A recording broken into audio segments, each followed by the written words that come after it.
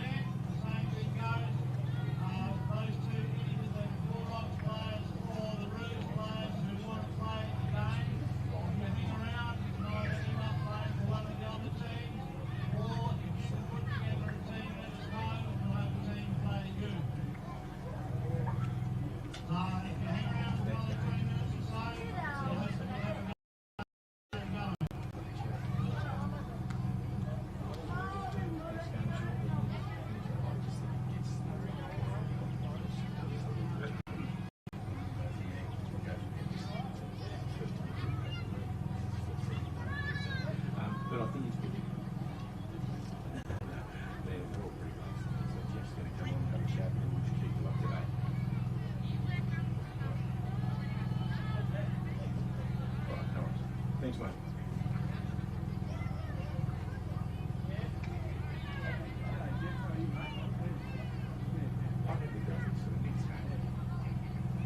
I'd say we're into the next game. I'd say that first game.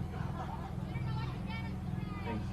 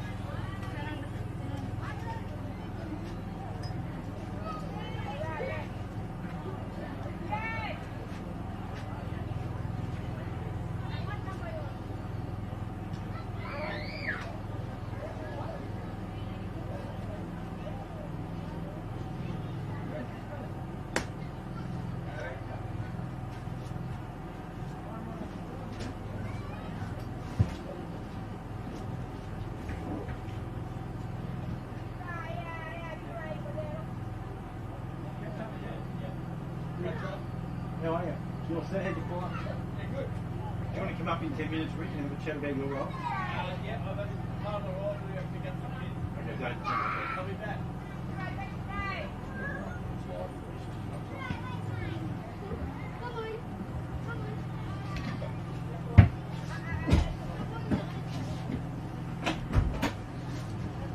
Grab your comfy chair, Jeff.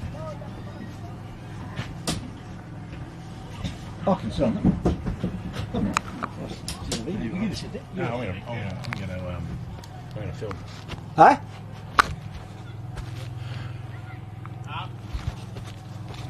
So, Matty, who's driving us out?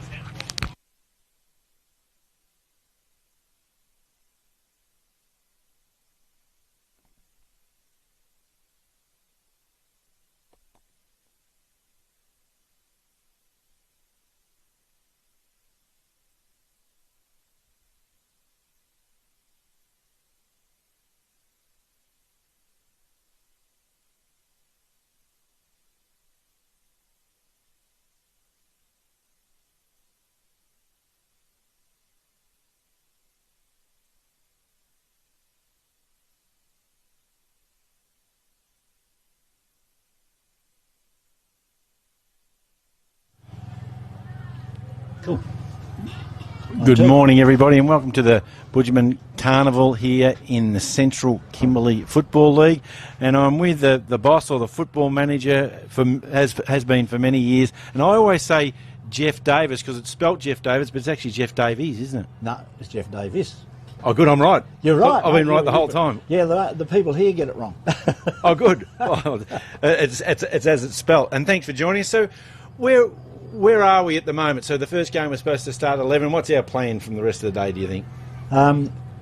The plan for the rest of the day has shifted somewhat. One of the things that we've learnt, I guess, from the beginning of previous seasons is that getting the remote communities to be able to access town and to be organised enough to, participate in what we're trying to do. It was called the Bujiman Carnival, but it's now the Bujiman pre-season event, if you like to call it that. Yes. And so, like the first game, we were supposed to have Riveroos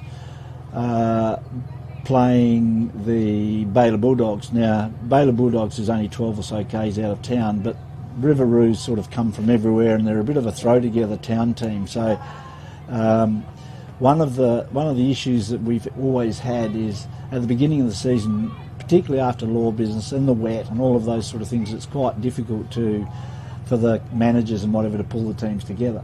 So this event is actually put in place to almost be the first of the sort of smelling the liniment and then getting the guys in and registering them and then having them focus for the first round, which is 2 weeks away. Yeah, so it doesn't happen in round one. No, so it doesn't happen because it's happened in round one before. Yes. Now, it's interesting, if you went back 15 years, the teams were much more organised.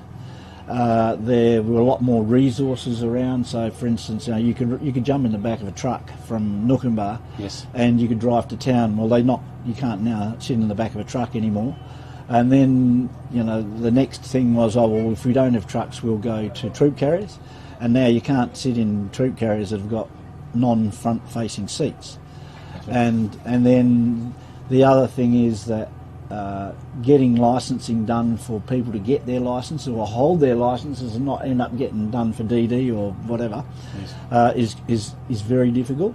And so the having drivers that can actually get vehicles to drive them into town is a yes, problem. Yep.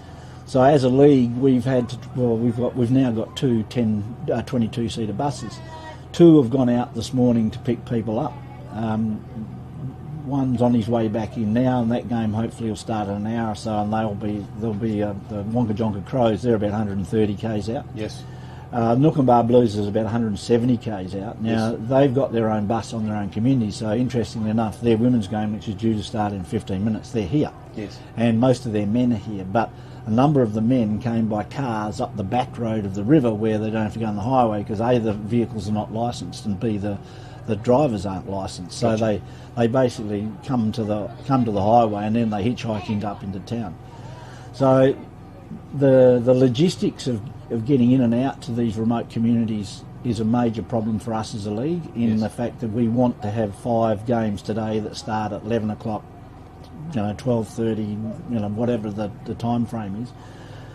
I guess what we've learnt over the years that we don't have those sort of precious certainties that you're going to have to go to a time frame and start with a time frame and finish in a time frame. You want that to happen, but if you get pedantic about it and say, right, it's going to happen, then you end up with no footy. So this is a long-winded answer to your question. But I went over to the Riveroos guys, which are over on the other pocket, over down the other side of the oval, the Riveroos pocket, on the river side of the ground, and spoke to them. Now they've got 13 blokes there, and they came and asked, can we put a couple of ring-ins to yes, to bring us up to 18? And I said, well, I'll go and talk with the rest of the board and see what they say. And the board's agreed, yes, they can. But Baylor Bulldogs, who they're due to play, has only got one player here. So even if they did have ring-ins, they wouldn't be able to play. So I suggested to them, well, would you be happy to hold off, stay here, and then we can marry your guys in with one of the other teams later on, or 2 of them, so they get a game, yes, and they can play a team that is here. So the Nookumba Blues are here, because this is just a scratch match. It's just a chance for people to engage and to play, to smell the liniment, to run out in the oval, get used to the fact that footy's happening, and so you set up a footy environment later on that's more manageable. Yep, and well answered. So I've been here during the week and went to the Colts night and perhaps the more junior night on, was that Wednesday night? Wednesday night, yeah. And you had huge numbers, 110 here. It was amazing. And then I went to Nookumba the next night, and we arrived there. There were a couple of kids already kicking the footy at 3 o'clock in the afternoon, just young kids, probably 7. School must have just finished, I'm sure. And then as the day went on, people just came out of the bushes from across the road, from behind the tanks, from behind the shed, and all of a sudden there was 83 there. Yeah. So my viewing is that I've seen 110 here on Wednesday night. I've seen 80 odd on the Thursday night, and there has been good numbers from what I see pre-season. One of the things about this league is that they're all remote community based. Yes. And those remote communities have suffered some huge degradation since they made early 2000 teens. Yes. The CDEP, even though it was in a maligned program, gave communities resources to be able to do things like transport. They had community management. They had offices there where you could ring them, and you could actually make contact with people in the community to discuss what was happening on the weekend. There was usually a manager on site at the community that you could speak to, sort of like a Shire CEO, I suppose, if you like to call it that. Yes. But in about 2014, when that government came in, they wiped out CDP, and then they had a plethora of other sort of government programs where central resource agencies were given the resources to look after those communities.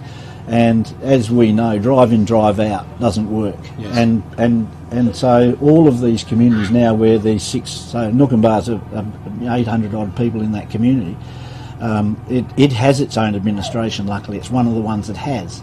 And so it's not by coincidence they're the best organised footy teams. Yes. But if you go to Wonkajonka, for instance, they're managed through a central agency here in Fitzroy Crossing, and it's almost impossible for the community and the central agency to engage often enough to be able to make it functional. And the Wonkajonka Crows, we've been out there twice. Now they do have a CEO, but that CEO works basically for the organisation in town, even though they're paid for by the town, and so getting that cohesion that was happening when they had their own administration and their own governance structure, yes, it has been lost. And in organising things like footy, where you need jumpers, you need transport, you need to be able to pay to be able to play, you need to be able to organise yourself, get in and out, and all of those sort of things, then becomes a real struggle. And quite a few of those people in those communities, their life issues are much bigger than just footy. And so we get to the stage now where, we'll go to Mullager, for instance, and Mullager doesn't have all of the people on its community that plays for it. So we can go and talk to the people in Mullager, but the people who don't live in Mullager, who might live in Bailoo or, one of the other communities or in town, you can't get that group together until they come to game day. And then on game day, you've got the problem of, well, you want to play, and do you then waste the time of talking to people, which is boring, versus getting them out there and playing. So the idea, and this gets back to today, is we want them to play. So as a board or as management, we've got to try and put in place, we've got to let go some of our precious certainties and saying, well, if you don't turn up today, then you don't play in the season and stuff like that. We've got to let that go and say, how do we encourage enough people to get the smell of liniment and run out here so that next week they all turn up? Yes. And Callan, Hatchman, who you will most probably interview later on, who's our community development officer, whose role is to work with those community clubs, because we want to change the teams to clubs. Yes. And we want them to get a relationship with their communities. Yes. And the infrastructure or the administration on their communities. That's part of what we're trying to do as part of this community development idea, using footy as a community development tool. That Cal's organised this event to start on time like that, and he's been quite stressed in the fact that we haven't been able to do it. And I'm saying, well, just relax on that, because really the gang that are here, they're not totally upset by it. They just want a game of footy. So if we can organise a game of footy, then they're going to be happy. That's right, and the crowd themselves are relaxed, aren't they? Look, there's people everywhere underneath the trees having something to eat. They've got their rugs out, having a drink, and very relaxed. I better watch what I say on television, but I'm married into Indigenous family, so yes, I sort of feel I can say this. But blackfellas up here are used to sitting under trees and when it's hot having a rest, and when it's cool you come out and you do stuff. Yes. And if it doesn't happen now, it's going to happen later on. I mean, that's one of the beauties of Indigenous communities. They live right at the moment the way it is. They don't necessarily stress about the circumstances that's not happening at the time, because it'll happen a bit later, or it'll happen tomorrow, or it won't happen, and I'll go and do something else. No, well, it makes you relaxed too. Well, I'm relaxed. Like you can imagine, with a filming company, we run to the second pretty much. But I'm looking out here now, and people are having a kick. There's little kids in the corner having a kick. There's a few people watching a Fremantle game on the big screen.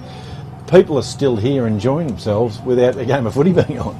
And that's the beauty of footy, is that it's sort of taken the place of it's a modern day corroboree almost, in that the corroborees that I go to and see, and they're not called corroborees up here, but they're sort of known euphemistically down south and whatever, is that they're events that are family based and language group based and those sort of things, and they're planned. But then they're not white fella, we've got to do it 10 past 10 and we're going to do this, and at 20 past 10 we're going to do that and whatever. They're very much, it evolves as it's going along, and it's organic, you know what I mean? Yes. And that's the same, and this, my wife and I, who's Indigenous, as you know, we're round the breakfast table this morning, we're having exactly the same discussion. Now, she tends to be more strict on how we do things, and that we've got to expect these people to do things the way the system says we do them. And my view is let them play. Yep. Do we need to then necessarily put things in place that is going to stop them from playing? At the end of the day, if they play, then you can start to mould how things happen. So a good example of that, I guess, is we breath test players. Yes. And at the beginning, when we started breath testing players, the players didn't like it very much, but the coaches and managers loved it. And when we started off, we said, right, you can be 0.08 and still play. And then in the second or third year, we went, no, it's 0.05. And then it was 0.02, and now it's 0. And all the players totally accept it. So we've gone from having maybe 30, 40, 50 during the season that would turn up here drunk to play and spoil the games, to now the expectation is you don't turn up if you've been drinking. And so last year I don't think we had an RBT infringement. And to me, that's how we've got to look at developing footy, because if we look at it realistically, footy didn't exist here before 1990. It was basketball. It wasn't. AFL was what you watched on TV, and the Eagles and the Dockers coming along super boosted everything, and then this gang loved it, got involved in it, and now they'll travel 170 kilometres one way to come in and play a game, and then hitchhike back and sit on the turn-off at Nookumbar for half the night waiting for a lift back into the community so they can play. So, we need to utilise the love of playing and the excitement and the motivation and stuff that brings with it. We need to use that as a tool to engage in these other things that need to go with it. So, how do you organise your transport so you're not freezing to death at night, or your kids are not getting any sleep? Yep. How do you play the game without belting the umpire so that you can't play next week? Or the whole thing turns to manure because the tribunal comes and says we're wiping your team out of the competition. So those things are you have to sort of gradually introduce to them, and to say, if you do this, it's going to be successful. And if they can see that it's successful, then they embrace it themselves. And you don't have to keep going, well, we're telling you this. It's a wonderful conversation. You could actually sit here for a month and talk about the topics that you've brought up. That love of the game, I was here COVID because we were looking to do a lot more filming and a lot more promotion of this area. Not just football, but the whole area and the community, and then use football as a vehicle for it. But coming here at COVID compared to now is amazing. When I arrived here on Wednesday night, I just jumped out of the truck and you had 100 people here. I don't think there was junior football back here when COVID was on, and that junior football looks like it could just prosper. It could just grow enormously for this community.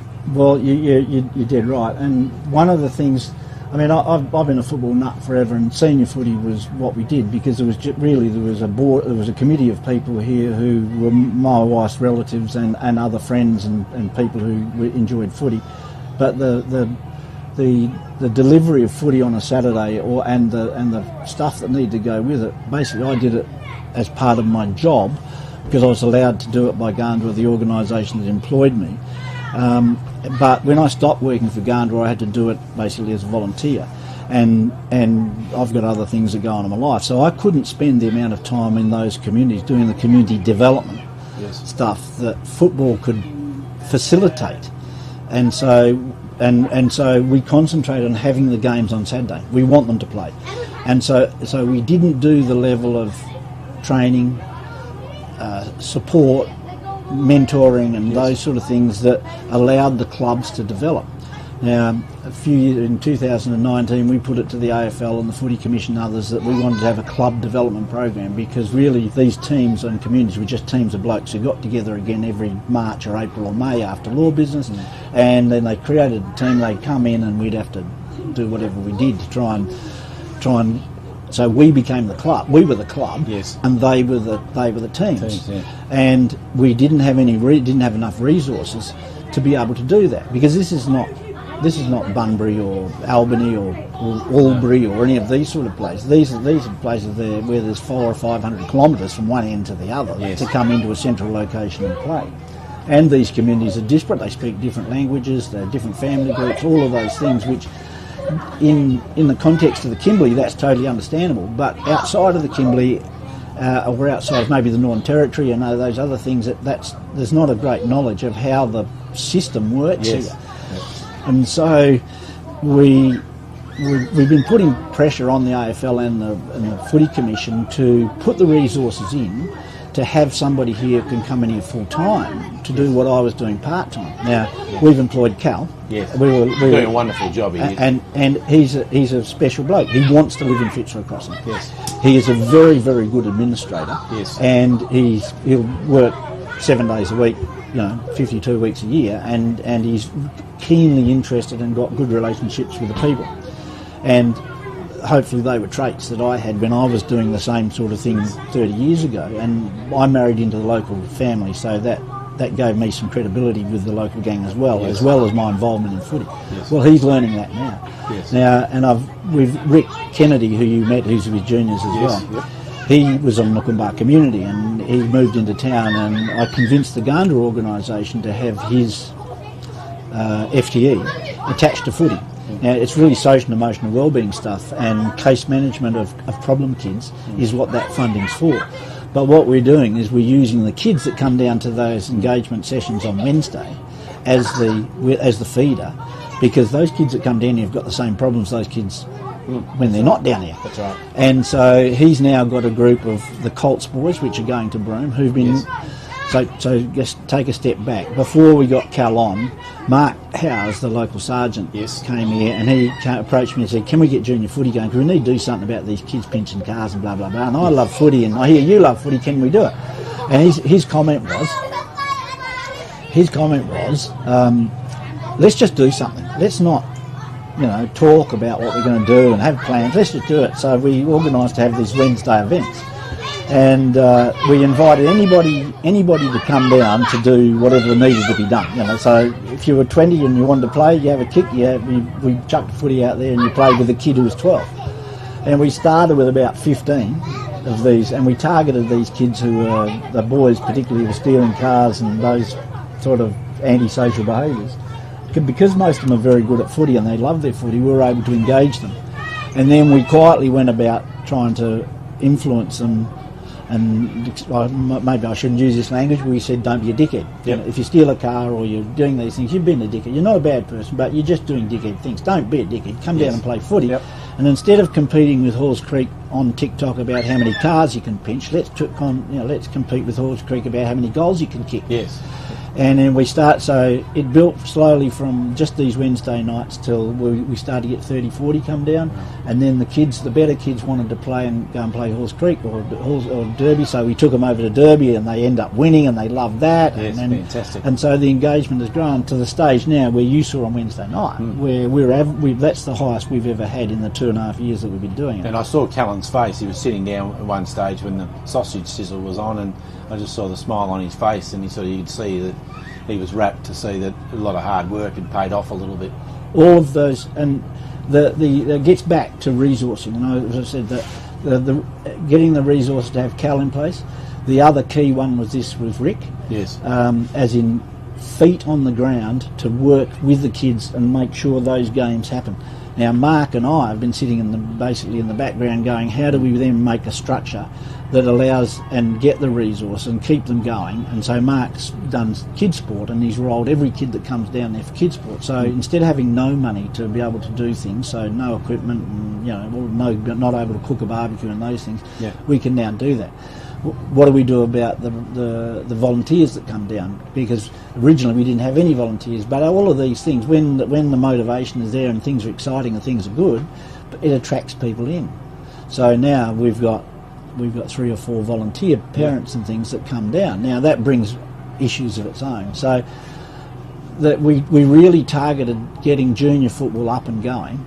And if you'd seen my face or Rick's face or any of the other people, they would have all looked exactly the same. We were blown away because somebody came up to us and said, "Well, you couldn't even get these kids to sit down here and listen to you for 5 minutes when you first came in, and now they're sitting there and they're getting their photos taken, they're playing games, and they're not swearing at each other, and they're learning good footy, and look at the standard of footy that the Colts boys are playing, this sort of thing." So that's heartwarming. And to me, that's community development. It is, and the process. They were process driven in that they knew where to get their jumper. They knew they had to drop their jumper back. They knew to line up and get their sausage when they would need to have a feed. They knew where to pick up their boots and drop off their boots.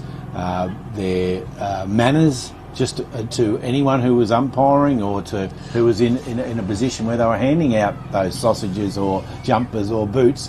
It was a very friendly. It's as good an environment as I've ever been in when I've around football. And we've encouraged that, the no dickhead rule, and that goes for us as well. So when we're talking to a kid, if a kid's going off and MF this or whatever the swearing and stuff goes on, which happens regularly out in those communities. Yes. If a kid does that, there, do we stop them and say, "You're off, you can't do it"? The answer is no. We go quietly over to them and speak to them and say, "Listen, mate, don't say those sort of things because we don't do that here." And if there's, and we also got to understand that these kids come from a lot of them come from a really traumatic background. Yes. And a lot of them are FASD, and so a lot of them don't even have emotional control. Yes. And so you don't go on, if a kid's going off because he's been tackled and been hurt, quite often a FASD kid will come back at the kid that hurt him because the brain doesn't control the emotions and they flare up immediately, and so they might clock it. Do we get in that kid's face and then escalate him, or do we allow him to get into his space and take him aside and say, "Look, you can't do these sort of..." So that's the sort of environment that we've really pushed at junior footy, to say it's got to be safe for you, but it's also got to be safe and good for us. So we say to the kids quite often, "We love you," and and it's not about you necessarily as a footballer, but it's you as a kid. Yes. And then that can be translated into the footy. So at the end of the day, the good football outcomes have actually been driven by the social development, just like the football outcomes can be driven by the community development. Yes. But in actual fact, we're going to turn that in its head, because the community development stuff is pretty boring and all of those things. But if you can develop it through footy and the way you conduct footy, then you get true community engagement and community development. And then from that, you then get an improvement in footy. So it's a double win situation. And when you had a similar discussion with the AFL, what was the response? I think they're sympathetic, but 95% of Australia doesn't live in the Kimberley. No. Or 99% of the population doesn't live in Kimberley, and and most probably 90% of the people who are in AFL are white people who may have experienced a bit of community life or a bit of what it's like to be an Indigenous person in, you know, whether it's a Noongar person down in the wheat belt or Perth or wherever, or whether it's a Walmajari person from out here at Wongajonga. The life experiences of those guys mean that they don't quite understand the nuances of how it works, and so they judge it very much on a business case that's built around a white model. Yes. The AFL model, and I'm the same. I was born and bred in Manjimup, and so my precious certainties are built up about how I played junior footy, how my grandfather and my father, and you know all the people, and how Tigers Footy Club in Manjimup, how they operated, and all the rules and regulations that went with it. I'm educated in that, but the majority of people here, that hasn't existed. It's a lot of these kids who are 20, 23, 25, whatever, playing.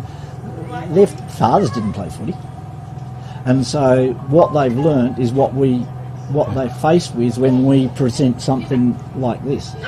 So we've got to be very nuanced in how we change it from being a corroboree to a football corroboree. You know what I mean? Yes. Yeah. Where the rules, if you break the rules in one of those law type things, you're toast. Are they toast here? Well, no. We've got to educate, we've got to train and support to say, well, this could be the outcome. If you blow this thing apart by punching the umpire and you get your whole team suspended, then you don't play. And we've got to be able to, and it shouldn't be the end of the line. There should be a way to say, because you've been bad 2 or 3 times doesn't mean you can't be good later on. Because you've got to change the environment. And the people have lived in an environment, adapt to that environment, and to change them out of that environment to a different environment. And my wife says the football environment is a football environment. Yes. And a football culture, she says. It's football culture. So how do you get them from the culture they live in their community and how they operate out there to come and operate in the footy culture that's required at the rec centre here? And that doesn't happen straight away. And quite a few of the rules and things that are out there are not the same as the rules that are here. And so how do you get a nuanced approach to saying, how do we get these kids to show their absolute innate ability? Because you have a look at these kids. I mean, amazing. You know, a 6-year-old here is mostly the equivalent of a 12-year-old white kid in Perth or somewhere like that. You know, they like natural. And so those sort of inbuilt physical skills and awarenesses and things they have, we've got to be able to nurture that to say, all right, we'll take advantage of it. And this is where the AFL is saying, well, we need, X number of AFL Indigenous players. Don't go to America, don't go to China, don't go to New Zealand. Let's invest some real proper dollars into the Indigenous remote places, and you'll get the Liam Jarras, you'll get the Liam Henrys, you'll get the Bedfords, Yes. all the Bedford gang that have come out and their relations that have come out of the Coxes and that have come out of Hall Street. You'll get them. They're there. You've just got to be able to provide their support and environment to organisations like us to nurture that. And has there been any guarantee, so for 12 months, for 5 years, for 10 years from the AFL? Because if you look at what you've put together here, so with Mark, with the police, and really he's done it of his own accord to help himself as well, but there is a complete and utter love of sport and the community, and he's done a great job. You've got him, you've got Callan. I've watched Rick. Rick lived in the community at Nookumbar for a couple of years with his wife Emmy and his 2 little boys. Big move from Victoria. Now, he'd always played basketball. He's 42 years of age and he plays at centre forward, full forward for Nookumbar. When we drove in yesterday, it was amazing. He rocked into the town and they all go, oh, there's Mr. Rick, there's Mr. Rick. Kick the ball 50 metres. It was just fantastic to see, and they loved him. So he's part of your group, and then you've got the wives and girlfriends and partners. There's probably a dozen people here that is a great group. You need that throughout the whole community, but have the AFL provided any guarantee of support for 12 months, 3 months? 6 months, 3 years. Well, they did. We had that partnership with the Footy Commission and the state government that came out of the grand final being in Perth. Yes. The AFL chucked in 2.5 and the state government chucked in 2.5 from the Department of Sport and Rec. Okay. And that was administered through the WA Footy Commission. And there was $1 million a year for 5 years to invest into. It was called the Kimberley Investment Fund, I think it was called, or Infrastructure Fund or Investment Fund. And the problem I find with footy is, again, it's very centralised. So the footy the AFL is in Melbourne. The WAFC is in Perth, and they are a long way away from the Kimberley. So you've got to be able to get investment from the local organisations and people to go. We need to draw the plan up that we want delivered, because we live here and we see it firsthand. We run this on a Saturday, and so these are the sort of things that we require. Now, I think the message is starting to get through, but it's taken a long time because it gets back to the rules and regulations that exist in the AFL are quite cut and dried. The same that go in the Footy Commission. You know, you've got to be really careful about what you do with junior footy, because if some parent runs amok and something happens and it goes to the papers, then footy gets this bad thing. So it's how do you the precious certainties that people who run footy in Perth, and it goes back to me being in Management Tigers, those precious certainties that I brought with me to here don't work here.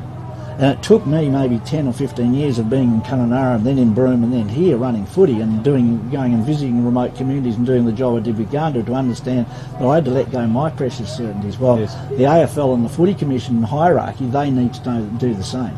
And that is really difficult for them to do because they're very process driven. And this place isn't process driven, you know what I mean? Yes. This mob out here, they're not that's almost the last thing that they want to do, is have some sort of government process type thing happen. So again, interesting. I admire the AFL and the Footy Commission for the way they do some things. I don't necessarily admire them for the way they do other things. And we've had clashes, myself and individuals have had clashes about how things should be done. But you can't knock the fact that they want footy to happen and that they're the arbiters of how that happens. So we've got to work within those systems, but we've got to work out how do we get this mob over here that don't quite fit in there. Yes. And then how do we get them to go, right, well, what do we need? What can we support? And what provisions can we give them to assist them better? Now, Cal's funding, we've got guaranteed until December. Yes. And we're talking to the Footy Commission, and they're trying to get us another 12 months. Yes. And we're saying, well, can you go to someone, maybe the AFL, and this would be my, I looked at that amount that they were going to chuck into Indigenous footy. Yep. It was paltry. I mean, our budget this year to do what we've done is close to $800,000. Yes. Now, a lot of that has come from non-football sources. And it's hard work by going and getting sponsorship and looking at other agencies that we can bring into it, such as Ganda with their with Rick's position, which is all told that position's with the car and the house and the accommodation and all of those things must be $150,000 position. If you've got 4 of those, let's say, then it's over $500,000. And getting $500,000 out of footy is obviously for one league is not viable. So we've got to go. Do we go and see the health mob and say, right, what are the health outcomes that footy can, by having footy happen properly, can happen? And the mental health outcomes and the stuff that Rick is able to do through his job with Gardner is tackling that. So he's soft mentoring a whole bunch of these probably kids who are pinching cars and doing all that sort of stuff. And Rick's similar. He's been doing a similar thing. Yeah, and Cal's doing the same thing. Yep. And now, so the answer is we maybe go to the resource agency down the road who looks in for jobs, and we say, all right, well, these good kids that come out the top of this, once they stop, drinking or going to prison or whatever, can we give them something else to do, maybe a job? So we plug them into a job network. So we say to that organisation, well, how about if we can find you 4 or 5 people who can get employed, and the government's going to give you money to employ them, or you've got a position, lend us that position, we'll plug it into the football network, and then so we can find jobs for these boys who are playing footy, because they've learnt the rules of how to turn up, and they've learnt the rules that there are rules, and they've learnt how to be a team, and they know what success is. in a footy context, but you can transfer that to a life context. Is it a lot of money? You know, when you talk about the amount that the AFL you would like them to invest in this area, if you had 4 Cals, or you had 4 Cals and 4 Ricks. No, can I jump in there? We don't want 4 Kells, 4 Ricks or 4 Jeffs. We want 4 Gavin Smiths, Mummingy Hands. Yes. The local Aboriginal people who are going to take this on and don't need white people to do it for them. But to get them to do that, do you need a couple more Ricks and a couple more Cals? Because they seem to be they're stretched pretty thin, aren't they? One of the things I've learnt is not necessarily. Take Nookumbar, for instance, and the Kajana Cats. Yes. Evelyn Costain. I'd never heard of Evelyn Costain until I went out to do women's footy in Nookumbar. Yes. In 2018. And anyway, she popped up as a coach for the girls.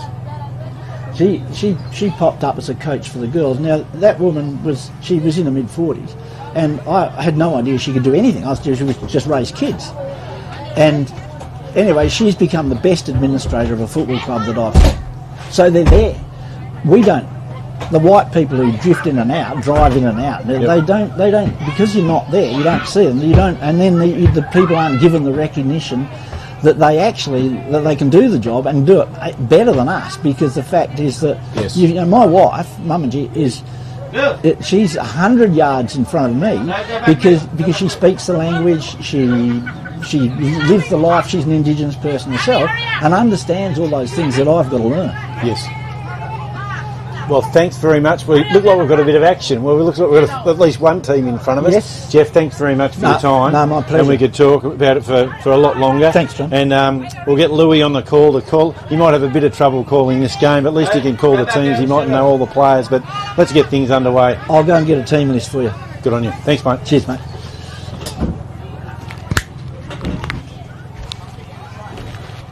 Oh, sorry.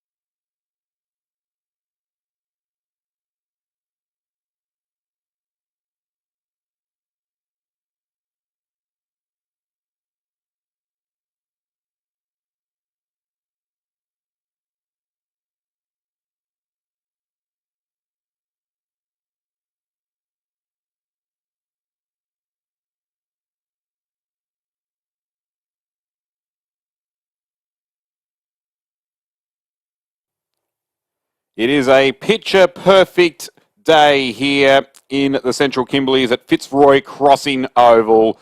Just a smidget under 30 degrees Celsius, only a handful of white clouds in the sky and not a breath of wind to speak of whatsoever.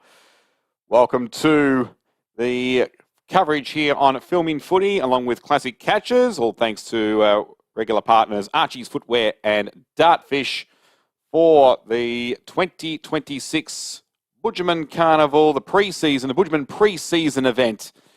And Louis Bulzomi is here with you for my first official call of Central Kimberley Football Basketball League action. And we do thank the major sponsors of the league in the Gandua Amborni Wirnan, the Country Football WA, FVASA, the Mara Warrawara Aboriginal Corporation, and most importantly, without their support and funding, we probably wouldn't even have a league at the present time, Lidl Proprietary Limited as well. Talk about the heartbeat of the Kimberleys, the heartbeat of Fitzroy Crossing. That is Lidl, one of Western Australia's leading Indigenous-owned organisations. So definitely support them because they have given so much support in recent times to help keep the Central Kimberley Football Basketball League alive. So today's program was scheduled to have 5 matches. Unfortunately, the first of those had to be called off, and that was scheduled to be the Riveroos up against the Bayoulou Bulldogs, the reigning premiers. Of course, the Bayoulou Bulldogs, who had a 33-point victory over the Malajja Lions, and it was quite a high-scoring last quarter as well between those two sides, but Bayoulou's earlier 3 quarters wrapped the game up quite nicely. Their lead got out to over 50 points at one stage, and then it was a good little fight back by Malajja towards the end to at least get some respectability on that scoreboard. But Bayoulou had already done the damage and were well and truly celebrating in fine style with many, many minutes left in that match. But sadly, though, the reigning premiers have decided to put their preparations on ice. Unfortunately, unable to make it down. The Riveroos had come along, but it was decided in the end not to go ahead with that match. But we will have some action very shortly with the women's, but it won't be the scheduled match, which would have been the replay or rematch of last year's thrilling grand final with the Nookambah Blues and the Malajja Lions. Nookambah now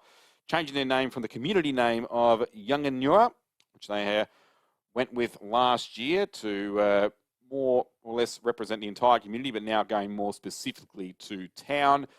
They took the game in the dying seconds. The last kick of the game, effectively, which sailed through for a goal. They were a point down, able to just rush the ball forward, and then a little pickpocket off one of the defenders for the Lions, let the ball spill free, and then the latch on and goal, the siren sounded only a couple of seconds after that. So talk about doing it in clutch style, and the Blues nearly threw it away too. 4 behinds to start with in the first term. They did have the lead at quarter time, but couldn't go on with it in the second term. They were stranded, and that's when Malajja started getting on top. Then the scores were tied at 3-quarter time, and then, Nookambah right at the death, taking the match and stealing it away from Malajja. So fantastic work from them. But instead, what we're going to have Nookambah in their totality, but Malajja, instead, they're going to be a conglomerate of representatives of the entire Central Kimberley region. Unfortunately, the Lions themselves unable to put a full team of girls together for today, so they've called upon some help from other clubs to fill up their sides instead, which is still fantastic because at least we still will get to see some football action happening very, very shortly. Well, before jumping on for the broadcast, we certainly loved hearing the wonderful interview that Filming Footy's spearhead John Douglas enjoyed with Jeff Davis, long-term manager of the Central Kimberley Football Basketball League and groundskeeper, you name it. He's been there, decades-long servant of this wonderful football league that dates back to 1991, and it was a very, very invigorating chat, and certainly an eye-opening one with regards to all the struggles in being able to get a league together and be able to get players to commit to play and get them off the streets and get them out of trouble and in line with the law, so to speak. And, really football is such a great vehicle for it. And yeah, also the wonderful contributions made from the CDO as well, the Community Development Officer, Callan Hatchman, who has done some wonderful things, especially in recent times since taking the job on to help grow the competition even further. I mean, so many years it had been on the brink of extinction, but thankfully we still have it kicking along, and we still have good representation all the way through, even if some of the players do struggle to make it on certain match days. But anyway, that's okay. At least the girls are here, so the guys will have to just wait it out a little bit longer. We will have other matches that are scheduled for broadcast later this afternoon, but you'll have a local commentary team on hand, so yours truly just jumping on to help out in the early part. But the Nookambah Blues men are scheduled to play the Maludja Lions straight after this game. That was scheduled to be at 1 o'clock local time, but that won't be the case. For now, it will be delayed back out just a little bit, unless these couple of halves are shortened, as the women are just out going through their little warm-ups. A couple of lanes getting set up here by the Blues at the present time. Then the game after Nookambah and Maludja in the men will be the men again. It's the Wangkatjunka Crows up against the Kadjinya Cats. And then the women will finish off the program.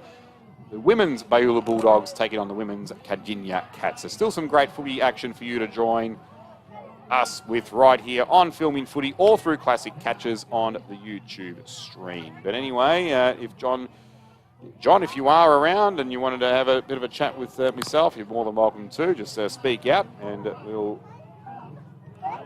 have a little chinwag as well. But until that, though, some fantastic updates you were sending through throughout the week. I mean, the ground looks in absolutely pristine condition as well. It is something that you would hang in the Louvre. You take a picture of it, you put it on a postcard, you'd hang it in the Louvre, whatever, because this ground looks perfect. Not a blotch of major dead grass around, or any unevenness in the mowing. It looks like it's been well watered as well, and the markings done by Jeff Davis are absolutely just supreme. Chef's kiss from Jeff. But a few rogue horses coming along and deciding to do their business. Bit of horse shit running around just to throw a spanner in the works, or a bit of shit around. But anyway, that's Jeff decided, all right, no, we're not going to have that hanging around. We'll get out there and clear that off. And a few mushrooms have popped up as well all around, so definitely steer clear of those. If you need to just kick them out of the ground, you can. Definitely don't pick them up and eat them. I don't recommend that at all. But anyway, yeah, it wouldn't be good outback footy without some natural elements thrown on top of the surface. But anyway, that's all fun and good, as we will be looking forward to having great fun with this next game coming up. So it will be more of a scratch match type. Of course, as I mentioned, the Maludja Lions women unable to field a full team together, so it will be just a Central Kimberley representative side going up against the reigning champs, the Nookambah Blues. And that will be coming up very, very shortly. But in the meantime, though,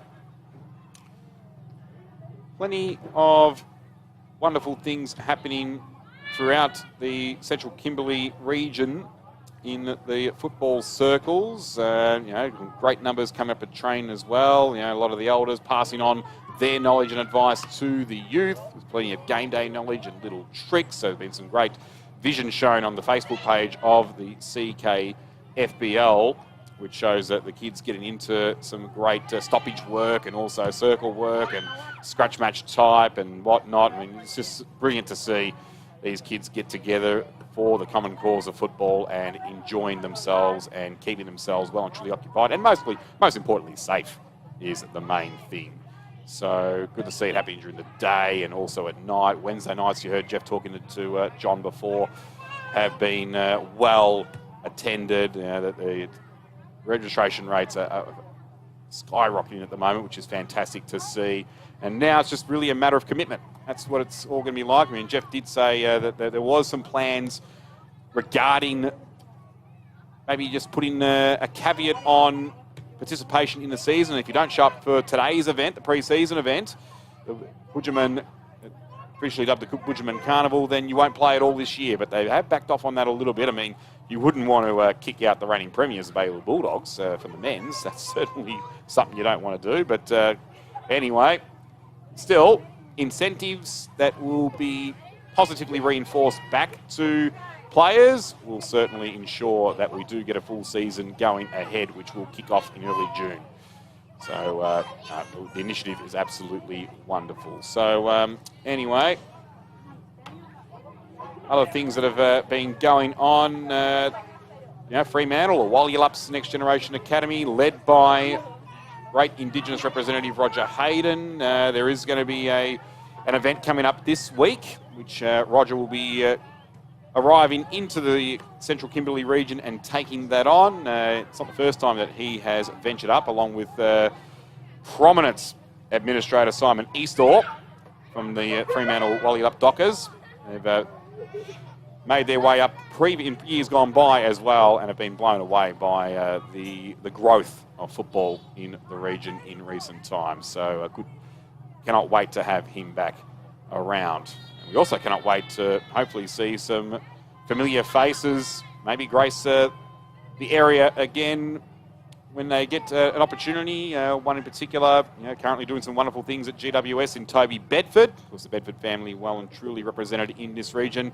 One of the most celebrated names from here, and it's a Nookumba Blues legend, is Zephaniah Skinner, who is a Yungangora man and the most notable player to have originated from this area. Across 2011 and 2012, Skinner played 8 games and booted 5 goals for the Western Bulldogs. His best performances came against Geelong with 17 possessions and a goal, and Richmond 12 possessions and 2 goals. He also played 23 VFL games, Victorian Football League games, for the Williamstown Seagulls. And then in 2016, he came back to WA, played 2 reserve games for South Fremantle against East Fremantle, collecting 9 possessions and a goal across those games, and then in that particular game against East Fremantle, and in the second game against Swan District, 7 possessions, and also laid 3 very tight tackles.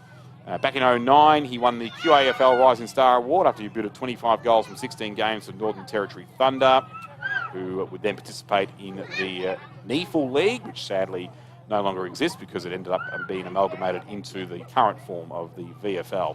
He polled 39 votes to comfortably beat Labrador's Todd Grayson on 19 and Morningside's Tom Hickey on 18. Skinner also played with the Claremont Colts between 2007 and 2008. So arguably the biggest name to come out of Central Kimberley being Zeph Skinner. But in nearby communities, though, in the East Kimberley and the West Kimberley, Carlton Sam Petrescu-Seaton, who was their first round pick in 2016, then after a few years was traded to West Coast.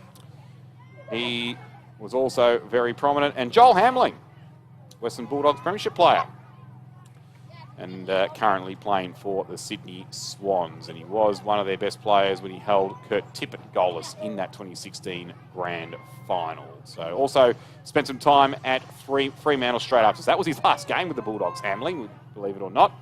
Ended up playing with the Dockers, but he didn't get to play many games, unfortunately. Injuries really cruelling him, but he is still there and thereabouts with Sydney at the present time. So there's just a few of the names to come out of the region here, but yeah, definitely one of the most prominent from the Central Kimberley being Zeph Skinner. Another name that pops up as well, Shane McAdam. I mean, the McAdam name, very, very legendary in Indigenous circles. Who can ever forget the great Gilbert McAdam back in his day, especially during the 1990s. And he was a pretty handy boundary rider too in his time with Channel 7. He was on the front bar just the other week as well with his brothers, and that was must-see TV. So if you haven't yet caught that, get on 7 Plus and download the app, the 7 Plus app, get your free login, and then look up the latest episode of the front bar and enjoy that great chat with Gilbert McAdam. So just awaiting the start now as the girls finish up their warm-ups. So the current time now here is 12:33. So a little over half an hour after the scheduled time between these two sides, but that's okay. Things do happen, and we work through them accordingly. So we will take a little break, and in a few minutes' time, hopefully we will see the girls get out there, the Nookumba Blues and the Central Kimberley region representatives from the other clubs. Stay tuned.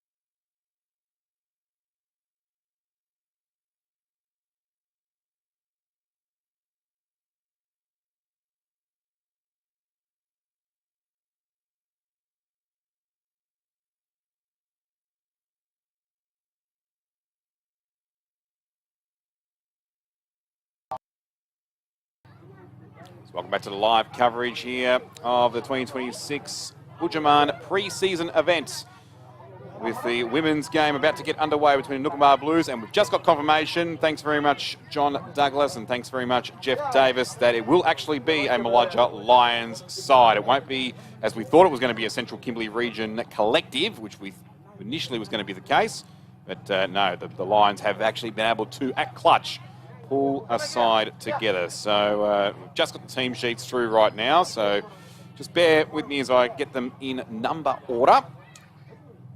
We're about to get the first half underway. We just saw the toss of the coin, and it was the Lions who won it. And I believe that they were set up to kick to the Fallon Road end, which is the right of screen for you. So the Blues lineup features Leona Skinner, number 36, Kilani Costain, number 35. The Costain family actually represented on both sides today. 46 will be Celeste Costain, number 50, Angelica Costain.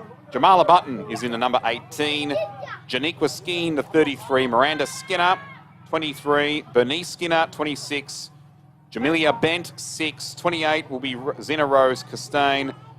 Then Marinaya Costain, number 42. So a lot of Costains, as I mentioned, especially in the blue side of things. But there is one playing for the Lions too. We'll mention her name in a second. Lehani Yamera, 37. Anthea Brenda, number 5, as we're about to get the ball tossed up. And it is the Rucks that will go at it. The number 9 there for the Lions, Taisha Jimbiri, able to get that tap out. As the ball now comes out towards the far wing, the Forest Road wing. It's still a bit of a mad scramble at the moment as the girls just try and feel each other out. Having a look there is Venetia Williams for the Lions, and she does well too. Good gather and go. It was patient football from her. Pass in now to Waladi. Tries to sidestep, couldn't quite get the job done. And she ended up losing the football now to Jaquila Skinner, who paddles it forward, but then she loses it back. So well done, making a great recovery there was Waladi. She realised that she had to go and get after it again, and then puts a good tackle on as well. Fantastic one-presenter work from Waladi. Unfortunately, though, too many Blues players to contend with, so they do clear up from right half back to centre wing, but there is a whistle on play now. And I think the Lions are back in possession, and they will be. So, good start from both sides here. Doesn't have to be clean football as long as it's tough and committed football. And they're both showing that right now as the ball comes inside 50 now for Maludja. Sampi, that's Gilbreen Sampi, and that's another very famous Indigenous name, especially in AFL circles. Who can remember the high-flying Ashley Sampi of the early to mid-2000s? She can't keep possession there, but she did have a teammate able to pick it up once again. It was Waladi. She's been very busy, but unfortunately, though, the ball has turned over. That one there kicked back away on the bounce. Almost Miranda Skinner. It just tricked her at the last second, so she has to now fight and scramble for it with Jimbiti. And the umpire has plucked out a free kick, and it will go the way of the Blues there. Jimbiti probably feeling a little bit stiff on that one, but anyway, we'll continue on. The kick goes out now again towards the Forest Road wing. That one there just missed by, I think it was Dolly on that occasion. Stand corrected as it comes down to right half forward for the Blues. Picked up now by Talia Stack. Well, not quite cleanly though, but she keeps paddling it forward. Great 1% of work. And then a little deft kick off the ground was clever too, but now she's got about 3 Blues players to contend with before she was able to get the coverage to arrive. But she goes after it again. Unbelievable work from Stack. Never gave up the ghost at all, and then the Lions win a free in the end. Take a bow to Leah Stack. That was all you there, as Mela Yamalulu is the recipient of the free kick. That one there kicked now just to the south of the centre circle, but it's back in the Blues' possession. Tumbling ball towards right centre half forward, in between centre and left half forward. One there paddled and paddled and paddled by Benita Sherrell for the Lions, and she's able to get the rebound back into the middle, and good work from Jimbiti, the ruck, to hold play up and prevent another turnover. That one there, the tackle put on Bernice Skinner. So Jimbiti wins the tap out there, but there is another whistle. What's the umpire picked out here? It'll be a free kick to Maludja. It'll go to the big ruck, Taisha Jimbiti. Very impressive young lady by all stature.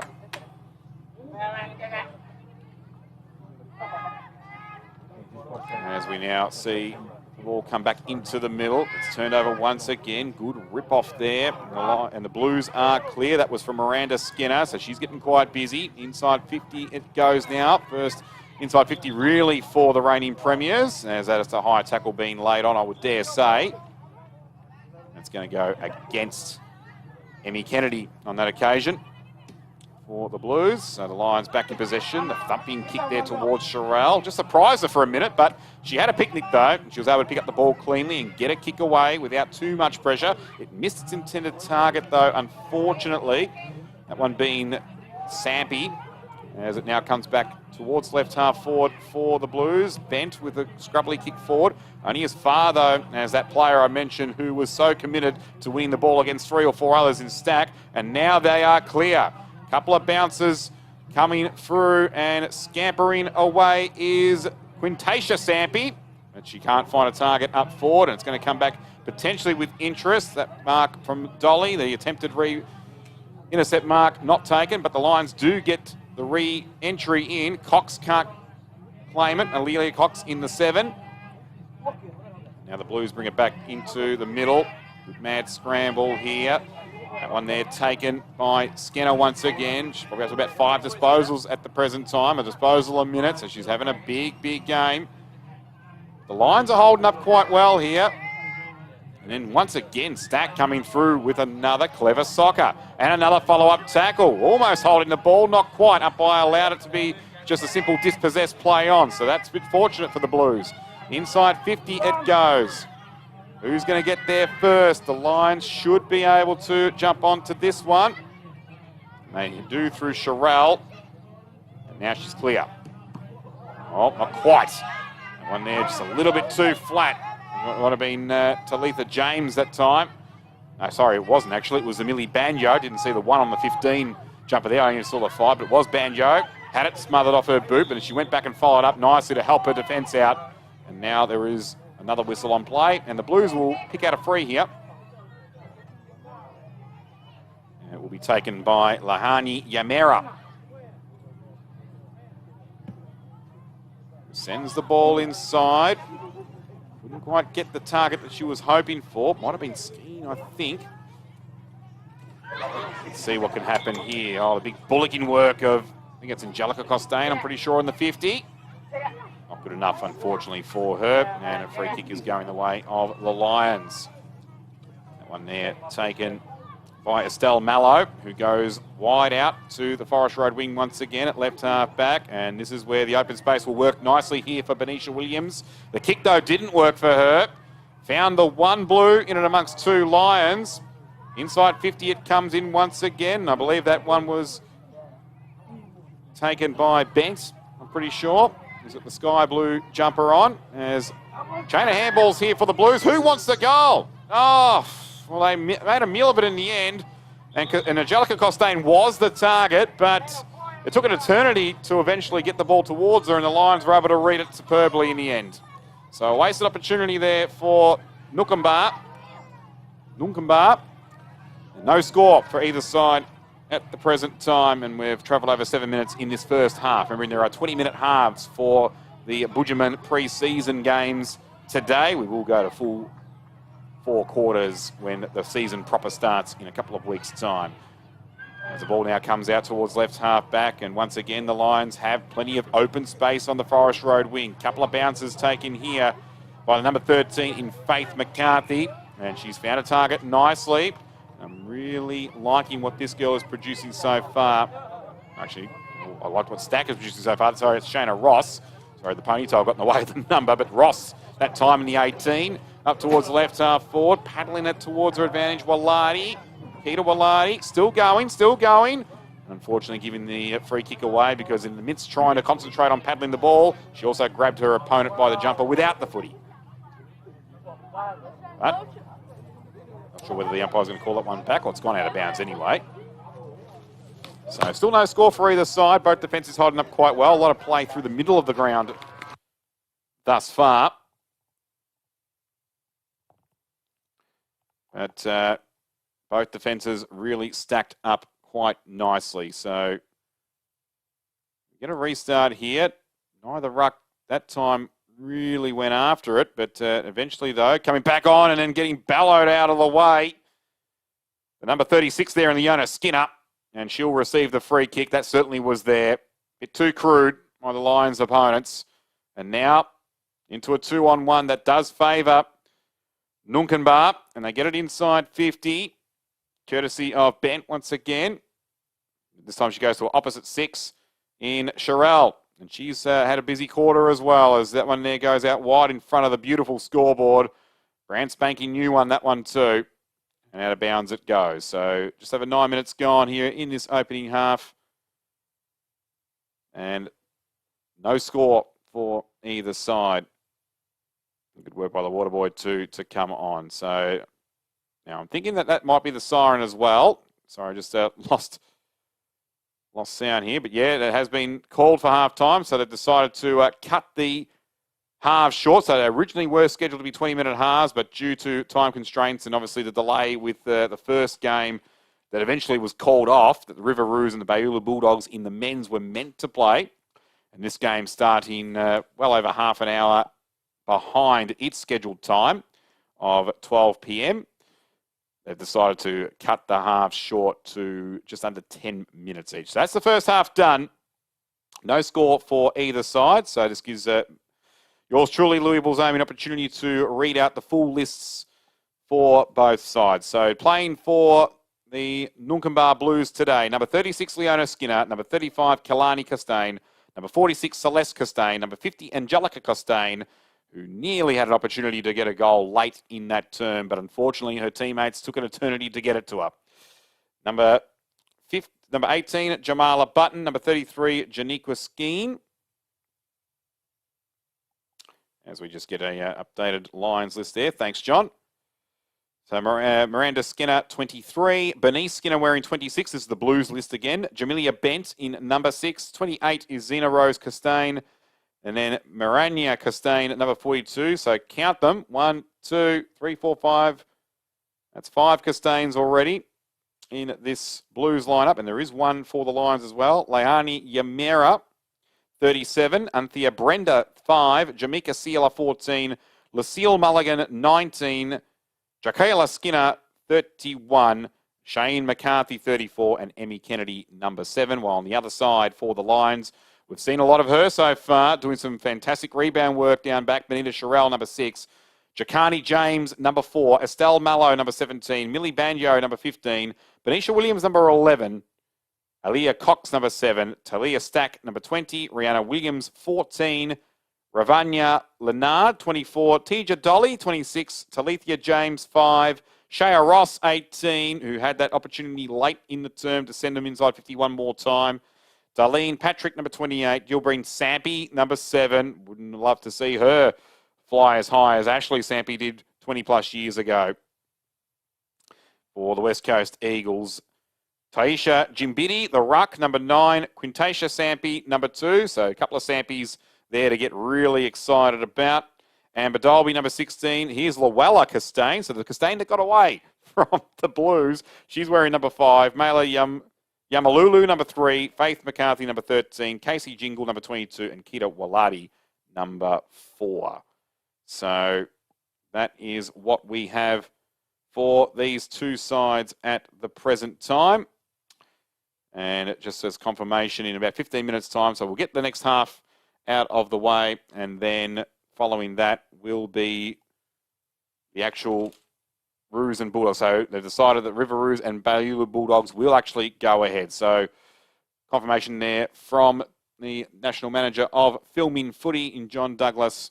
That, and of course, along with the great manager of the Central Kimberley Football Basketball League in Jeff Davies, that yes, we will have the Roos and Bulldogs going ahead straight after this game. So instead of being the first game off, that'll be the next game off. We'll take a quick break and we'll be back very, very shortly to take you through the second half of the women's pre-season match as part of the Bujiman pre-season carnival.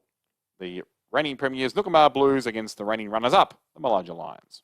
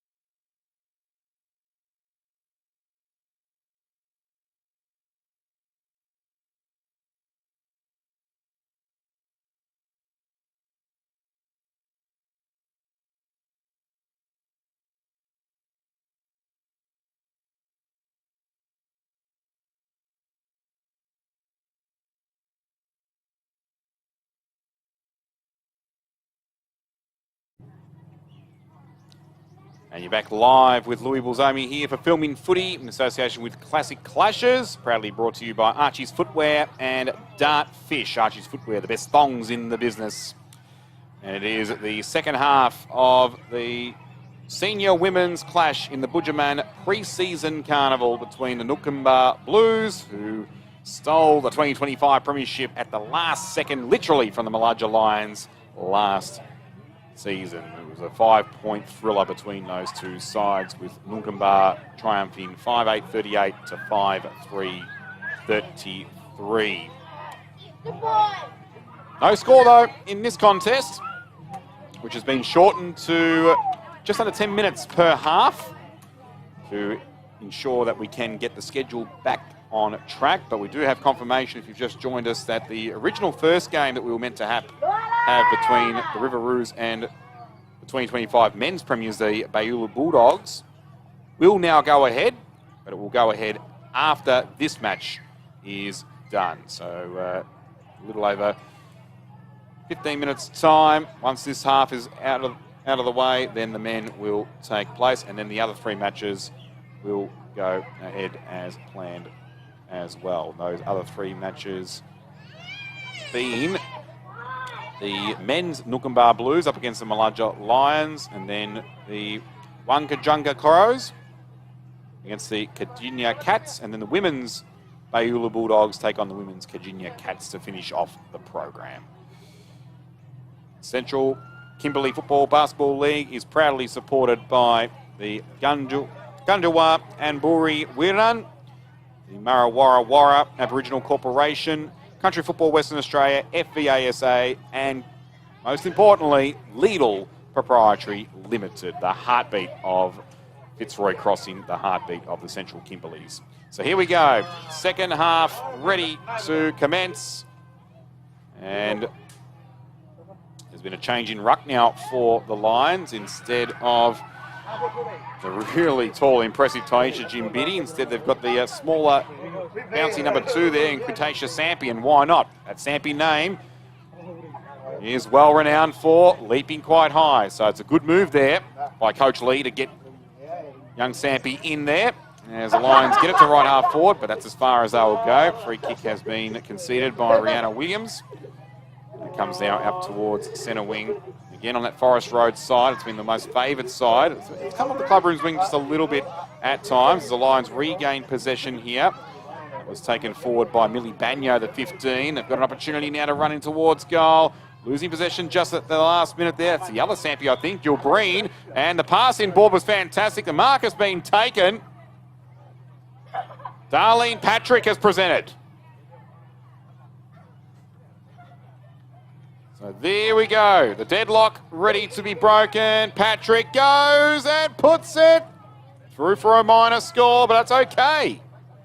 It might be the score that matters, the way things are going, because the defences are so tight right now. So Patrick, at the 1 minute 15 mark of this second half, scores the only score for either side. It's one behind to the Lions.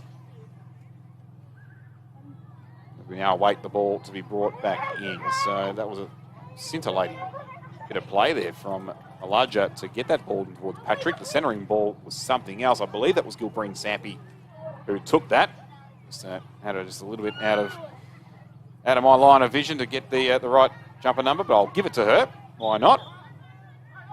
That's now the Blues. Now have to find a way to goal themselves. 4 bouncers coming out and leaping along from right half back. Fantastic work to try and get it up to the presenting teammate there. I think it was Jacala Skinner, but it couldn't quite work for her. Leona Skinner also there for Nookamba, but they lose possession. It comes back out now to the scoreboard side, the Forest Road wing, and she's getting really busy now, is Millie Bagno. She is on it on a string right now. Look at her go, but just took one too many on in the end. That was like silver service at a restaurant, the way she held that ball in the palm of her left hand. Unfortunately, though, the Nookamba Blues girls said, we're not leaving a tip. We want our money back. And they got the ball back, but only momentarily, though, because the kick comes to centre half back, and it's going to be turned over here. Williams involved.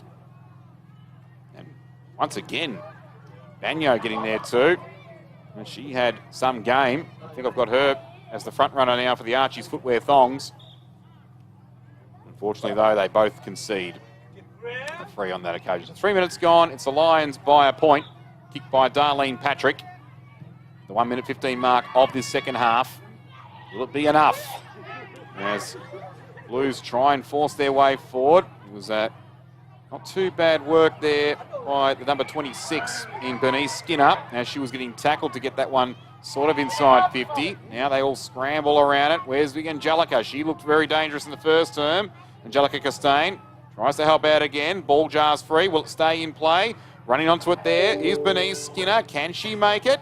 No, she can't. Beaten to it by the Lions defence. And the girl who was starting off the first term in blistering form, taking everyone on, Talia Stack, gets it out of danger for them. Now they come along the clubroom wing side. On the rare times it's ventured over on this side of play. Faith McCarthy can't trap it for the Lions. Loses it. And the girl in light blue ends up taking it away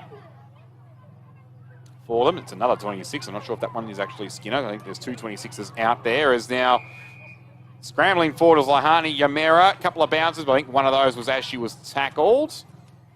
Yes, the umpire confirms. So the free kick definitely there for Malaja.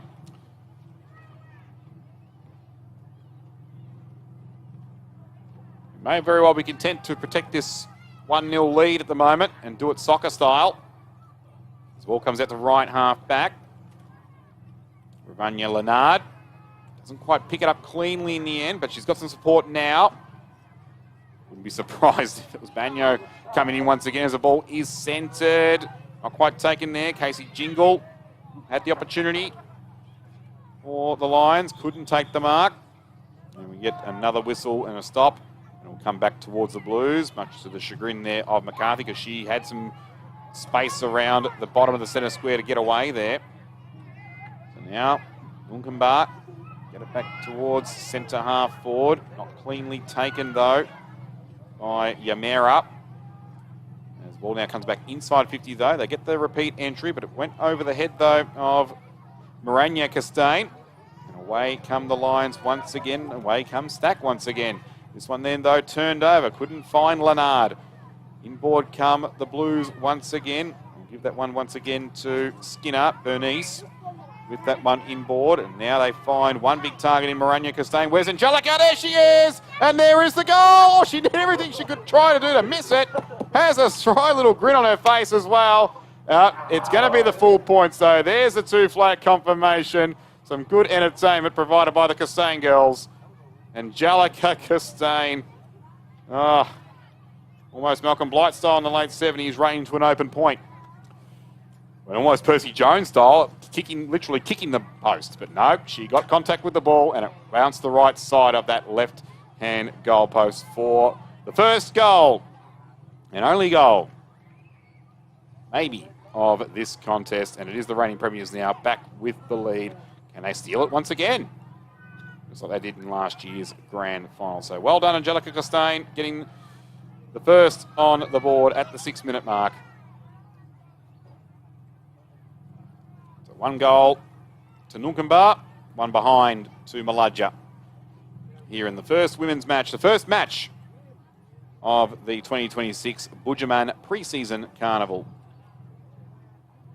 Now, Ruck's at it again. It's Miranda Costain who got the goal assist to Angelica up in ruck against young Sampi.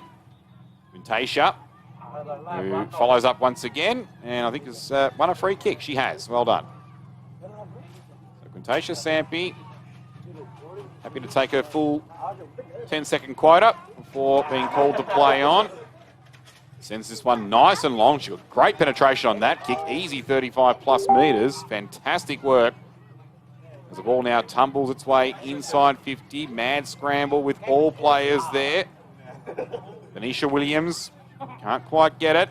Now tumbling forward. Intended target there was Patrick, who's got their one behind so far, but it didn't come to her on the full. It came on the bounce, and that suited the Blues defence nicely. As they now come away once again through left half back. The Lions players, they're in number there on the scoreboard side in the Forest Road wing. They try and see if they can find the middle of the big sticks down the showgrounds end of the Fitzroy Crossing Oval. They can't get inside 50 on this occasion, though. Tumbling down there. There's Sampy once more. Quintasia on all hands and knees. Good work to force it forward once again, but now this one taken away by Skinner for the Lions, for the Blues, I should say. Denise Skinner helping them get inside the centre square as it now rolls and rolls. Is it going to be to the advantage again? Yes, it is. Here's the other Skinner. Doing it nicely. Forcing it forward by hand again. Angelica, she nearly had a look at that one. Not quite, though. Beaten to it by the Lions defence. Helping out in and amongst that was Shea Ross.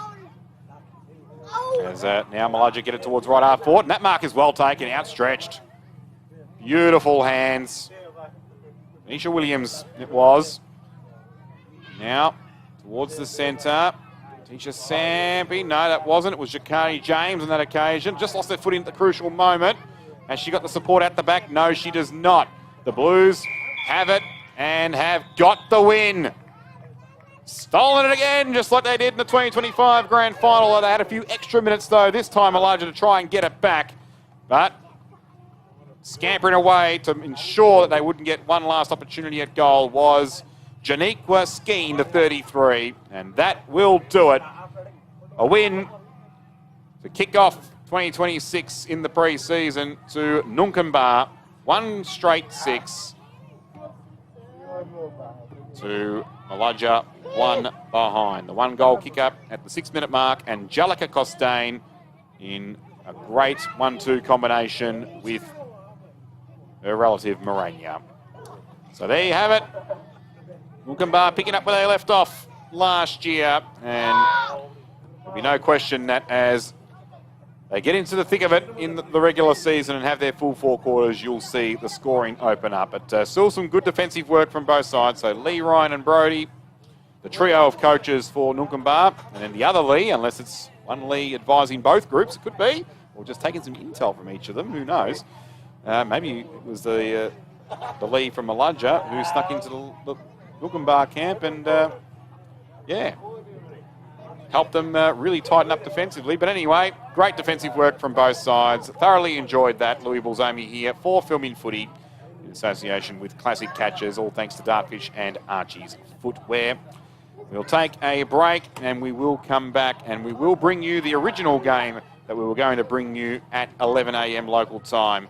Riveroos and Bayulu Bulldogs in the men's. Reigning premiers Bayulu now will be ready to play. Back soon.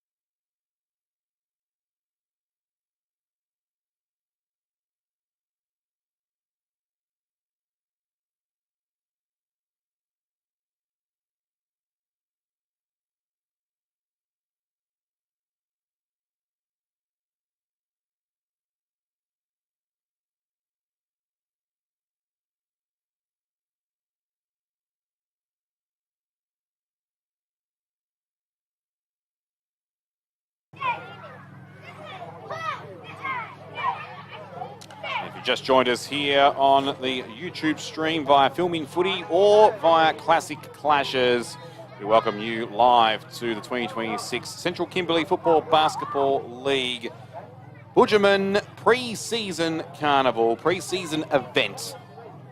The next match for broadcast originally was the first match for broadcast, but there was initially a call-off and then just a delay with the reigning premiers, the Bayoulou Bulldogs, taking on the River Roos, the refreshed River Roos. So initially it was Bayoulou who weren't able to make it on time for the 11 a.m. start. But it was decided initially that the game would be called off and then we would get the women's game underway, which has just concluded. The Noonkanbah Blues and the Maludja Lions, a grand final rematch from last year. And it was the Blues once again breaking the Lions' hearts. Not as close to the final siren as on grand final day last year, which was literally a second away from it. This time, though, it was with 3 minutes to go as the two halves were officially 9 minutes long. Initially, it was going to be 20, but there was a delay with their start as well. But we eventually got 18 minutes of football for you, and it was 1 goal to Noonkanbah, 1 behind to Maludja in the end. The behind was the go-ahead score initially, 1 minute 15 mark of the second term, kicked by Darlene Patrick after some brilliant play with the ball being centred in. It was all started by my pick for the best on ground in that match being Millie Bagno, and then getting it into the dynamic Sampies, or one of those who went into the ruck. Quintasia helped change things up a little bit, just taking over from Taisha Jimbiri, but the other Sampi, Yulbreen Sampi, was the one who centered the ball in and found Patrick on the chest, and she wasted no time having the shot for goal. Sadly missed it, but it seemed like with the way that general play was going, how tight the defences were with just playing the 1%er game, that maybe the 1 point was going to be enough. But no, they found a way, as they deservingly did last year when they got the premiership, did Noonkanbah, and Angelica Costain finished off the great work that was placed by her relative in Morania Costain. So that's them done. As you can see on screen now, some of the Central Kimberley's next generation there, the kids just watching the AFL at the present time. The Gold Coast Suns doing a number on North Melbourne under the lid back in Melbourne at Marvel Stadium, but not by much though. The Kangaroos are bringing things back into striking distance. Margin at 20 points. We've just hit three-quarter time there at Marvel. 13-7-85 to 10-5-65, the three-quarter time score. So 3 goals to Jack Darling for North, along with 2 to Jake Costanti. Nick Larkey, the Suvlaki, with 20. The Suv. Paul Curtis has 1. Trenbath has 1 as well. And Jai Simpkin, the skip-up, also with a goal. So some good Indigenous flavour there. And then for the Suns, Jed Walter, very highly sought after forward. They'll have to do quite a lot of work come the end of the season to get that happening. As the girls are coming back out for some more footy, it looks like. So maybe they're going to play 4 9-minute quarters, but it looks at things. I thought it was 9-minute halves. But anyway, things happening on the fly, which is okay. And it looks like that is going to be the case too. So the match isn't over. The match isn't over. My apologies there. So we're going to have the Riveroos up against the Bayoulou Bulldogs, but nope, the girls have decided we want more, and they've been given more. And straight away, the Blues are wasting no time. Big Costain gets that in there. It wasn't Angelica that time, though. She's at the deep forward. That instead was Morania, who tumbles that one into the right forward pocket, and we will get it thrown. So, okay, we'll continue on. Part 2. Why not? Why not? Will you tell Louis to call this? Is it back on YouTube? So, as we were going to be bringing on the Riveroos and Bayoulou Bulldogs, we apologise for the graphics not being reinstated here as a snapshot, and behind is kicked out of the pack there for the Blues.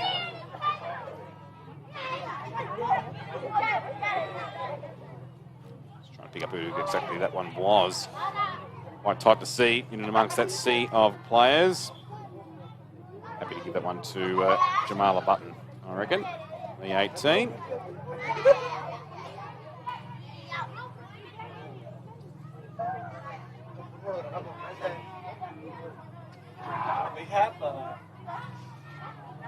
So, just an update. They have now changed it to 4 9-minute quarters. So it was originally scheduled to be, well, first of all, 2 20-minute halves, and then we thought that maybe, okay, we'll just go 2 10-minute halves to bring things back up to scratch in terms of the schedule. But no, 4 9-minute quarters is now the standard. So that's that. This is part 2. That's fine. More girls footy. Why not? As the Lions now scamper their way forward. Only get as far as centre half forward. Good work there on that side by Shea Ross. So the Archie's thongs.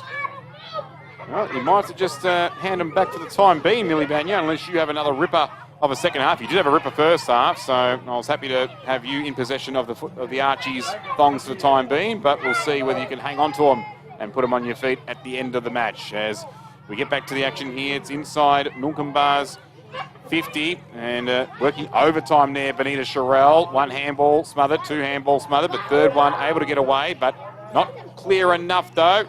As that kick on goal, and you can see the throw back of the head by Button, Jamala. Did get the behind earlier on. It's the one we've given it to.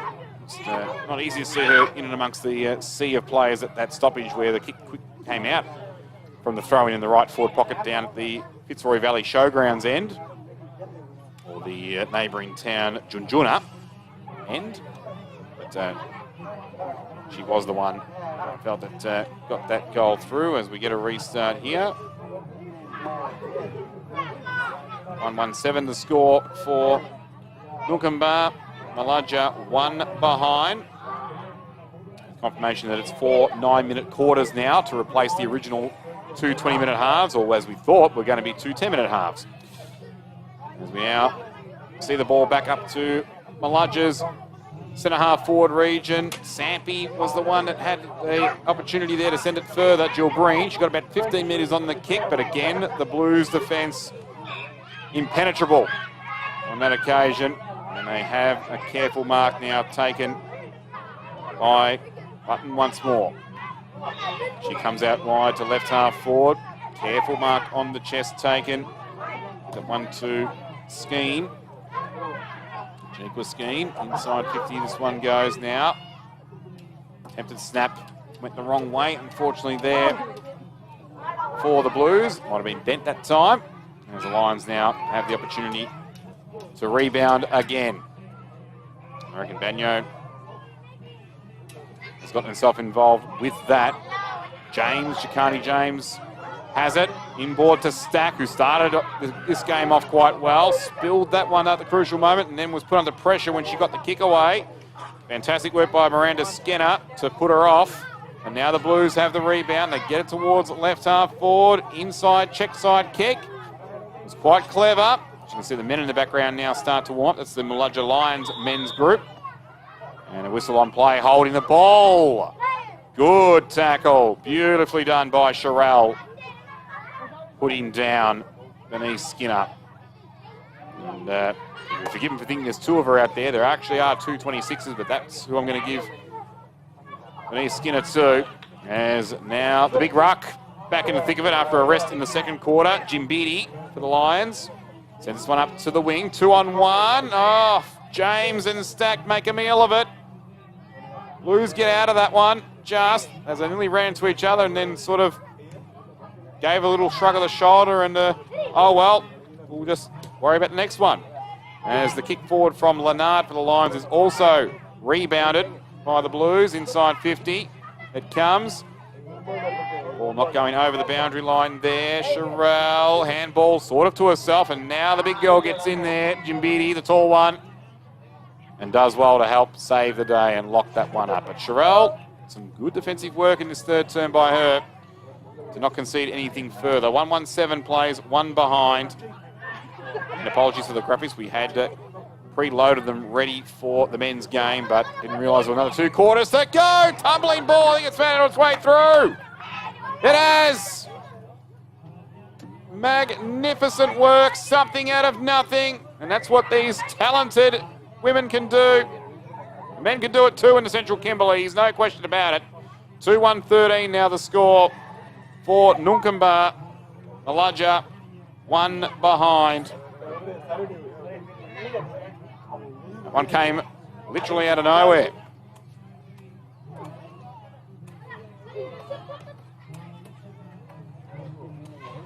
Just under 2.5 minutes to play in this third term. Wow. Beautifully done.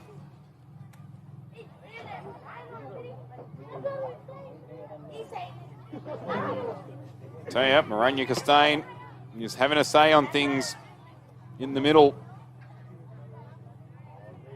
for Nunkamba.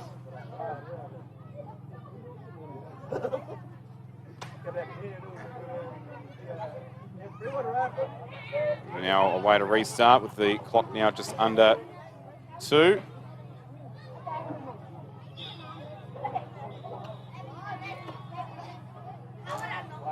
And we just await the ball to be brought back to the middle once again. So the umpire picking out a free kick, I think, and we'll go to Jimbiti.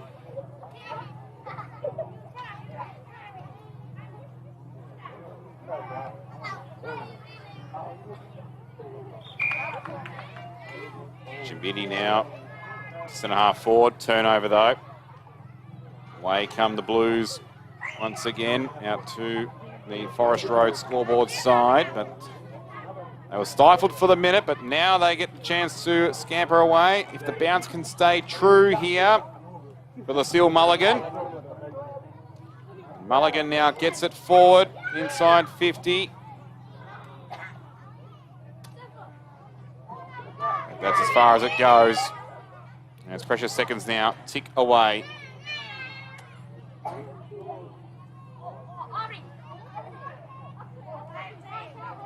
And the Lions cannot get out of jail again. Mark taken. This is definitely a Costain. Just double checking whether it's Angelica. Will Angelica be involved in this play? There she is there. So no, it was just the rally. And she finds a 1 behind there, which takes the score now to 2-2-14 for the Blues. The Lions still at 1 behind, with not long to go in this third term.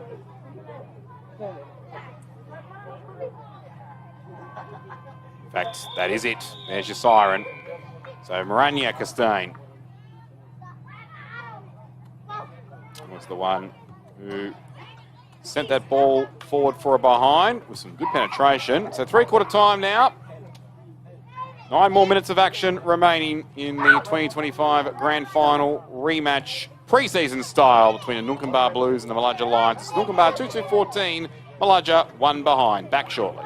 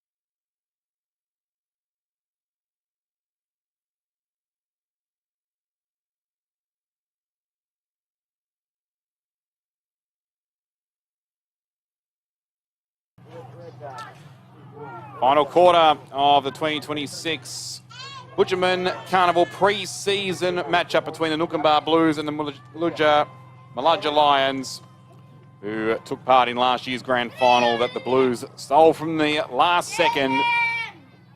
And they currently enjoy a 13-point lead, as we've got the graphics back up for you now here on Filming Footy in association with Darfitch and Archie's Footwear, our wonderful partners, and also Classic Clashes. You can catch both our streams on YouTube for this. As now we'll see what the Lions can do in response. This is a good build-up here with the forward handball. It seems to suit sides like Geelong well in the AFL, but unfortunately, though, they can't go any further. But they're going to get a reprieve, though. The Sampi girls getting involved. And on this occasion, it's Quintacia that has the ball in possession. And she sends this one now inside 50. It's as close to goal as they've probably been all game, even with that one shot that they had earlier, courtesy of Darlene Patrick. And Patrick was there again. Unfortunately, though, the ball had other ideas. Barracks for the Blues at the moment as they come out of defensive 50, but not too far further than that. Eventually, Anthea Brenda is stopped in her tracks. Now, I believe it was Jamelia Bent who scored that goal out of nowhere in the third term for the Blues. Stand to be corrected, but I reckon just going back on the replay that it had all the markings of a single-digit number, and it seemed like it was definitely bent, but we'll keep an eye on that in the last term. So we've got her for one, we've got Angelica Costain for one, and Jamala Button with one behind, along with Darlene Patrick one behind for the Lions. So 13 points to the good are the Blues, but the Lions have it once again inside 50, so dominating possession here in the opening couple of minutes in this last term. Scrambling here, there and everywhere, and the umpire says, I've had enough of that. I'm giving a free kick to the Blues, and it's 26 number 2. Don't think, though, that apologies if I'm wrong, that is Bernice Skinner, because there are two girls in 26. I believe Bernice Skinner has the proper Blues jumper on, and the other 26 just helping out there. It might be just the alternative strip. As the ball comes now out to centre wing on the club room side, and then scampering away with this one, doing it nicely is Sherelle. I've really liked her second half so far. She could be in contention for the Archie's Footwear, but then there is the holder of the thongs at the moment, Millie Bagno. She says, I still want them, and has that kick smothered just as I was about to talk her up. Unfortunate for her. As she goes into fight once again, and a few laughs among the players as it was a good, hard, friendly fight. Miranda Skinner was the one, though, who put the smother on. And then once she lost possession, when she thought she had it, she just rolled on the floor laughing. She ruffled pretty much as play went on behind her, and eventually a free kick got picked out, and it will be Quintacia Sampi to take it again. And she's had a good game too. Very, very solid right throughout, especially since she went into the ruck in the second term. As this one comes now inside 50, 26 number 2, Courts. Spun around, play goes on. Here's an opportunity for the Lions. It's McCarthy, inside it goes. Can't find Patrick, can't find any other key forward or small forward. Blues get out again. There is Marinia Costain. One way, then the other. Can't get around Jimbidi though. The opposite ruck as it comes back inside 50 for the Lions, but taken by Brenda. Nice and safe on the chest, and that kick is fantastic. She spots a player out loose. That one there being Janiqua Skeen, but she couldn't quite read that one in the flight. Now has to try and put the tackle on. Does she do well enough to get the free? She does, because Benicia Williams elected to handball while being tackled. Clear free kick every day of the week, twice on a Saturday morning and afternoon in Fitzroy Crossing in the Central Kimberleys. So now the Lions come away one more, though, so they weren't able to make the most of that free kick opportunity, the Blues, on that occasion. It was Jimbidi who got it forward, did well with the bounce and a gallop. Now, players converge once again. 26 Mark 2. Gets it up and gets it away. Can Marinia Costain get onto this one? No. Tried to paddle it to her advantage upwards, but it went downwards instead. So the ball now deciding it wants a fair fight and start supporting the Lions this time as they get a free kick inside 50 as we have gone past the halfway mark of this final term. Remember, these are 9-minute quarters, updated from the original 20-minute halves that were scheduled. Handball coming away here for the Lions. Rihanna Williams back into heavy traffic again. Is that Sampi once more? Bobbing up, cork in the ocean style, if you don't mind. Oh, look at this work from Quintacia Sampi, and she's found a target. And it's Casey Jingle with the opportunity to bring the Lions back to within half the score. 7 points will be the difference if she can convert. I don't think so. She's just missed that one for a behind. Unfortunate there. What a build-up and what a play from Quintacia Sampi.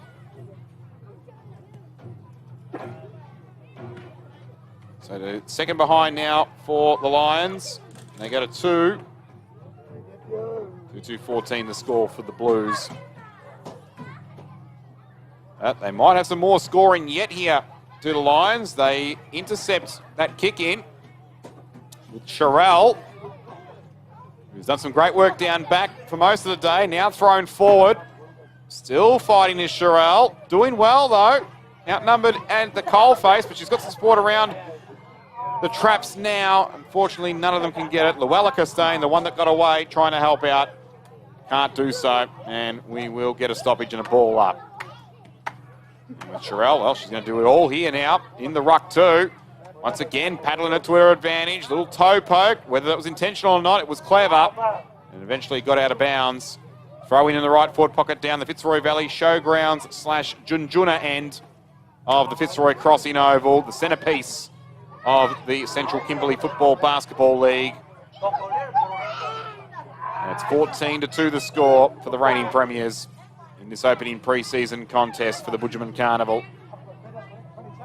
On the restart, that little handball went astray there from Quintacia Sampi. She fights again. Overruns it this time, but the ball now spills free. Here's an opportunity for the Lions. Benicia Williams! Yes! Yes, indeed! 4 legs 11, Benicia Williams. With less than 2 minutes to go, game still is on. 1-2-8 to 2-2, 14 the score. Plenty of time. The ball can get back into the middle quick enough for Malaja to get another surge forward, and they have had the bulk of the attacks in this game, to be fair. Bulk of the possessions really just been the Blues playing rope-a-dope with them and getting that sneaky opportunity when it matters. That's allowed them to be in front in this game. But really, the general play, if you block the scoreboard, which I know you shouldn't because it's the score that matters, although this is a pre-season game, so as far as the grand scheme of things, it doesn't count, then Malaja have really been the better side for mine. Again, don't take anything away from the Blues girls, though. And here we are once again. The goal kicker, Benicia Williams, paddling, tapping, kicking, soccering, picking it up. Now having a go again. Tumble. I told you they had enough time, but unfortunately, the ball went the wrong way. And it's gone out of bounds in the right forward pocket, but there is an umpire conference here. And a bit of pointing going on to say that something was probably a little untoward off the ball. Maybe, as we go into 30 seconds now from full time.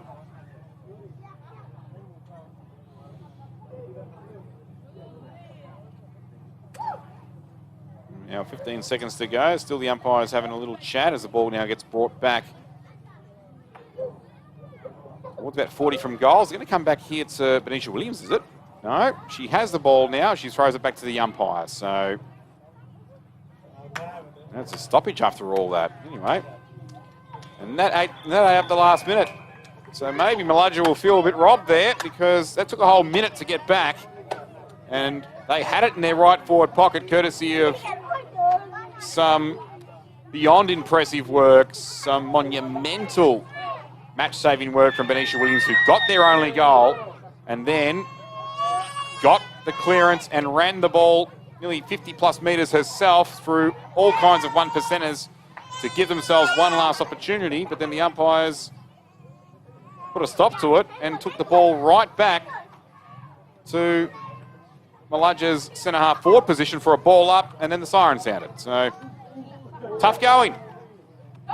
Tough going in the end for Malaja, but ultimately they go down by a goal. 1-2-8 to 2-2-14 the score. Goal kickers for the Blues. It started off with Angelica Costain in the initially first half, and we thought it was all over, but no, an extra 2 quarters were put on, so we made it from 2 halves to 2 quarters, 2 halves to 4 quarters, which we're certainly not complaining about here on Filming Footy, no question about that. We love more footy all the time, and any more exposure for this wonderful competition, the Central Kimberley Basketball League, is more than fine by us. So she got that goal before half-time, and then Julia Bentz, with confirmation on the replay, a brilliant goal from 40 metres out that tumbled and bamboozled others near the goal square. And that gave him a 13-point lead at 3/4 time, but Manisha Williams gave the Lions some hope late, and then did her very, very best to make it 2 in a minute. And then, as we saw, the umpires unfortunately got involved, probably when Malaja didn't want them to, even if the call was there. And that was all she wrote. So that is now officially it for our opening game of the 2026 Bujiman pre-season carnival in the Central Kimberley Football Basketball League. The Nookaba Blues pick up where they left off at the end of 2025 when they saluted with the premiership and have edged out their grand final opponents here once again, the Malaja Lions, 2-2-14 to 1-2-8. After the break, we will have the original first game that was scheduled at 11 o'clock, which will now take place just shy of 2 o'clock. The Riveroos and the 2025 reigning men's premiers, the Bayulu Bulldogs. Louis Bulzami here with you. We'll be back again very shortly.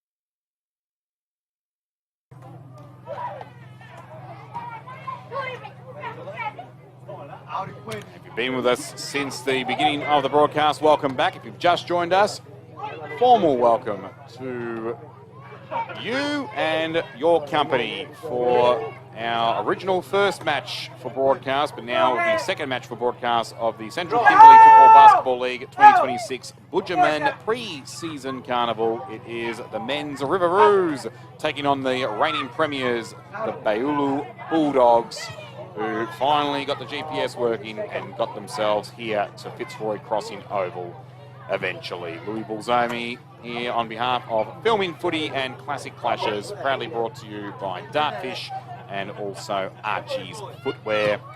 The CKFBL is proudly sponsored by the Gandua Ambuni Rilan, the Mara Warra Warra Aboriginal Corporation, Country Football WA, FYASA, and Vitally Lidl Proprietary Limited, the heartbeat of Fitzroy Crossing, the pulse of the Central Kimberleys. So, we were quite entertained with the women's match that preceded the Noonkanbah Blues, speaking of reigning premiers, up against the very side that they conquered in last year's grand final with 1 second left on the clock, the Malajja Lions, and they were behind early in the second term in this game as well. Got to the front when we thought initially that it was only going to be half a football each.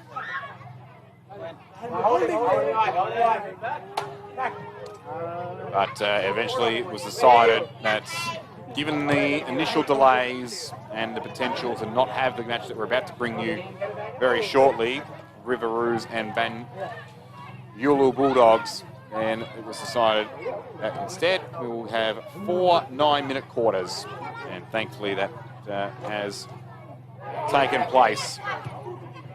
And the girls put on quite the show as well. It was Noonkanbah 2-2-14 to Malajja 1-2-8. The goal kickers, Angelica Costain and Jamelia Bent for the Blues.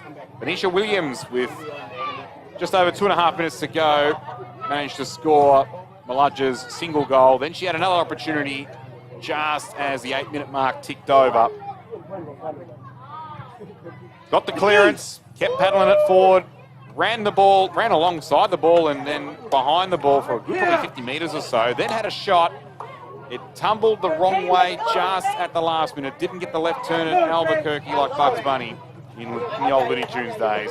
Out of bounds for a throw, and then the umpires called the ball way back, and it took nearly a minute to get back to centre half forward for the Lions down at the Fitzroy Show Gardens end, Fitzroy Valley Show Gardens end, and then the siren sounded. So the time unfortunately ran out. There's no time on in these quarters or halves, and that allowed Noonkanbah to hold off a fast finish in Malajja. But really in general play, Malajja certainly could hold their head up high. They thoroughly dominated general play and possession, which is unfortunately, as can bring many a team unstuck, not getting it done inside 50, and that's all the Blues needed. The defence held up beautifully and were able to eventually, once they got their opportunities inside their own forward 50, capitalising on a couple of occasions. Staines in Morania and Angelica combining for the first half goal, which we thought was done and dusted until we got the update that no, we're going to go again for a full second half, so another 2 quarters added on. And then Morania Costain again, a brilliant stoppage and handball out to a free and dangerous Jamelia Bent, who finished truly from a good 35 out as the ball just snaked its way towards goal and ended up through the middle. And look at this, and great man, Johnny Douglas, the national manager of Dartfish and Filming Footy, presenting the Archie's footwear thongs to a very, very proud young lady there. In fact, I think we're going to give a couple out. Why not? We should give one from each side. So Morania Costain for the Noonkanbah Blues, and a girl who I thought set tongues wagging, especially in the second term, to give the Lions plenty of opportunity, plenty of drive, especially along the Forest Road wing, and that was Millie Bagno. And we've got a lovely little clip, a lovely little photo with Millie holding on to the Archie's footwear and the fresh Burley ball as well, which is fantastic to see. She gives her big thumbs up approval, and she also has a Dartfish beanie on proudly too. Fantastic work there. But speaking of fantastic work, the general manager for multiple years, pretty much since the competition's inception back in 1991, heart and soul person of the Central Kimberleys in Jeff Davis, had a great chat, a very lengthy chat with John Douglas before we got the first game underway, and it was during what would have been this game coming up right now between the Riveroos and the Bayulu Bulldogs. And yeah,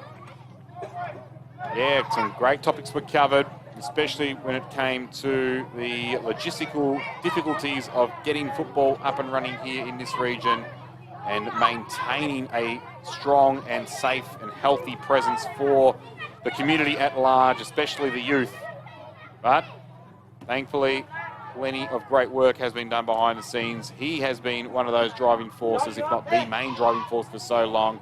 And the current Community Development Officer, Callan Hatchman as well, has been superb. As the teams now come out to the middle and just line up for the formalities. The umpire's just taking them through those for the time being. Team sheets have now come through. They've been finalised. So for the Riveroos, we will have in number 19, Asman Costain. So that Costain dynasty still ringing true here in the Central Kimberleys. We saw plenty of the Costain girls out on show in the women's match. We're going to see another Costain right here. And then Cassio Gunyon in number 5, Calvin Jangeri. Number 4, Kieran Manson. Number 12, Latrell Lenmard. Number 14, Enrique Skinner. Number 39. Apologies if I can't read the handwriting, so we'll go with Skinner. Or Skeen, maybe. No, I think actually it's Skeen. Bradley Wynack. Number 23, Asnal Thurkel. Number 2. And then Jonte K. I thought it was Dean, but it might be Jonte K. Number 17, Alfonso C. 34. Just going to run with Alphonse. The Fonz. Tristan Mack. Number 18, Rossan. Number 11, Biden Rilgan. Number 13, Rui Rid. Number 21, Josiah Brown. 35. Ted Cramble with a no number. So any number I can't see, I'm going to give you the nod there, Ted. And then Daria Kinamura, number 29. We'll go with Derek there, I reckon. Anthony Collab, number 37. Jovan Nugget, 33. Cody Brick, 40. Daryl Minga, 27. The His, 26. And Aaron Ramby, 33. As play now gets underway here with the Roos and the Bulldogs. Bit of a mad scramble here all around. And it may well be the Bulldogs in possession there initially. And they get the ball forward, but good saving mark there taken by Jangeri on his chest. And he comes now inboard to Jonte. He then comes out towards the Fitzroy, or the Forest Road wing, I should say. That one there just a little too hot under the feet of Enrique Skim. And he goes after it once again. He's got some support here, though, from the number 21 in Rurid. Neither of them, though, can take it cleanly. They still fight for it at ground level. Now trying to dive for it here is Rosanne again, and he gets a free kick in the end too. So well played. Never go up the ghost and got rewarded for it. Inboard kick's a good one. So the Dogs fight it forward. In fact, actually, that was the Roos list, I should say. Apologies there, as Alistair Hobbs has the ball now. And I love what he's wearing on his head too. Why not get the cap on, the trucky cap? As he sizes up the goals as Hobbs, no, he elects to pass it inboard to a young man who wouldn't look any more over 6, but I'm sure he's about 35. And it's the number 47, Joel Smith for the Bulldogs. In he comes, up and wide. And out of bounds. So the man who got the free kick earlier, my mistake, Antonio Surprise. You certainly surprised me. I thought you had doubled up as Rosanne before, because that is the opposite 11 for the Roos, but it was Antonio Surprise who was able to get that free kick out on the Forest Road wing and send the Bulldogs back inside 50 for their second entry of the match so far. But alas, that shot there from Smith out of bounds on the full. So the Roos get a reprieve, but only for the moment. Trying to dance his way out of trouble was the number 12 there in Kieran Manson, but he was caught. So inside 50 it comes back again for Bayulu. The big fight here. No one can pick it up cleanly, but Tristan Mack eventually does to Gionte, and then through heavy traffic, the Roos find a little gap. But they don't have many players up the ground, though, as it goes past the centre circle. Someone's potentially lost some headwear there, I think. Maybe lost their little trucky cap or baseball cap. They'll pick that up in a hurry, but at least they've got their boots on here as the Roos now fight their way forward. Inside 50, shrugging the tackle, paddling it forward 1% style. Was the 19 there? Wonder if that's Ted Cramble, because I don't see 19 listed. Oh no, sorry, it's Asman Costain. I apologise. Costain it was. And unfortunately, he and the rest of the River Roos forwards couldn't get the job done. The Bulldogs get back in possession with a scrubby Daisy cutter-like kick. As the ball now through the Shaw shoes of, I think it was Federa Riley, number 25. In towards Smith again. Little Smith does well. Pops the ball up into Sias Jack. And he finds a target further afield. And we'll get another shot on goal here for the Bulldogs. Will it be a scoring one? The last one went out of bounds on the full. This one should hopefully find its way in between some of the sticks. Hopefully for their sake, the big ones. And Cazares Baker will be the man to take it all. Cazares Baker. We'll go with the Kurt version. The purposes of this broadcast. Happy to be standing corrected as it's off hands there and a tumbling ball through for a goal. Front and centre work does the trick for the reigning premiers. Brilliant stuff. And at a tick under 4 minutes, they get the first goal.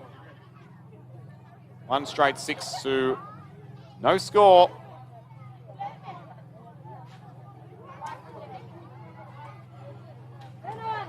So, Peru's not doing much wrong, but the Bulldogs, when they're really clicking, they look sublime with ball in hand.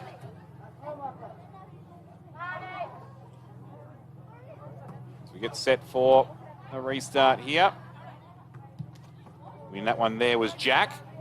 Nice high up and under ball. Who will it sit for the best here? It sits for Ridley quite well. And he finds a target loose at about 35 from goal. And with no hesitation to go back and have a shot yet again, Baker, as he did before. So the last one fell short, but ended up being effectively a goal assist. This one, we'll see if he's got the extra meterage in him to become the second goal kicker. It's on target. It's sensational. Baker's doing it all at the moment. Goal assisting and goaling himself.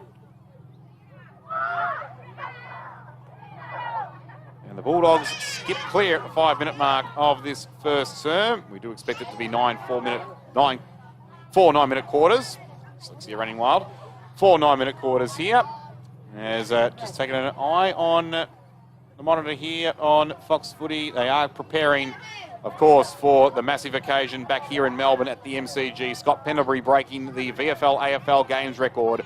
Game 433. Michael Tuck, Brent Harvey, Dustin Fletcher, Kevin Bartlett, Sean Burgoyne, the others in the 400 club. And we're just getting chats with Fletch, Tucky and Boomer at the present time with Mark Howard on Fox Footy there. But don't worry about that. Stick clear with filming footy right here, right now, because the Bayula Bulldogs are putting on a show at the moment. The River Roos are right up against it. And the Jets are on here. The feet are in NOS mode for Antonio Surprise. Inside 50 it goes. Doesn't find a target. The Roos get clear for the moment. And the mark is taken by Manson, and he's got some room in front of him now to skip away with the bounce. Shanks the kick, though, and he knew it straight away that this is going to be painful for him on the rebound because Ridley's got it one way than the other. Little dinky-die kick into right half forward, slightly inside 50 is Baker. There, dangerous again. I thought he nearly held his opponent without the footy beforehand. The second one, though, was a legitimate tackle. Out it comes, and we have now made we've solved the mystery of Ted Campbell, because he literally has no number on his back. So that was a Crumble, I should say. Ted Crumble. He does literally have no number on his back. Anyway, Off it goes now here to the running, galloping Josiah Brown. Big, deep ball inside 50. Beautiful work on the rebound for the Roos. And they get one back against the grain, courtesy of Alfonso C. Oh, well done for the River Roos. Bulldogs tightening the screws, putting up the centre wall, but they finally found their way up over and above it, and they had plenty of room to work with out the back. Good deep entries. They're a defender's nightmare, and it worked superbly for them in the end. And now a man with no number, Ted Crumble, getting the chain started nicely. He will now take his position back in the middle, ready to rove this footy. Enrique scheme up in the ruck there for the Roos.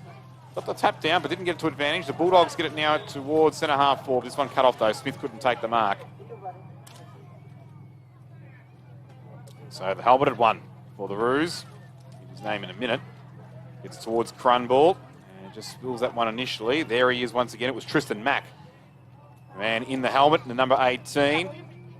Helping now extract the ball out to a very open Forest Road wing side where Deontay, who's been quite busy early on, gets it forward. Rozan just losing that one in flight and then on the ground again, but he has support at the back.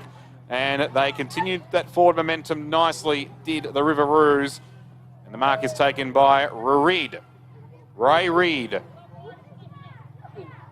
in number 21. So handful of the Roos players wearing the North Melbourne-like royal blue and white stripes. The others just going for a straight sort of off-royal in the blue variety, as Roy Reid's kick is offline for the first blemish of this contest. 117 now, the River Roos, the Bayula Bulldogs, the reigning premiers. 2 straight 12. We are just about ready to blow the siren for the opening term. There it is. So quarter time. Good entertaining stuff by both sides here. River Roos had plenty of the ball in the first few minutes. But then the Bulldogs dominated the next probably 6 or thereabouts. I'm not going to say 6, 7. Oh, there. Damn it, I said it. And then the Roos straightened up nicely though and finally got themselves over that impenetrable wall, that seemingly impenetrable wall, and found space out the back to get their opening goal and then that last opportunity as well. So 2 straight 12 to 117 the score. The Bulldogs have the lead, but the Roos are up for the fight. It's 2026 Bujiman pre-season carnival action for the Central Kimberley Football Basketball League here on Filming Footy and Classic Clashes. Louis Bulzomi, loving life, bringing this one to you. We'll be back after a few minutes.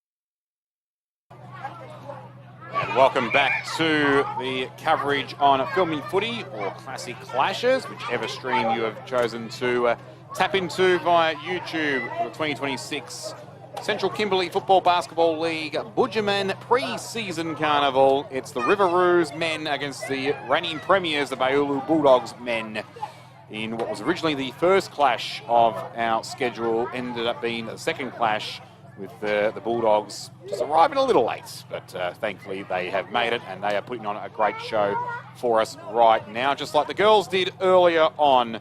The Noonkanbah Blues and the Maludja Lions, a rematch of the 2025 Grand Final. And once again, just like in that result, the Blues getting the job done. Here it's 2 straight 12 to 117, the score in favour of the Bulldogs. Their goal kicker so far, Antonio Surprise, was the one who got the first goal. Surprise! He did surprise me. I didn't actually catch him initially in the live call, but no, on replay we confirmed it was a great surprise. Surprise packet. Just setting himself nicely in the goal square, waiting for that ball from Cazares Baker to come in. Off the front and centre tap down. He pickpocketed nicely, well read, and snapped it through truly. And then Baker himself, the next set shot he had, sailed through for full points through, as Brian Taylor would say, the eye diddle diddle. As we're just having a look now, Scott Penderbury is now running out onto the ground. So I dare say that the kids will be enjoying watching that on the scoreboard screen here at Fitzroy Crossing Oval, as well as the second quarter now gets underway. So SP 433 officially engaged. Scott Penderbury out onto the hallowed turf, the NCG, for his 275th appearance at the home of AFL football, but this is the home of Central Kimberley football we have for you right at the present time. And the scramble goes on here amongst all players at half forward for the Roos, as the Bulldogs now clear this one away. Only momentarily though. He thought he had all the time in the world there. Did the number 46 for Bayoulu, who is Martin Baker Jr., and sadly, it got smothered away from him, but they were able to recover in time quickly. But the Roos had plenty of numbers, though, in space out the back. A couple of handball chains into the lap there of Calvin Jangeri, but he lost it momentarily. He's got some support now trying to come out through centre half back Latrell Leonard, the 14, and then he's get caught holding the ball, and he realises his mistake there. Bulldogs come back, and I reckon it was Surprise again. Antonio, inside 50 it goes. Duncan got hands to it, couldn't complete the mark. Can Jangeri make amends here? He gets some support now and gets the handball received from a steam train charging through in HS, the number 26. And they come out from right half back along the club room wing side now through Jonte, who has had plenty of the football so far. Wouldn't be surprised if he's in the double figure possessions at the present time. He's kicked to centre half forward. Cut off by the other surprise, Mikey. So 2 surprises out there. Oh, absolutely. Oh, you know, it's a pleasant surprise for me to have 2 of them out there, no question about it. And Mikey was that one, and that one was a bone crunch from Dion Thomas, or one that went right into the breadbasket of Dion Thomas, and the Roos get possession once again. That kick go to centre half forward as now Thurkel couldn't have found his opponent any better if he tried. And it's turned over, and now the Bulldogs carefully with possession through right Ridley. And they now bring it out to the Forest Road wing side. And called to play on, which came to the surprise of, I think it was Baker Jr. again, who mops up his mess though, gets it cleanly, and spears a pass in nice, low and flat to a presenting Alistair Hobbs. So 2 goals down the Fallon Road end of the first quarter for the Bulldogs. Will Hobbs kicked the first for them down the Fitzroy Valley Showgrounds, and he's got some good purchase on that. But it's off to the right, I think. One behind the score from the female goal umpire, doing a wonderful job there, looking fabulous in the lime green, as all the umpires are looking also. Absolute thankless tasks that they are all placing on at the present time here in the Central Kimberley Football Basketball League. Of course, without umpires, you can't have a game either. It's one thing about the financial support, it's another thing about making sure the rules are adhered to, and they do that with absolute aplomb in enforcing the rules of our great game of Marngrook Australian rules football. 2-1-13 to 1-1-7 now the score, as the Roos look to bring play in to centre half forward and right half forward. Oh no! Oh dear, the old tippy toes and 2 left feet of Thurkel just cost him in the end. He was clear at 50 and he's gutted with himself at the moment as he put his heads to the turf in disappointment and frustration. Come on, get up, son, get to the next contest. As the fight continues on inside 50 for the Roos. There's a kick across the face. It tumbles out of bounds to be brought back in just before Javan Nugget can keep it alive. So they'll get another chance here. Will the Riveroos, as we apologise for losing the feed there, unfortunately, with the score at 2-1-13 to 1-1-7. We'll hope to get that back for you very, very shortly.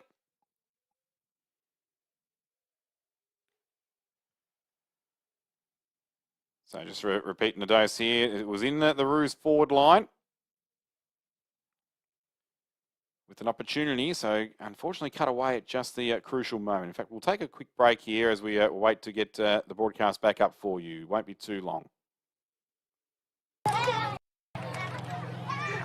There you go, split second. They heard me. They absolutely heard me, and we are now back in action once again, and it was a behind for the Riveroos while we lost you momentarily, but we've got you back now here on the Footy and Classic Clashes stream, and dancing his way through and kicking a brilliant goal. Oh, the timing couldn't have been any more perfect to get us back on because you just saw the goal of the day. Masterful work from Roy Reid. And he bobbed up quite prominently late in the first term as well to give the Riveroos their scoring opportunities, and he bobs up the crucial moment there to get their second goal. And from what I believe, they've given them the lead as well. 2-2-14, 2-1-13. Our graphics show 2-1-13 apiece. We did lose transmission momentarily, and I think there might have been a behind scored for the Riveroos in that particular passage of play because there was an official kick out from the goal square for the Bulldogs, as coming through now and setting up yet another goal opportunity on the bounce. Not kind into the woodwork. It was great work coming through from Javan Nugget, who got the clearance. And then as he was falling to ground, kicking it around his body, Darren Jarman style, Asman Costain, unfortunately, couldn't find the middle. The ball didn't communicate properly with him. But they're looking good right now, the Riveroos. Their best control of play for the match, clearly. Their second quarter has become theirs, and they've got an intercept as well. And a kick inboard. Roy Reid, he got the last goal. Can he get the next one? No. That ball too flat. Bulldogs defence now having to work overtime when last year's grand final, they cleared right away from their opponents, the Malaja Lions. Yes, the men and women for the Malaja made the grand finals last year. Neither came away with silverware. As the Bulldogs now finally escape the danger. And the man who has a goal for them, Kazaris Baker, having to do some work down back to help them out. And he gets involved here again from the rebound and re-entry kick from HS for the Riveroos. So good work from Baker. Liking his game so far. He could be the current possession holder of the Archie's footwear, the Archie's thongs, as young little Smith, I swear he's 35 years old. It doesn't look like he's 6. Out there doing some nice work, but unfortunately the ball went up instead of long, and then a good wrestle to the ground between two very honest players. One of those, I think, is the man with no number in Ted Crunble. He was the one caught down and brought down, so ball up. Good strong tackling work performed there by his adversary. As the kick comes clear now for the Bulldogs inside 50. Probably from number 14, I don't think I have listed here, unfortunately. But anyway, we'll confirm that as the ball now comes back into the hands of Baker Jr. Misses. Just to the right. So, scores level. 2-2-14 apiece.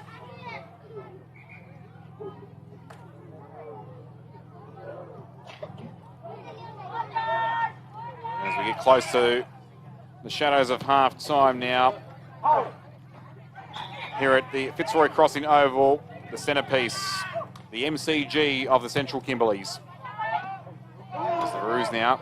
Careful possession up to the club room wing, trying to find a gap there, and succeeding to some extent was Cassio Gunyon with the handball to try and fight this one again. Well, he has some support with Nugget, who's done some fantastic work, especially through the middle in this quarter. He's setting some goal opportunities up at the siren sounds to end a thrilling first half from these two sides. You can't separate them. The Bulldogs thought they got some separation in the first half, but the Roos had other ideas, and they owned that second term, did River.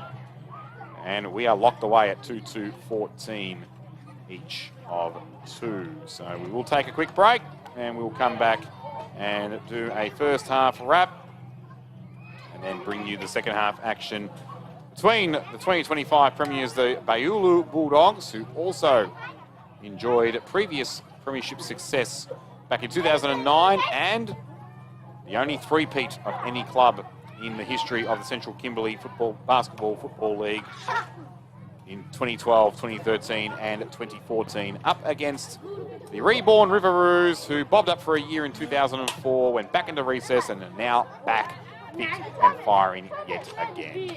We will Zomi here for Filming Footy and Classic Clashes, rarely brought to you by Dartfish and Archie's Footwear. Back soon.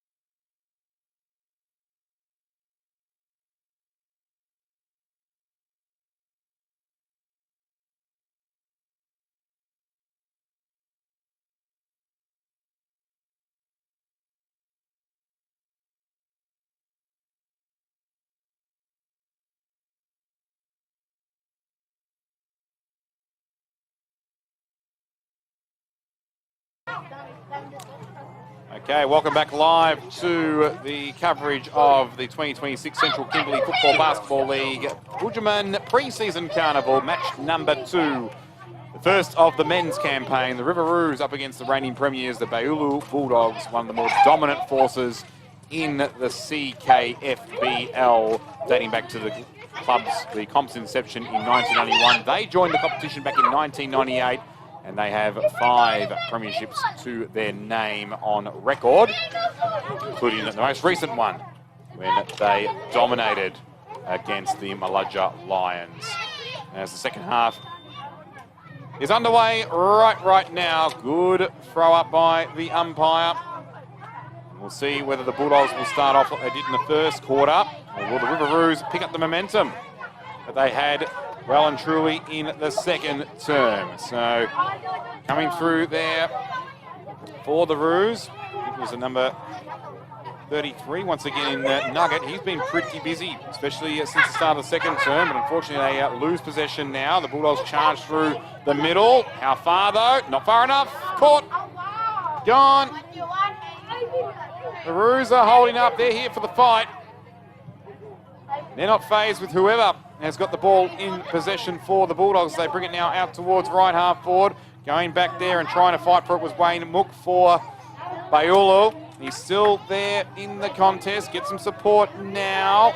Arriving there at the thick of it was Phoeben Ningamata.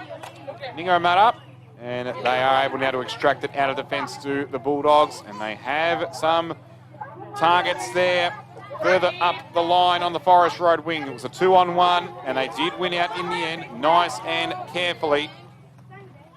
And away they come through Brian Johnson in the 48. This is looking more like the first quarter from the Dogs, although that last kick certainly was more like the second term. There's a turnover, and Bradley Wynack does the job to save the day for the Roos, but no, we're going to see it come in once again. Johnson once more, inside 50. Oh, beautiful work in heavy traffic right there for the Riveroos.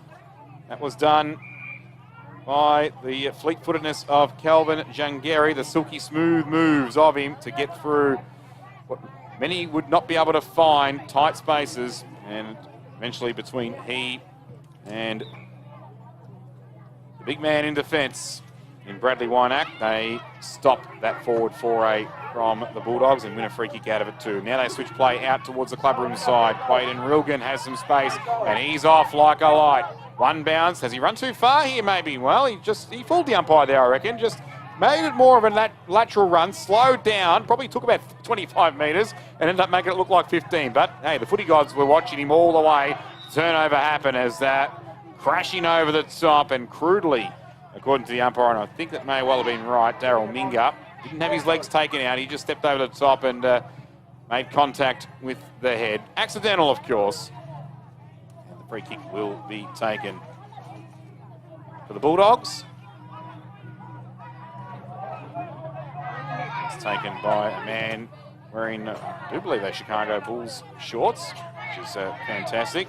Loving his own style, and that's Zio, who goes after it again after his ball was turned over, and this time he does take the legs out. So Zio, who got the free kick for head contact, goes diving down, but this time it was the rule that was brought in, and you think it might have been the Adam Goods rule back in 2012, you know, the legs getting taken out from under you. Free kick to the Riveroos. They bring it inside 50, marking target there. Unable to complete it. Might have been Nugget charging through once more, and also presenting himself up forward, the big 38 as a shot on goal comes through. It's good. Very, very good. Rozan involved again. 1 goal, 1 for him, and he's helped create opportunities for the other goal kickers, Alfonso C and Roy Reid as well. The Archie's thongs could well look like absolute gold on the feet of Rozan. We'll see. Might have him in possession of it right now as the Roos come in forward once again, especially if we can get another goal. He's involved in this play as well here too. Gets the dispossessing front-on contact to work for him, but Ridley there to save the day in defence for the Bulldogs. Up to Zio. NBA's finest there with what he's wearing for here, the bottom part of his outfit. I love it. I absolutely love it. A lot of them donning the basketball shorts here, and why not? As it now, the cavalry arrive from all angles, and a free kick is picked out here, going the way of the Roos. And I think it will be Lamard. Latrell Linmard, who will take it. He's got a teammate in space here at left half forward. Inside out kick from Jonte finds the unnumbered one in Cranball. Rocking to North Melbourne, Royal Blue and White with pride as well. Love it. There's an authentic North Melbourne jumper there he's got as well. So here we go. 7-point lead to the Roos. Can he make it 13? 13, nope, he makes it 8 instead.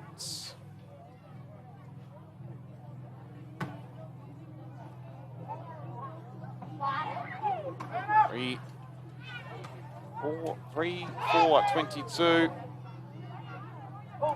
2-2-14 is the score that we've got. And the Roos really putting a tightening of screws on right now as they get another rebound entry back inside 50. Repeat entry was Kazito Gunyan, but his kick, though, is astray. Only as far as Baker, who's now locked away in defence after kicking a goal in the first term, but he then turns it over as well.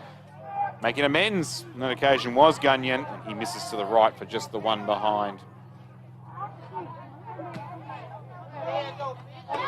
So this quarter completely owned by the Roos after the Bulldogs started off with a couple of forward 50 entries, but really the Roos defence wasn't all that well threatened as Crumble just tumbles at the last second. Ball jars free. Ball comes now back in possession of the Bulldogs, and then picking it up nonchalantly was Linrolu Jack, number 31. He literally stopped there. It was like time had stood still, which is a Scott Penderbury trademark. As that game between Collingwood and Walyat Marrawar West Coast is officially underway. And the Bulldogs are underway here on the counter-attack. Inboard, 1-2. Could have been a raffle for either of them. Probably by right should have been Dion Duncan's goal. Ended up being intercepted by his teammate, but he finishes off the good work, though. So the Bulldogs get one back against the grain.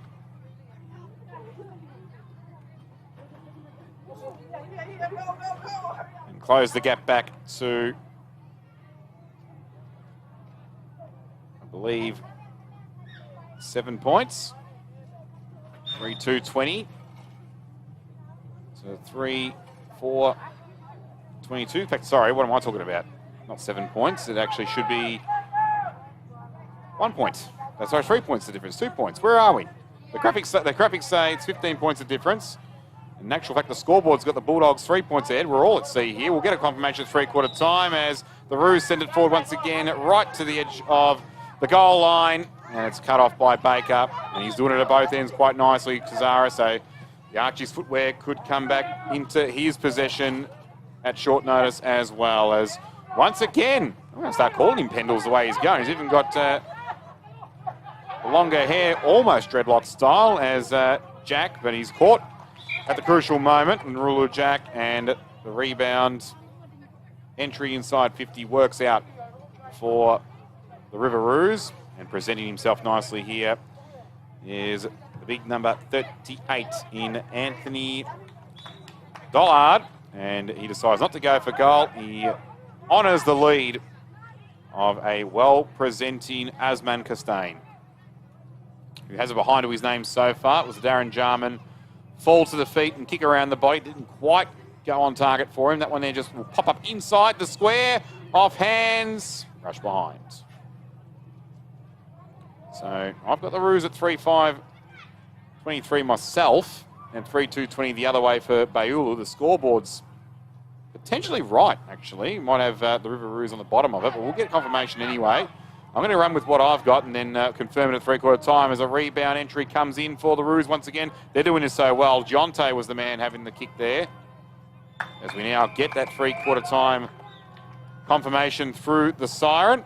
And another behind going the way of the Roos. So from my count, I have them at 3-6-24. And the Beulah Bulldogs I have at 3-2-20. But get a zoom in on the scoreboard here and we'll see what that says to make sure that we do sync up in parity here. And while we await that, we want to thank our wonderful Central Kimberley Football Basketball League sponsors, because without them, we don't have a league at all. The Grandua Amburni Wirran, the Mara Wara Wara Aboriginal Corporation, the Country Football Western Australia, FVASA, and most importantly, Lidl Proprietary Limited. Lidl Proprietary Limited is trustee for the Fitzroy Crossing Trust. The beneficiaries of the trust are a combination of 6 Indigenous communities in the Fitzroy Valley. Our vision is to assist in the development of the economic base of the Fitzroy region to ensure that members of the 6 beneficiary communities and members of other communities in the valley can look forward to a better quality of life. And speaking of quality, that's what we have here for you in the second match of our 5-match extravaganza in the 2026 Bujiman pre-season carnival in the Central Kimberley Football Basketball League. It's the Riveroos in front of the Beulah Bulldogs, but only by a slender margin. We'll be back for the final quarter with yours truly, Louis Bulls Amy, very shortly.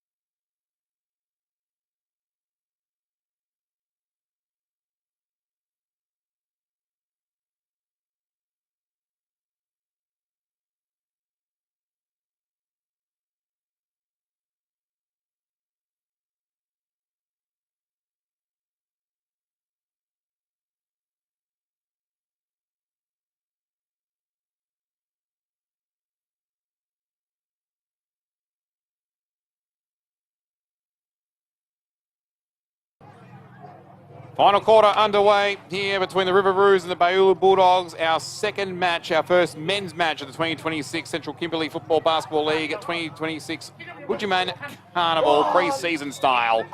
And the Bulldogs this time are the hot side out of the middle to kick off the final stanza. But once again, the River Roos defence showing that they may well have what it takes to prevent the Bulldogs from starting another dynasty like they did from 2012 to 2014.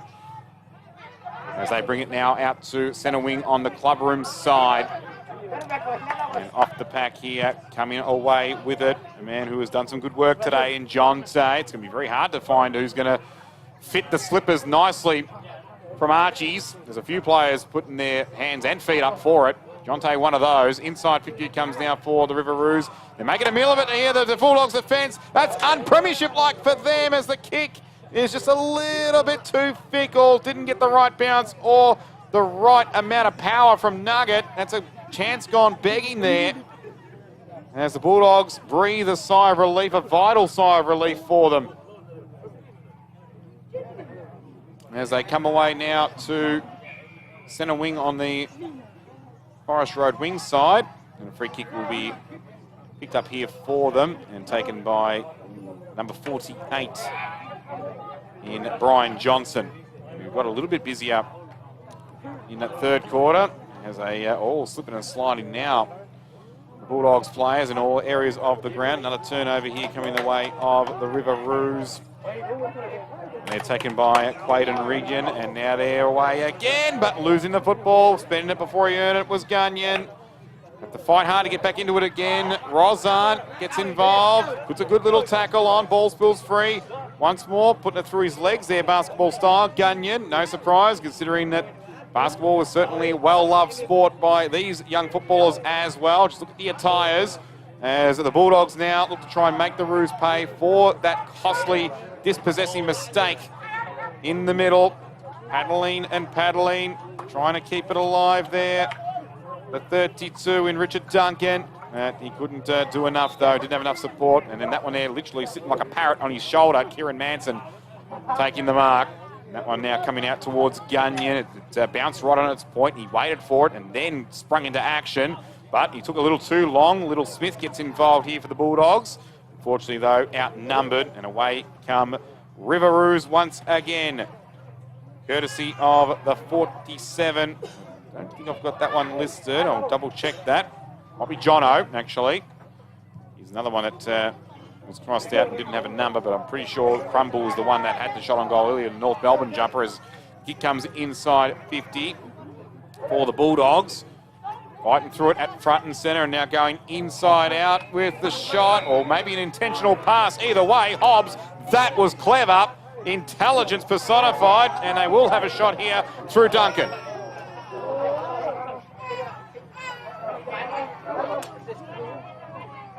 So Duncan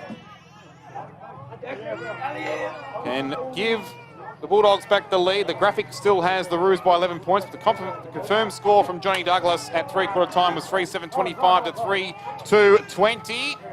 Make it 3-7-25 to 3-3-21 as we approach the 4-minute mark of this final term. Unfortunate miss there for Duncan. The reigning premiers up against it here. The reborn River Roos. So heartwarming to see them reform a team in this league. They spent 2004 as a single season. And now back on show in the 2020s. And then don't argue their work from Crumble. Nicely done. Dusty Martin would be proud of that as he comes back inboard once more. Diving and desperate. And as he wins off a free, he does, and he lets Sias Jack know all about it.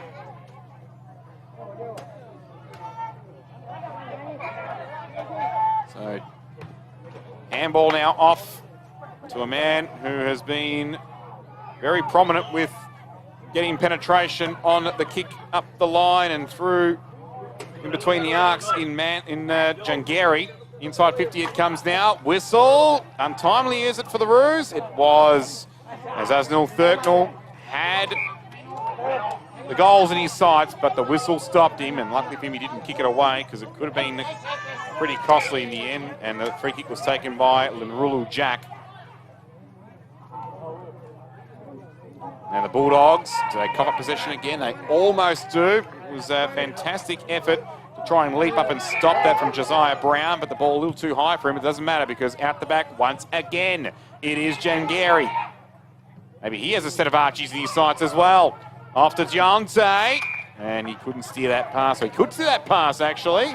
Sorry, maybe a mini jumper clash, but no, I can see them very clearly.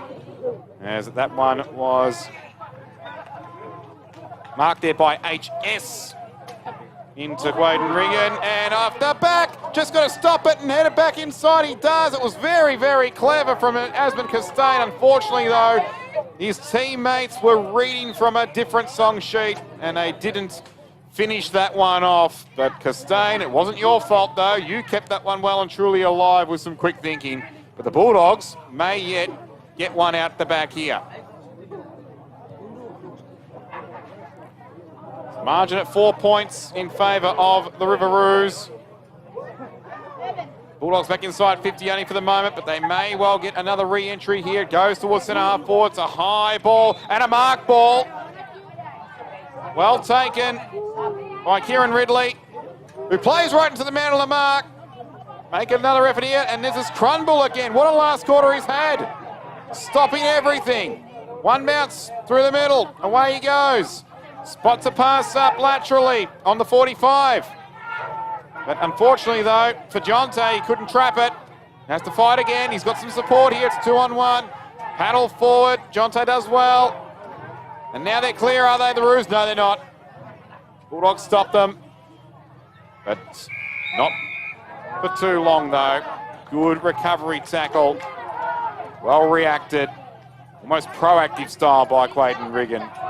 And he gets a free kick as well. We'll call it proactive because proactive is better than reactive. Because it means you're right on the money early. As unfortunately, though, that bank account was wiped out with that attempt at a mark for the Roos. And away come the Dogs now. I know time is the enemy. We've only got a minute and a half to go. And once again, Crunble.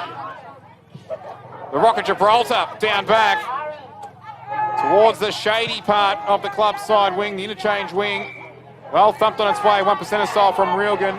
They do turn it over, so the Bulldogs have another pulse left in them. This may well be their last opportunity to steal the win here. They're 3 points down. They're 4 points down, I should say. 21 plays 25. There's only been the one score in this final quarter. Away comes Little Smith. They've got the open one out the back here to the Dogs. But they don't go for goal, though. They go to the right forward pocket, and the ball bounces out of bounds with less than a minute to go. By G. He'd want that one again. Was it our man Richard in 44? I think it might have been, or was it Zio in 42? One of them. There was a 4 on the back, and they've lost possession. He had room in front of him to have a shot as well. Is that it for the reigning premiers? Do they start off 2026 in the pre-season with an L to the column? They may very well do so now as time really is starting to run out. The Roos have a free kick at left half back. They're happy to just wind the clock down. Coach Bradley Wynack has delivered a masterpiece for them. And the players have responded in kind. As the big man, Anthony Pollard, presents up in the middle of the Forest Road wing. And then his follow-up kick goes out of bounds. That'll do it! Hot start 2026 for the Roos, even though it won't count as it's not a regular season game, but in terms of confidence and in terms of belief to head into their campaign for this year, this will be a day to remember for them. The 23rd of May 2026, the reborn Riveroos in the Central Kimberley Football Basketball League have defeated the reigning premiers, the Baiulu Bulldogs, by 4 points. 3-7-25 to 3-3-21. Their defence took charge in that final quarter and held off every forward foray. They had a few themselves at the back. Almost could have sealed the deal when it got right to the goal line, thanks to Asman Costain's wizardry. to handball it back mere millimetres from crossing the line. Unfortunately, though, he didn't have a teammate ready, willing and able. They were still in the green room, ready to be called out when Costain was already on set. But it didn't cost them in the end, though, and they got the job done. And I'll tell you what, throw a blanket over a few of them as far as the Archie's footwear is concerned, but I think overall, that last quarter, and that's my man Ted Crumble. That's the one I'm going with. I believe he's the man with no number. There's a couple of them that were on the team sheet that didn't have a number, but I reckon he was the one that we were rolling with all the way through. And his work down back was something to behold in that last quarter. It was vital. It was critical for the Riveroos to be able to hold on. So there we go.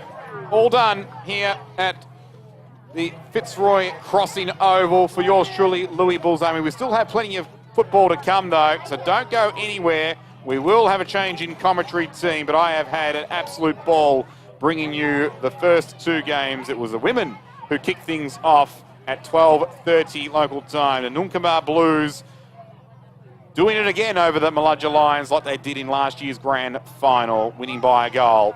And then last year's men's premiers, the Beulah Bulldogs, started off hot, but were doused quickly by the reborn Riveroos in the match you've just witnessed here for Filming Footy. So big thanks to the National Manager, John Douglas. Big thanks to Rohit Rawudi. Big thanks to Brandon Woolhouse as well for giving me the opportunity to put my lyrics to the soundtrack that these wonderful players, both men and women, have produced for everyone today. Music to everyone's eyes, not just ears as well. So I've been the music to the ears, they were the music to the eyes. But you will have now coming up the Nunkamba Blues men taking on the Maludja Lions men, followed by the Wankajunga Crows and the Kajinya Cats. And then the women will finish off the program, so they bookend today's carnival. The Beulah Bulldogs and the Kajinya Cats to finish off. So the Bujiman pre-season carnival will rock on, but I will bid you a farewell. Until next time, be good or be good at it. Take care.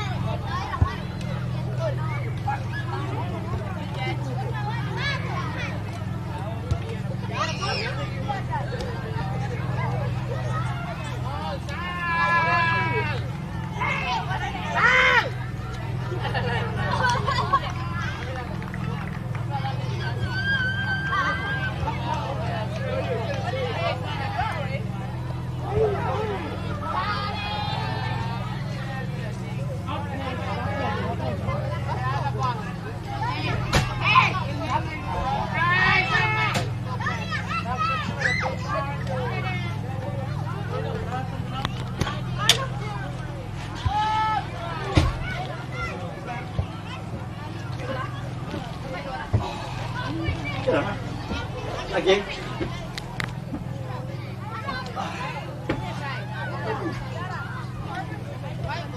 I'm not a football man, I'm a referee.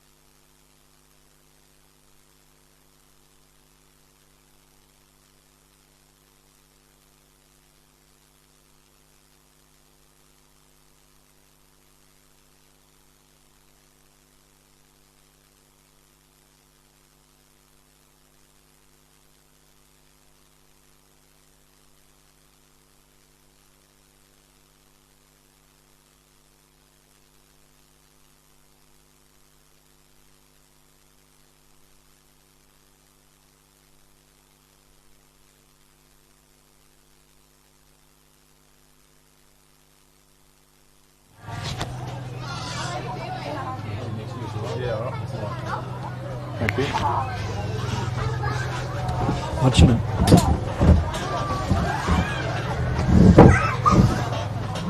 It's live now.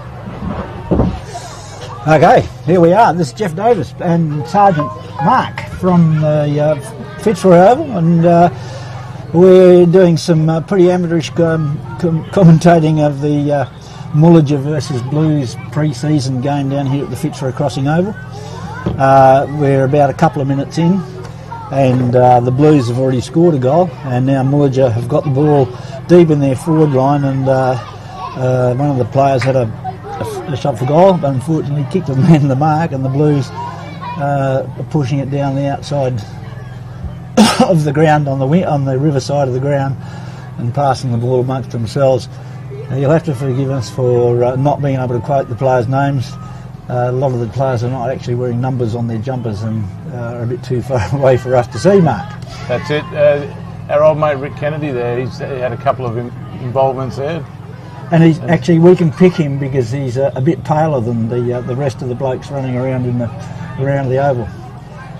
And for those who don't know, Rick is one of the guys that works with the footy, with the juniors, with the Colts, and he also plays at centre forward for the Blues. The ball's deep into the Blues pocket, and it looks like it's been kicked in, but I think it's out of bounds on the full down there, mate. It looks there. Did he pay it or not? Nah, it's out of bounds on the full. The Lions deep in the pocket at the Junja end of the ground. He's having a bit of a look around. There's a bit of movement up in front, but the movement today hasn't been all that quick. Yeah, Mark, I think the boys are a little bit underdone. Ikem Brown, just back from Claremont, number 2. He shows his class a couple of times today already. Yeah. Here he goes, he's working hard. Yeah. That handball went to Renee Dingo's son, Eliza. Now the Blues have turned it over and kicked it back into full forward. And they're about 25 metres out directly in front. Number 3, I think. Number 6, I think, Jeff. That is Asman Costain, Jr. Yeah, well, and just a bit of background on Asman. He's one of the Colts guys that will be going to play in Broome next weekend at the Colts Championships. He's put it through by the look of it. There's a question being asked. I think they'll find that they're waiting for the footy to come back. It's been kicked out deep. Now, Mark, the Colts Championships in Broome next week. You've had a bit to do with junior footy. Yeah. The boys have been training for quite a few weeks now. A bit different to last year. So it's hopefully they'll really put up a good show. And they're a year older this year. They were super young last year. I think they were the youngest team there by quite some time. So hopefully the Fitzroy boys this year will have a better crack at it and play some good footy. That young Ikem you just called in that last bit of play, he's one of the main guys in the team? Yeah, he's in the leadership group and he's been down to Claremont, played in their futures, been training with them. Orlando Circle out of the middle, pass it off into the wing. Nice handball as the Blues run past using the outer wing here. Marked in front by number 20, looking inboard. He's going back. He looks like he's going to put it deep into the full forward line. Nice Lawrence Bean is number 20. So.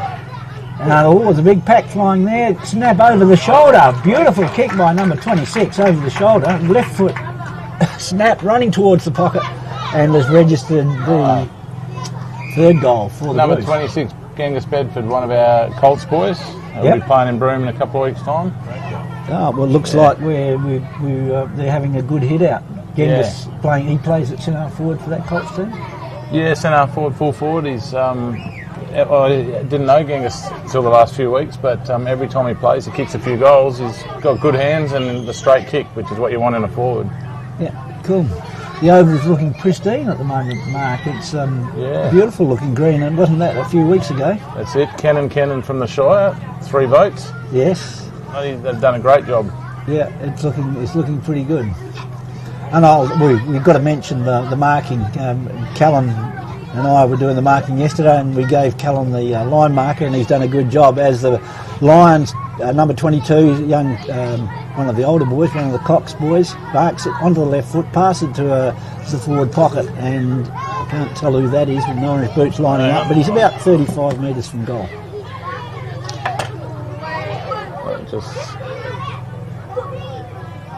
He moves in. I think that's Pacer, actually. The Pacer McCarthy. I should know him. He's my nephew. Anyway, this looks like it's been run over the boundary line over there in the forward pocket at the Fitzroy end of the ground. Must have last touch, I'd say. And the Blues bring it out down that far wing. They're taking it back.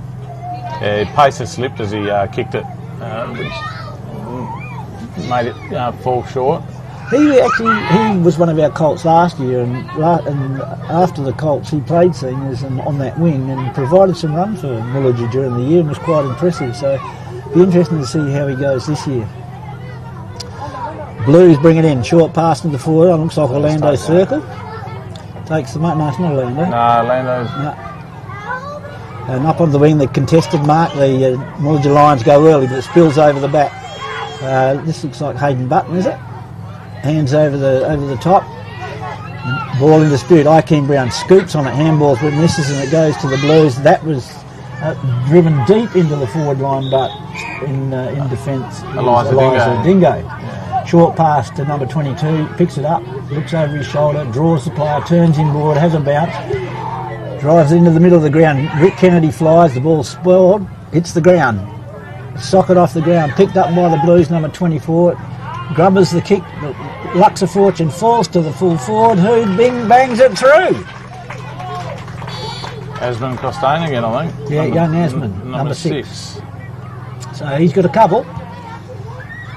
The score looks to be 3 goals straight to the Lions yet to score. Put pretty good standard little game at the moment. It's fairly open and ball handling's been not too good. We had the earlier game today. That was with the girls. That also was. We had to throw together a game between the 4 different clubs because they couldn't all get in here. Ball's in dispute in the middle of the ground. Umpire Levi Goodgie calls for a throw up. Chucks the ball in there. Up they go. Good night. Good tap. By Mr. Bingo. Tackled, thrown. There's Kennedy handballs the ball forward. Again, the ball's pushed forward. Beautiful pass into the forward line, and looks like Genghis again. Genghis again, yeah. He's got a bit of a height advantage and strength advantage by the looks of it. So he's about 30 metres out, almost directly in front, lining up on the right foot. There goes the kick, skewing off to the left. Hit the left-hand goal post. And that's quarter time. Yeah, they're doing 9-minute quarters, Mark. Is there a reason for that? I think just because, well, we started late, but also just this time of year, no one's done much pre-season, so they're a bit cooked. Yeah. The girls after at 3/4 time looked like they'd rather be at anywhere else rather than out there, but they managed to press through, which was good, and it was a good game in the end. So the CKFBL season is starting in proper in 2 weeks. Can you just we'll maybe run through the teams that are participating? We've got the Norja Lions and the Nookumba Blues. Yeah, Kajana Cats and the Riveroos. I think the Riveroos have done a bit of recruiting this year by the look of it. They finished bottom of the table last year, didn't win a game, but they having a look at the squad they've got there, I'd say they've picked up quite a few of the younger guys from the Colts team. My belief is too. And I was talking to Keithy Andrews the other day, and he said they got a few guys from Yearly. Yeah. So hopefully they're a bit stronger this year and a bit more competitive, and actually get a bit of training happening. That'll be good. Now these games we're having today, there's just 2 weeks prior to the season starting. Obviously the fitness levels and that are not in place, and also some of the teams haven't been able to name their squads yet. So these two teams that are playing now, they'll basically the Nookumba team is basically what it'll be, but the Mullager team I think is made up of a couple of ringers, as what we would call them here. But the last year, was it Mullager played in the grand final? Yeah, Mullager Bailu. Bailu had a pretty easy win in the end. That's right. But Mullager were competitive, but I think they were. Bailu just had a lot of bigger bodies, and just overpowered them in the end and ran away with it quite easily. And Nookumba had quite a young team, if I remember. I think they might have lost the preliminary final. Yeah.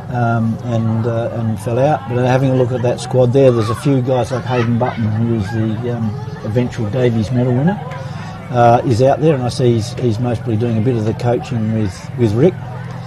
I can also see standing in front of the pack there one of the school teachers, the principal from out there. He's new, and I was talking to him just before we came on air, and he's quite excited about getting involved in footy if he stays. Oh yeah, that's good. And I think Genghis Bedford, I'm not sure he played for him last year either. I think he was away at school. Yeah. He's a big in for him. Yeah. So Nookumba are going to be competitive this year. They're always competitive, but they'll be difficult to beat. Big Orlando Thurkel, who was part of our Colts team last year, I hear he's been given a bit of a leadership role in the Blues team. He's not the captain, but he's one of in their leadership group, that's a pretty good story in itself, isn't it? Yeah, Orlando's been coming down to junior footy for 2 years. He never misses. He's always there every week, and he's really good. He's showed leadership down there, and he showed leadership in the community, and I think he's doing a great job. And that's probably why he's been rewarded with the leadership in the footy team, I reckon. And he's also been rewarded in another aspect as well. He's been employed by Gandua as a part-time rec officer.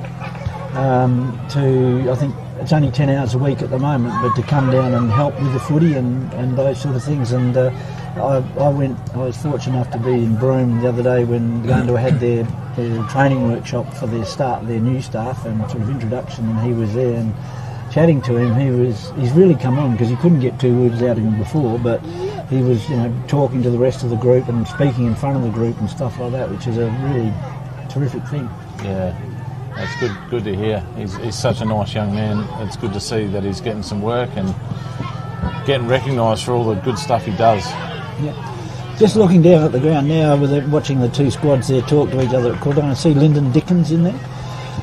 Lyndon Dickens is a young left footer who's in the Colts, and I think he won one of our Rising Star Awards last year. So if in the next couple of quarters, it might be a good idea to see how he goes, because he's 1 year older and a little bit more mature. Number 6. Yeah, number 6.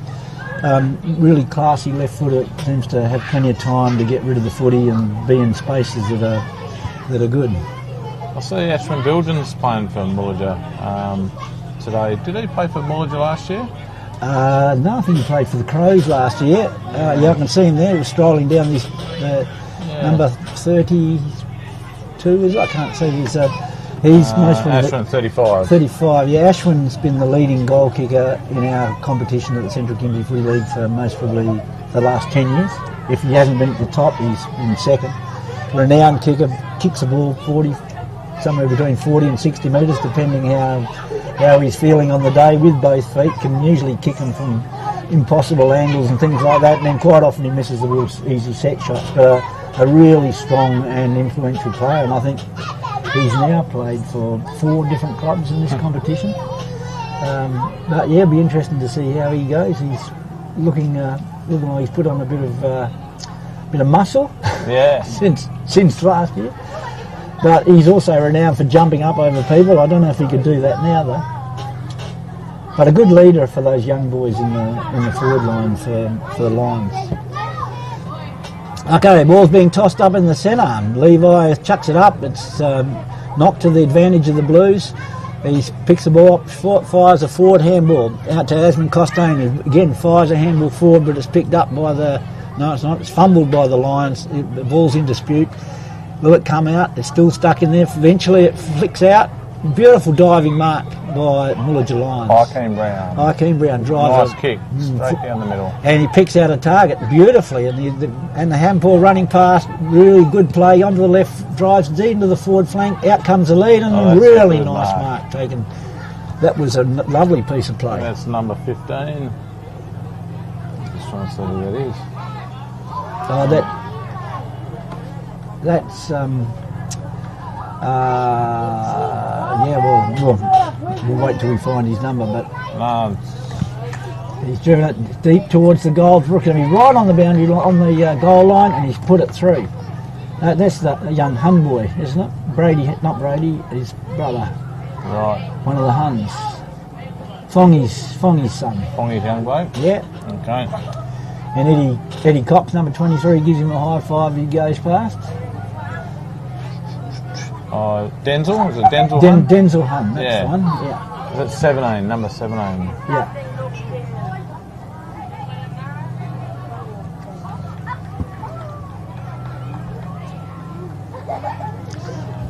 Ball's being slowly relayed back to the centre of the ground down here in Fitzroy. A beautiful sunny day, most probably 30 odd degrees. A couple of clouds in the sky, a little bit of breeze. Beautiful knock. Shark by the Blues, driven straight down into attack. It's dropped. The ball's dropped by the full forward leading out, picked up by the Lions. He's slung down to the ground. The ball spills to the Blues. Snap over the left shoulder, and it's through. Looks like it's through for a point. So that's 4 goals 1 to 1 goal straight. And if you have a look carefully in the at the goal umpire waving the flags, it's one of our junior girls who we've co-opted to do some goal umpiring, which is good to see the girls getting involved. Ball's in dispute in the middle of the ground. 1, 2, 3, 4 Lions against 1 Blues player. Second Blues player comes in and they can't escape with the ball beautifully. Pushes forward a pass. Picked up. Does a dummy around. Flicks out the handball. Ball falls to the turf. Brought out. Skewed off the outside of the foot. Up they go. Blues in front, and over the top goes the Lions. The ball flicks out. It's out of the pack. Again, it's in dispute. Sockered forward by the Blues towards the pocket. Lions have got it. Has one bounce. He's coming to this side of the ground. Doesn't look at the lead, sees one in the middle of the ground, beautifully picks off the lead for number 12. Turns onto the right foot, sees a player loose. There's lions running loose everywhere here if they can get it. They've broken it clear, beautiful pass, and hits hung on the chest, but it bounces off and now rebounded by the Blues. Runs his full measure, flicks the handball forward, a chain of handballs coming down this outer wing, but intercepted again by the Lions. LD picks it up, hits number 23, running past, had a shot for goal, looks like it's gone through the left-hand side of the goals for a point. I think that says, the score says 1-1, or 1-1-7 to 4-2-25. Ball's now kicked into the pocket, dummies the handball ball, and he's put under pressure by LD and out of bounds. Out on the full. That was number 48 for the Blues. Lyndon Dickens puts a drop punt into a leading forward to Ashwin Bilgen. He hasn't got the speed that he used to have, but he's got the smarts. He picks it up, flicks it over his left shoulder, goes across the face of the goals. Blues leading the chase. One bounce by young, I think that looks like Asman. They tackle, he stays on his feet beautifully. Looks down the ground, sees his partner in crime down there, picks the ball up on that outer wing, looks inboard, pops the handball over the top, flick back beautifully. Streaming towards the goals, he started to run out of leg, but hit his forward, good pick up. Again, they're still pushing the ball towards the goals, and there's been a free kick handed out to the Blues. I think that might be... That might be Dane Lanigan, I think, is it? I think that's Dane Lanigan. Yeah, he's again one of the Colts boys. Was held after he'd gotten rid of the ball. He's lining up. He's about 35 metres out on the angle. Drives to goal. Nice kick. And out comes that player. That's the principal of the school that we were talking about. What's his name? Yeah, I'm not sure. He hasn't got a number, so we're struggling with the number, but he's a little left footer and he pops it through. He reckons he's 40 years old. Well, he moved a bit like a 20-year-old then. The Blues boys get around him. They like the idea of their school teacher kicking a goal for them. So that takes them to 5-2, 32 to the Lions, 1 goal, 1-7. Cameron Landy, would that be correct? That's the one, Cameron Landy. And now the other white guy that's playing down there, the real solid one, he hasn't got a jumper. Do we know his name? He looks like, I think he's one of their school teachers as well. Beautiful pick up below his knees and showed some real skill and handballed it forward. Orlando Thurkel gets the ball out of the centre for the Blues, handballs it forward, the pressure's on. Hayden Button flicks it out wide, up they go. The Lions come down with the ball and I think might have been given a free kick. Yes, he now plays on. Drives out to the outer wing, 2-on-1 out here. Up they go, and looks like Genghis Bedford. Bush's ball's pushed forward by the Lions, turns onto his left, handballs to, but shark by the Blues, 1 bounce. Looks inside, misses with the handball, looks inside again. And he's run into pressure, and that, I believe, will be holding the ball. No, too high. Too high. That is that Nashawn Naguda? Or number 16? He's picked out Dane Lanigan, and he's seen the lead into the pocket. And not sure, don't have a number for the guy who's taken the Blues, who've taken the mark in the left full forward pocket for them at the police station end of the ground.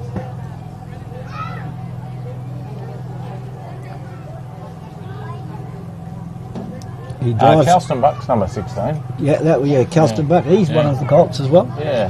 The Nookumba have got a real raft of really good young players that are a big part of that Colts team going to Broome. They missed that. That was a point. It's pushed out to the outer boundary by the Lions. They bring it down. A bit of a scrubby kick going down the wing, but it's out in front of Eddie Cox. He handballs to LD, turns onto his trusty left foot. Both of these guys are left footer and he's pushed over the line. 22. 22. Right, throw-in's happening. Renelius Cogley. Yeah, Renelius played for the Cats last year, so the Lions have. I'm pretty sure he played for the Cats last year, so there might have been a bit of recruiting done there. Ball's in dispute. Might be a bit of a put-together team too, because I see Liam Middleton's playing out there as well. So Yeah, a chain of handballs by the Blues through the middle of the ground. Young fella with the helmet, he's pushed in the back as he kicked Big Gill, he kicks away and he hits the man who did the little pick-up classy little kick on the left foot out in front. A bit too far out for our 40-year-old to collect it. Winston, looks like Winston Shaw bouncing his way. Four bounces he's having down the outer wing. He approaches the back end of the square, drives it deep in, but he finds one of the Blues batting. He turns onto the right foot, sees a player loose on that back flank, drops the mark. Big Orlando Dropped the mark, picked it up, handballs to one of his mates going past, gets onto his Nashon Narguda on his left foot forward, hits the pass, and I think it might have been out of bounds. Or no, he's taken the arms. He plays on, goes past the man on the mark, looks down, looks for the lead, misses that, and it's picked up by the Lions. One bounce through the middle of the ground, eyes off the middle of the ground, but well intercepted by one of the Blues. Swings out, dummies over, and gets dumped afterwards quite heavily, and the umpires have picked that up, rightly so. And there's the siren for half-time. I think he might have paid holding the ball rather than a dangerous tackle. Really? Wow. But anyway, it didn't. It didn't eventuate. So half-time score, by the looks of it, is 5 goals 3-33 to 1 goal 1-7. I think that's DeQuain wearing the.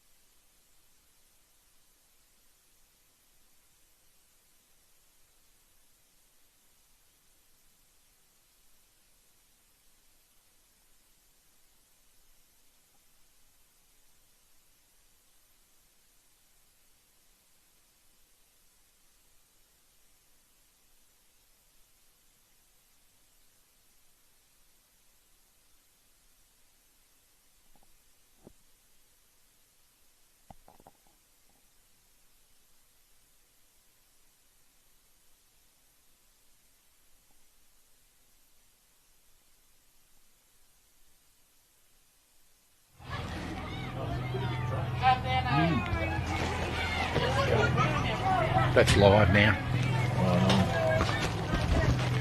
Thank you. Right, the sun's starting to go down and the shadows are starting to get long on the FCG. The ball's being chucked up in the centre of the ground by one of our main umpires, Ainsley Jack. It's sharked by the Lions, long left foot shot for goal, and I reckon he's kicked that. Yeah. That was some sort of goal within about 10 seconds of the bounce. Who kicked that? Yeah, unfortunately, they haven't put all the numbers on for all the players. It was number 3, and I'm not quite sure who number 3 is. But that was very impressive. It was a shot on the run from about 55 metres, and he nailed Bo it. Jones. That was Bo Jones. Ah, yeah. Well, Bo Jones he's a guy that's been around for a long time. He's from the Yearley community, and he's played footy up in the East Kimberley a fair bit. But he was a boy originally who went to school here, and he's put on a bit of weight, and he's certainly got a bit of a decent foot on him. That's some young Zeke Green in the ruck, and that's 2 in a row down, and now it's Akeem Brown streaming forward. Nice pass into the forward line, but the Blues have. Oh no, Akeem's back it again. Handballs to Ashwin Bilgen, who puts it on his right foot, standing in the goal square, dribbles it through. Number 15. The Lions coming back in a hurry. They kicked 2 goals in about a minute. Now 3 goals 1 to 5 goals 3. A couple of minutes into the third quarter down here at the Fitzroy Oval. Mark, it looks very pleasant looking out of the broadcasting box here from filming footy. It's a wonderful little viewing platform. It is a beautiful day here, about 30 degrees. Perfect football weather. Up goes the ball. The Blues win the tap, knock it forward. They stream forward. Hayden Button onto that trusty right foot, passes it forward just a bit too strong. Knocked away by Shaw. He knocks it over the back, flicks the ball around. It's flicked over the shoulder. There's 2 of them. Up goes it, Akeem Brown. Handball forward. He's going to fly it inside to Dingo. The ball bounces away from him. Now it's handball forward again. There's pressure on. The Blues are putting the pressure on. Number 22 is tackled with the ball, and he's been holding the ball. So good tackle by number 7 for the Lions. He wheels inboard, sees Eliza Dingo by himself. He breaks forward to the pack and beautifully tackled from behind. It's played on, they're playing advantage. The Blues stream forward, the ball goes over the top of the Blues player standing free. The defence gets back in time. The Blues half-forward flanker tries to barge his way through and has been pinged for holding the ball. That was a great tackle. Has a bounce, drives it long. That was Winston Shaw, and it's good mark by Akeem Brown. He's having some sort of influence. Beautiful kick. Spots number 12 here on the wing. Indicates for someone to lead at him. Big spoil coming from the Blues from behind. Pace is making a good effort there. Got the ball out. Dingo pushes the ball forward. And again, the Blues now are outnumbered by the Lions. The Lions seem to have picked up in this quarter. They're getting numbers to the ball. Good tackling by the Blues, though, is resisting that pressure. And the pressure by the Lions has been great. They get the ball. Number 11 now, Pace McCarthy. He's having a look around. Looks in the centre of the ground, not 15 metres. Play on. He flicks it over into the centre of the ground. Liam Middleton's number 9. He's having a game with the Lions today. Yeah. Number 22 dribbles the ball forward, hits the man the mark. The Blues are a bit scrappy at the moment. The kicks are not going to where they should. A lot of pressure on. The Blues look like they're out now, though. The ball's being pushed forward. He sizes his kick down into the forward line. Clean bowls the Blues player. Socked forward again by Winston Shaw. Beautiful tackle. The ball gets out. Both players spin in the air as they tackle the footy, put on the left foot by the Blues player. It's bouncing, it's wobbling, it's not going to make it. Blues pick it up. Handball to the top. Shaw pushes the ball into the foot of the players in front of him. He turns onto the right foot, snaps over the right shoulder, and is through for the point. Number 20 for the Blues. Number 20 for the Blues. That's Lawrence Biner. Yeah, Lawrence Biner, good player, been around for the Blues for a number of years, played a number of their grand finals. pretty elusive. He's also put on a bit of weight this year, so he'll be better for the hit out today. Right, looking straight down the centre of the ground to the leads that come down there, and Orlando Thurkle's picked them off. Good view. He's looking for the lead. He's put it down the middle of the ground, but straight to Eddie Cox. He swings onto his. Oh no, it's not Eddie Cox. It's number 22. He's onto the right foot. Eddie's a left footer. It's not him. There's pressure put on out there by Rick Kennedy. There's a whistle gone. Yes, he's been tackled without the ball. No. Levi, umpire Goodgie is indicating that Zeke Green's having a good game. He's rucking well and he's making position. Was that him there? That was Zeke, yeah. Oh, that's in the back, but not paid. Play on. Alex Ryan, one of our local school teachers, got the ball now.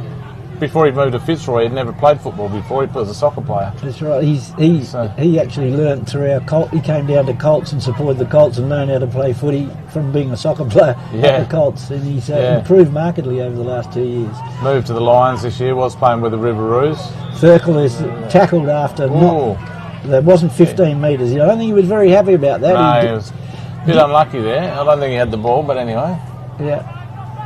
Ainsley Jack, the umpire, calling him to play on. Ashwin Thurkle pushes the ball forward and hits the target. Number 3.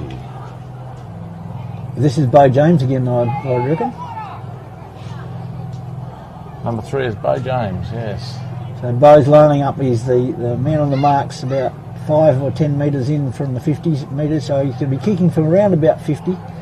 He's liking his chances. If he kicks it like he did the last one, it should sail through. He goes on that trusty left foot. Beautiful kick, but off to the left, I think. Away. Yeah.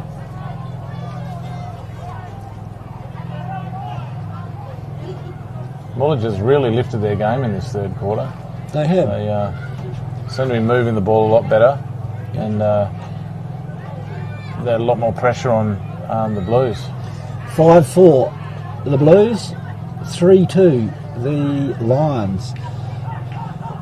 Yeah, there's been a fair bit more pressure put on those Blues boys now. They're not being able to run that ball. Zeke again, Liam Henry. To Ashwin Bilden now takes it in front. If he was another 15 metres out, I'd put my house on this one, but he's closer than he normally is, and quite often he misses the easy ones. I've put the mockers on him, so hopefully he'll kick this. And he just sneaks through on the inside of the post. You see the shadow past the post as it goes past. So he adds to his. He must have 400 or 500 goals in this competition. He's in his 30s now, and a couple of years in a row there he was kicking 40, 50 goals a year. Zeke Green coming off. It's good to see him playing so well because he's another one of our juniors who's been coming down for the last 2.5, 3 years and really improved his game and now playing senior football. It's good to see him doing well. Number 21 for the Lions coming onto the wing as Zeke goes off.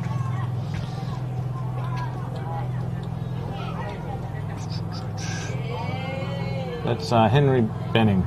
Right. I think he's a Mountain player from Derby. Ball's hit forward by the Blues, driven deep into the forward line. Will he go through for a goal? It might well bounce through, and does. Yeah. I believe that was Hayden Button. Hang on, they're conferring. No, they're not. They're just getting the ball back from down that Junju end boundary. Ainsley Jack, ex-football, and just dobbed a 50-metre drop punt back to Levi Goodgie, the central umpire. Levi's one of our main umpires, and as is Ainsley, the umpire our season games. Again, he breaks out of the centre, drops a 45, 50-metre punt kick into the forward line. Or a couple of fumbles. There's a handball, but it's scooped up by... That's Willow Williams. Yeah, Willow Williams. Another one of our juniors. And then the siren goes to three-quarter time. Sorry, cut across you there. That's right. It's another junior, Willow, who's went down to Perth this year to represent Fitzroy Crossing in the Next Gen Academy down with Fremantle. Takes a really good grab.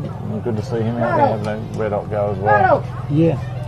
There's a the majority of the Colts boys are playing in these two teams. I would suggest and the Roos earlier on. Yeah. Any other boys that from the juniors, Mark, that you'd like to mention that participated and went on there was a Fremantle workshop and then one organised by Claremont, wasn't there? Yeah, there was. I think in the previous game, Alfonso Collard played in the Roos team. And there was the boy from Nookumba. Herwin Laurel went down with him. Yeah. I don't think Herwin's playing today. I haven't seen him out there. So they went down for this. It was the first Gen camp, wasn't it? Yeah. And did quite well. We had a couple of 13-year-olds that went in the last game. I noticed the guy playing in the forward pocket for the Baylor Bulldogs. Joel Smith. Joel Smith. Yeah. And he had the first shot on goal. And did okay. So he most probably he won't be playing in the seniors during the main season. He's a bit young. But there's a few of these guys who are in that Colts team are playing in the main league today. Liam Middleton's playing for Mullager today. Will he go back to the Bulldogs for the normal season, do you think, or is he going to play with Mullager? Don't know. Liam has played for mainly all his football with the Bulldogs and is their fairest and best winner, and he's also a runner-up Davies medal winner. Very good footballer, but sometimes these boys like to have a change and they marry into another family or they move to another community. I was talking to him during the week, and originally he was going to be playing for Bulldogs, but when I spoke to him today, he said he was playing for the Lions. But right.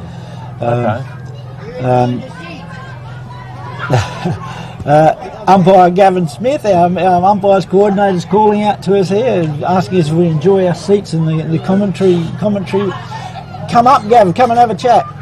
Yeah. Come up and have a chat. Have we got a microphone for you? Yeah, we've got an umpires coordinator here. One of the positions that we have on game day, we have a game day manager and a ground controller and an umpires coordinator. Gavin Smith, who is one of our local gang from Nullangadji community.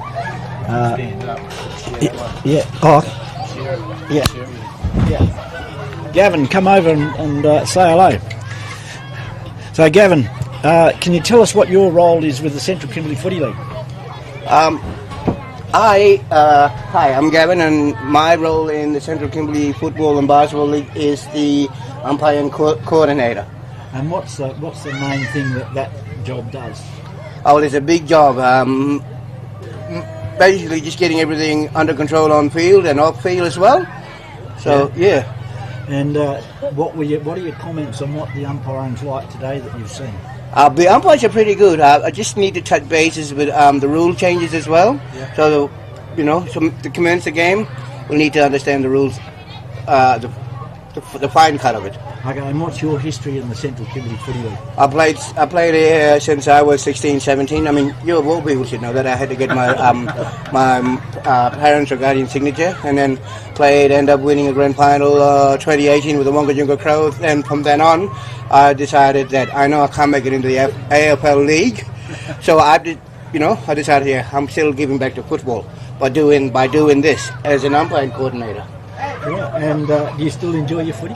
I still enjoy my footy, and then I'm trying to teach the young ones. It's not always about how you play the game. Not always, if you're a best player, but it's how you play the game. Yeah. Football. Any advice? I was going to say, you could tell that you were a good player in that Legends game last year. And that was, I didn't consider myself, being still a legend, but still in there, people saying you're an old veteran. Even I got my families and friends saying, you're an old dog with all new tricks. Really? I don't think the hamstrings was up there with your talent. So. Yeah, no, my talent, I reckon, it's still in there, but, still just need to dig in deep a bit. His body didn't agree with you. Yeah, my body couldn't agree with me. You said it, Jeff. Yeah. Well, thanks for coming up here, Gav. Good to have you here. No worries. We'll catch up with you again during the year, and we'll get your expert comments, and maybe no we'll worries, get commentating. I'll be down there then. All right, thank you. Cheers, Gavin. See you, Gav. Yeah, Gavin Smith, local legend and really good man, good handy man. He's a bit of a school teacher out at Bailey School who does languages and and also looks after all the kids, and now becoming one of the senior men in our league, and has been a real leader for us, mate. I was talking to him today just about how passionate he is about keeping the Gooniyandi language alive and making sure that the next generation of Gooniyandi young people know the language, and he's passionate about teaching it at Bailey School where he does. Yeah, I was hoping to recruit him to be one of our sport and rec deliverers, but my wife, who's a language specialist, warned me off, said no, we want him to teach language out at Mullager and Bailey and at Fitzroy School, so I've had to hold back on that. Umpire Goodgie chucks the ball in the air, up they go. Orlando Thurkel wins the tap, the ball spills to ground, it's in dispute. The ball finally bubbles out in front of the pack. Number 21 picks it up, swings onto the right foot, pushes it deep into the forward pocket. Out comes Alex Ray. He soccers in front of the pack. It's picked up, one bounce coming out on this wing, two bounces, pushes the ball to a lead further down the ground. 2-on-1 to the Blues, but the Blues win. Number 16 pushes it forward to a leading centre forward, but the Lions cut it off. Dummies one way, Dummers the other. Ikeen Brown, it looks like.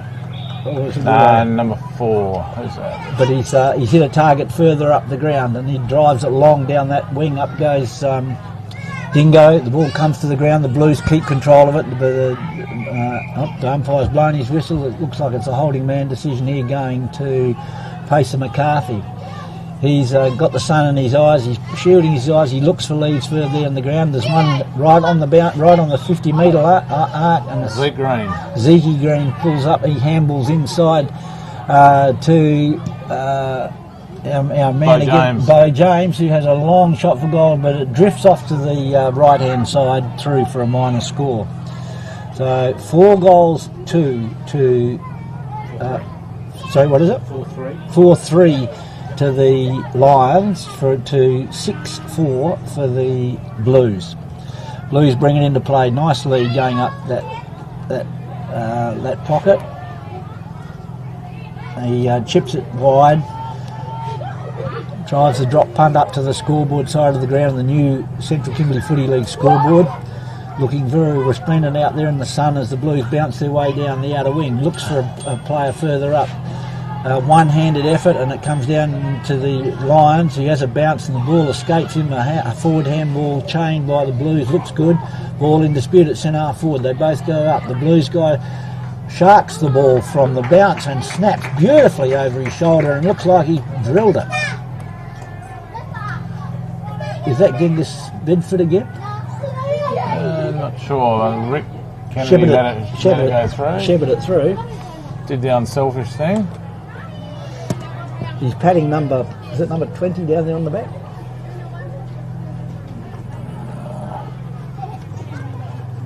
It was from the Blues full forward. Orlando Thurkel wins the knock in the centre of the ground again. They're becoming quite a potent force. Aidan Button and Orlando Thurkel, the understanding between the two. The ball's picked up by the Lions, pushed forward onto the 50. Pacer McCarthy goes for the ball. It's in dispute. It looks like, who is that left footer out there? But he's starting to run a mark. Number 6. And it's marked on the outer wing over the top by the Blues. He goes back, has a look down the ground, looking for movement up ahead. They're called to play on. I think that might have been Lennox Bamber. Actually. Lennox Bamber, yeah. And Lennox he's number 9. He's played some really good footy out of that back pocket, and he's been linking up with Nashaw and Narguda on the wing.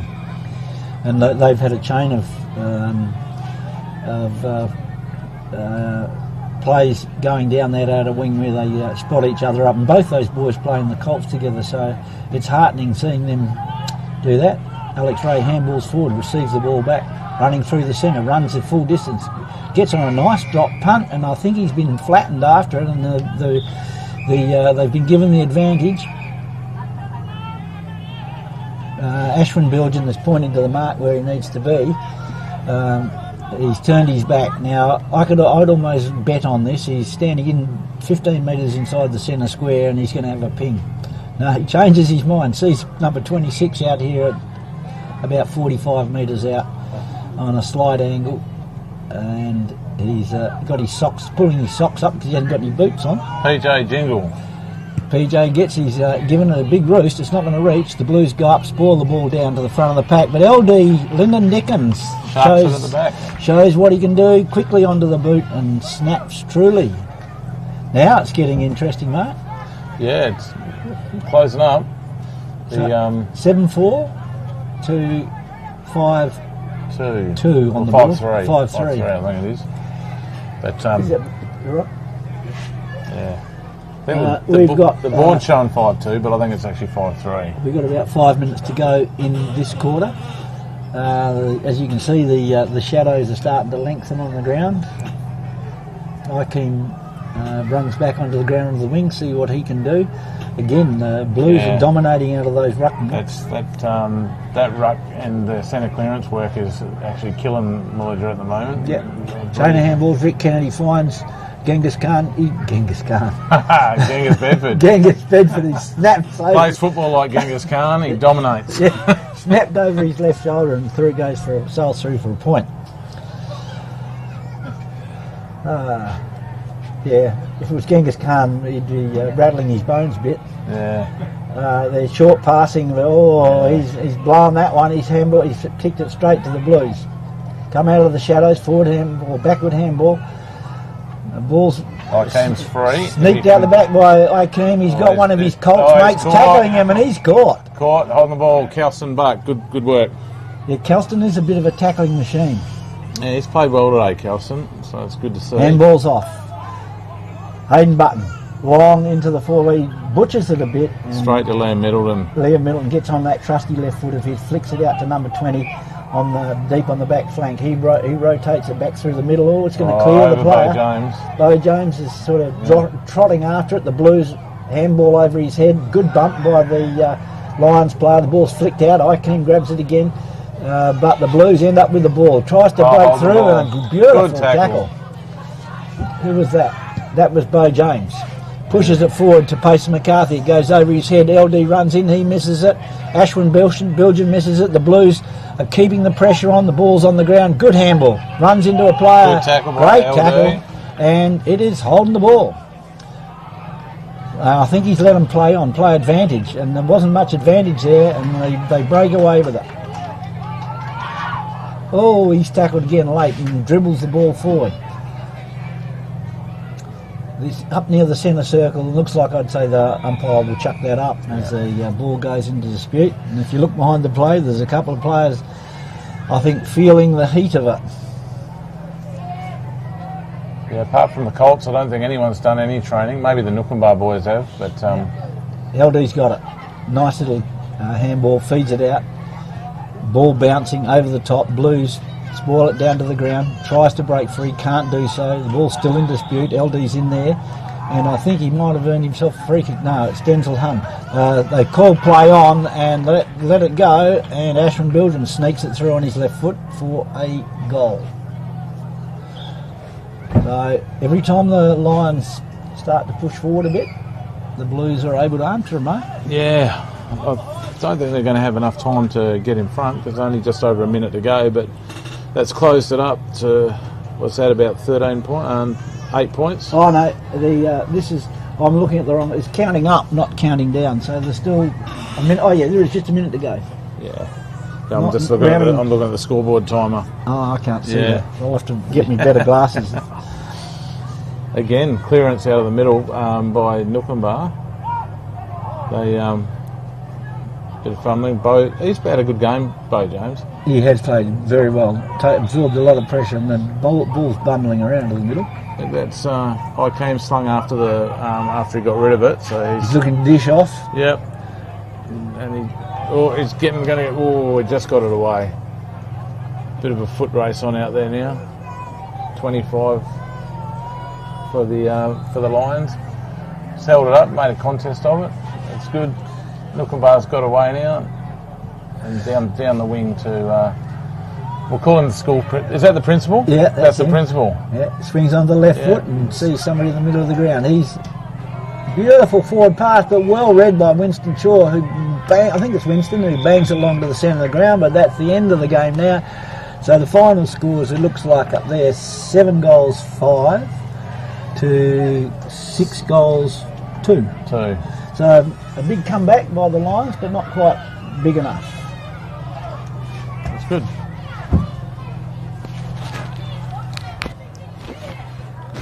Rick won't.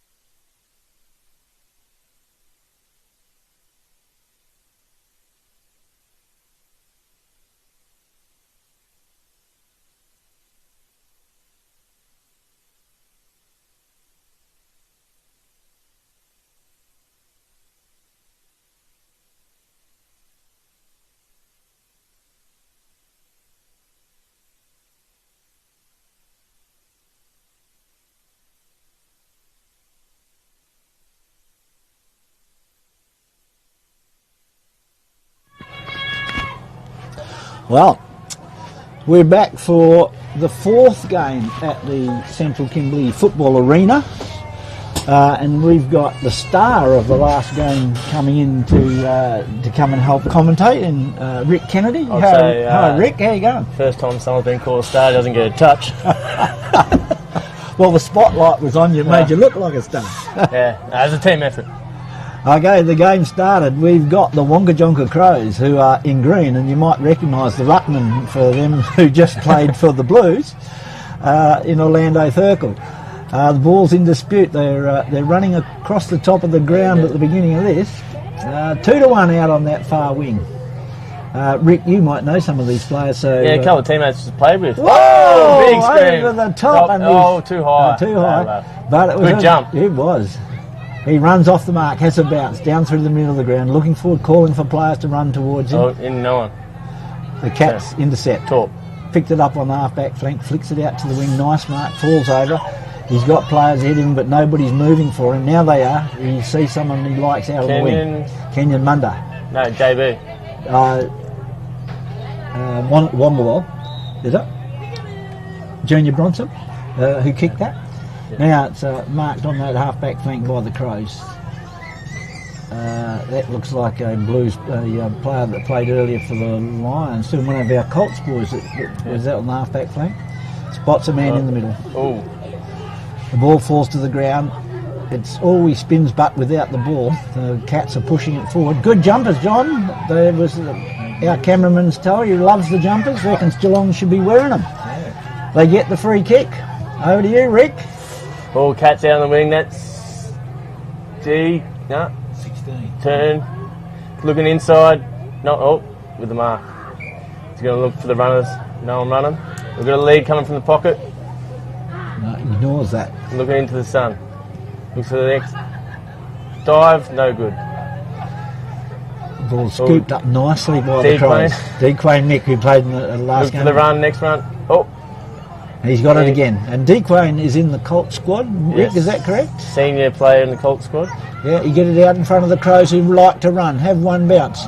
Looks inside. Pops a nice pass down to the forward line. Well sport by the Cats. The ball's in dispute going towards the boundary line. Picked up by the Cats. Flicks a handball out the back. It's covered by the Crows. Now the Cats have got it. On the go, looking down the wing. He looks for a mark in the middle of the ground. Carla Munda, was it? Callan Shovel. Carlin Shovel. Picks out his own player on the wing. Keeps running. Gets it back.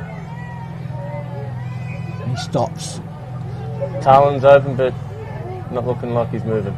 There's not much movement up in front of him. It's a bit different than the last game. The last game had a lot of movement, a lot of running. Orlando Circle picks the ball off on the half-back flank for Crows. He's looking in the middle of the ground. Pops the drop punt in there. Oh, there's Herwin. Oh! And the good spoil, he picks the ball up. He's indicating for him to come forward to him. Pops it on the left. Beautiful pass. And he hits him right on the 50-metre line. He goes back and to take his kick. Number 11. Not sure who that is. I think that could be Ali Hobbs, Senior. Number 13, I reckon. Oh, yeah, it is. It's Ali Hobbs Senior. He'd be 45 years old. Doesn't make the distance. His 45-year-old leg hasn't got quite the stinging as it did. The Cats now break free. He's 40 metres in the clear, has a bounce, pops up forward, beautiful pass, hits number Kenyon Munda, who looks in ground, finds his player, working down the middle of the ground. He scrubs the kick, but it gets to the player. He swings on to the left, but he's covered, up they go, and picked off by a young Daisy Bell. He sees a target further up, nice tumbling mark, turns onto his right, pops it over top, he's got runners everywhere. This is Dequane Mick again. He goes one way, then the other, does a Murphy Reed handball over the head. To no one. To no one, bumps him off. The ball's in dispute on the boundary. It's being locked in. No, it's been knocked out again. All the tackles are coming left, right and centre. Beautifully knocked out into the path of a Cat who pops it forward to a man standing by himself, number 19. Dummies with the right foot and then goes onto the left. Brings it down the flank to a very fast leading player. Herwin Laurel drops the mark. He's gone back in. No, he's Carlin. He does the old palm off. Ball in dispute. 42 picks it up beautifully. Puts it out in front of his man. He's being chased from behind. Number 3 pops it forward, sees a man loose on the corner of the square. He sees another man loose inside the 50-metre arc, and a really nice, neat drop punt finds his man about 45 metres out from goal, almost directly in front. What do you think of that passage of play, Rick? I'm very impressed by your commentating, actually. Don't say that. The people who are listening mostly don't like it at all. I can't, even with my glasses on, I can't see who the players are. And the last game when Lonnie Wilson broke out of the centre and kicked that 50-metre goal, I attributed to Hayden Button. Yeah, no, we said let's let him have one. Now what's happened there? Looks like we've had a goal scored. Got one that just... Number 23. Your mate. One you've been talking about. Hobbs. Got his own hands on his... Ali Hobbs. Yeah, Ali Hobbs. Yeah, yeah. Well, he'll be happy. We'll hear that story a few times during the week. Does it remind you of your attempt on goal down there today? I don't think I even got an attempt on goal. It was all about the young boys today. Oh, that's what we like. And it looks like this Cats team is very young today. It is. Now, how did you rate the Blues? The Blues were very impressive. What were the best points? Just the run and carry. Yep. Up they go in the centre. Big JB. Is it JB?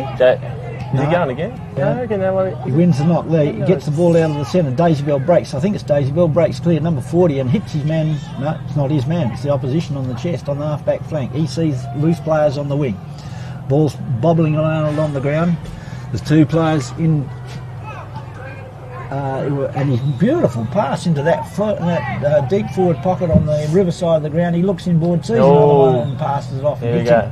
Now we know Herman Ploy doesn't have the leg for this one, so I reckon he's going to look for someone late. This is Herman Laurel? This is Herman Laurel. Age 14. He's just had a trip to Perth representing Fitzroy in the next generation Fremantle Academy. And a good little player. He's gone on the top. He's gone on the top! He had the distance. And it looked like it clipped the post. What's the decision? It's all clear? Out of bounds. Out of bounds on the full. Right. And isn't that your full back for that's Latrell for the Colts. Yeah, Latrell. Latrell Lamardi. Then Marty, yeah. Lamardi. Yeah. Yeah, he's played a pretty decent Zion game. Newell, who just kicked it out of the pocket.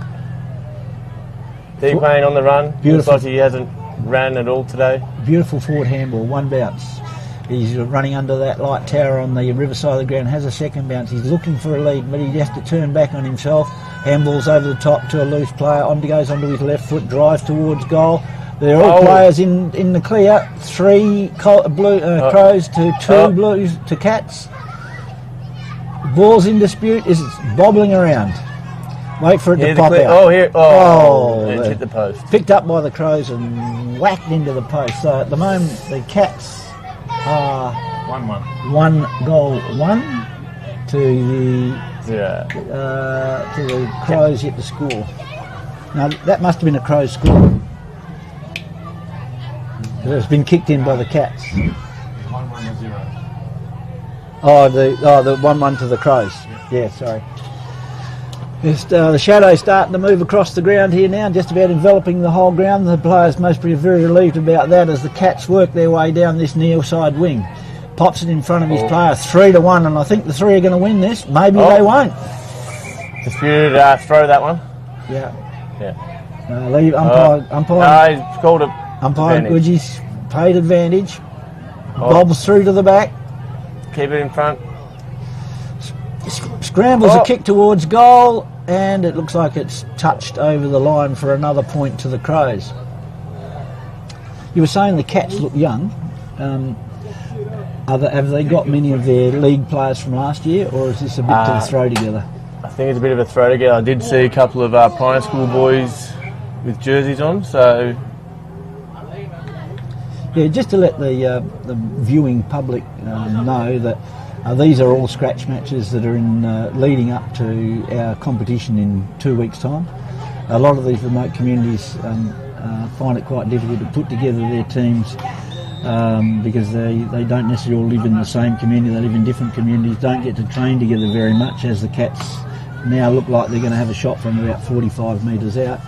And so we have this round for after the siren goes, and he'd be about 42 metres out, so he's mostly kicking from about 45. That's if the 50 metre mark got painted at 50 metres. It was. I measured that myself yesterday, mate. So, who's kicking this? Is it Callan Monday? Looks like Callan. Yeah, a big, strong version of him, and he's made the distance easily. He's pumped that through for a goal. Yeah, Callan Munda. Doing Callan Munda things. Yes, Callan Munda is about 20 kilos heavier than when he won the Davies medal about 4 years ago, but still got those skills and evened the scores at the end of the first quarter. Your view on the first quarter? Probably it's a show of what the game is. A bit of boys who are playing their second game, so young boys moving around. They're just sort of working out who's who out there. I think the second quarter might move a bit more free, and I reckon we'll see a few more goals scored. Now, just go back to the last game between the Blues and the Lions. You know a lot of those guys in there because they're in your Colts squad. A summary of any of those guys and how they played? It was great. It was good to see them all doing the things that we've been training. They were just running. They were finding their space, running from behind, picking up the hand passes nicely, and just their pressure, their hunger for the ball was exactly what we've been training for. And there's probably a handful between the two teams, and if we chuck a team full of those little hunters in a pack, I think we're going to go pretty well. Give us some names and what you thought their best exploit was. For the Blues, it was great to see Lennox doing his thing off half back. Where That's Lennox Bamba? Lennox Bambra. Yeah. Coming off half back for Blues, that's just what he does when he plays footy. He competes great. And he just loves that wing. He sees open space and he just wants to run in it. And then he can spin and twirl and get free, get a kick and set it up moving forward. And then was Nayshawn on that wing in front of him? Nayshawn was, there was a lot of link-ups between Nayshawn and Lennox. Even Dequane was on the other wing. It was that's Dequane Mick. Dequane Mick, he's the senior player. And Nayshawn Nobuda, yeah. Yep. And then we had on the lines, there was Ikeem Brown. He was in the midfield, just tearing it up. He every time he got the ball, he'd break free, kick it into, have a scoring opportunity from that. Willow Williams was doing the same thing. He was in the forward line, midfield and back, and when he got the ball, you don't know which way he's going to twist and turn. The little kid. I think he turned me inside out. One of the things from last year was when we went down to play in that Colts competition, we didn't have a very big team. This year there seems to be a bit more size, particularly in the forward line. I see Genghis Bedford kicked a few goals and he's got some decent size to him. He's going to be a handy addition to the Central Kimberley team. Definitely handy size, and I think he can back his size as well, the way he just sort of throws himself into a pack. He's got great hands as well, so even though he's throwing himself into a pack, he can take the big grabs, and he's got a beautiful kick on him. So and in that game, I think first quarter he might have got 3 straight up. Yeah. And I think he was pretty happy with himself. So I think we'll just be feeding him in that same position in the Colts. The Fitzroy Saints, as we call ourselves these days, have been renowned to be a small mosquito fleet, and ball pressure is one of the things that sort of won us a few of these Colts championships. Any more big guys that impress in that side that can feed this mosquito fleet? Lanston Wallaby, he's just a beast of a player. Don't get in front of him because he's going to go straight through you. And when he gets the ball, the whole team backs behind him and they just want to run with him. He's a beast. He loves the back line, and he brings that sort of bigger body presence, which we do need. And then, but I think compared last year with that Colts team, last year we were all learning. We were a young side. had a go at coaching them. I didn't know pretty much the majority of the boys. This year we've built something special, and I think we're actually looking like a team, and everyone's excited. Kenyon Munda? Kenyon Munda, yeah, he can jump, that kid. So I don't know where he'll play, but wherever he plays, he's going to do damage. And some of those younger guys like Lyndon Nichols, I think, kicked 2 goals in that game. Just crumbing in the forward line. His goal sense is next level. He can get a ball, twirl it on his finger, and he can turn anyone inside out, and he just always knows where the goals are, if he's setting up a goal or if he's having a shot on goal. His game sense and his balance on the field is amazing. Right, the players are back on the ground for the start of the second quarter. Ainsley Jack, one of our senior umpires, is chucking the ball up as the little kids are still trying to clear the oval. The Crows pick it up, break free, but a bit of pressure put on the ball carrier, but he gets his kick away, and the Crows standing in front take the mark, and the Cats player didn't have much opportunity to get his fist to that. Good positioning in the front of the pack. He's lining up. He's most probably 30 metres from goal. Straight in front. Let's go. He's pushed that out to the right. Yeah, right. And it's a point to the Crows, which makes them 1 goal 2. 1 goal 3. Well, we've got another one here. Carlton Buck, he's another Colts boy. He's found some space. On this side of the ground where the ball's coming down. He's about to take this mark. Yeah. He's looking down the ground. He's a bit of a tackling machine, Colston.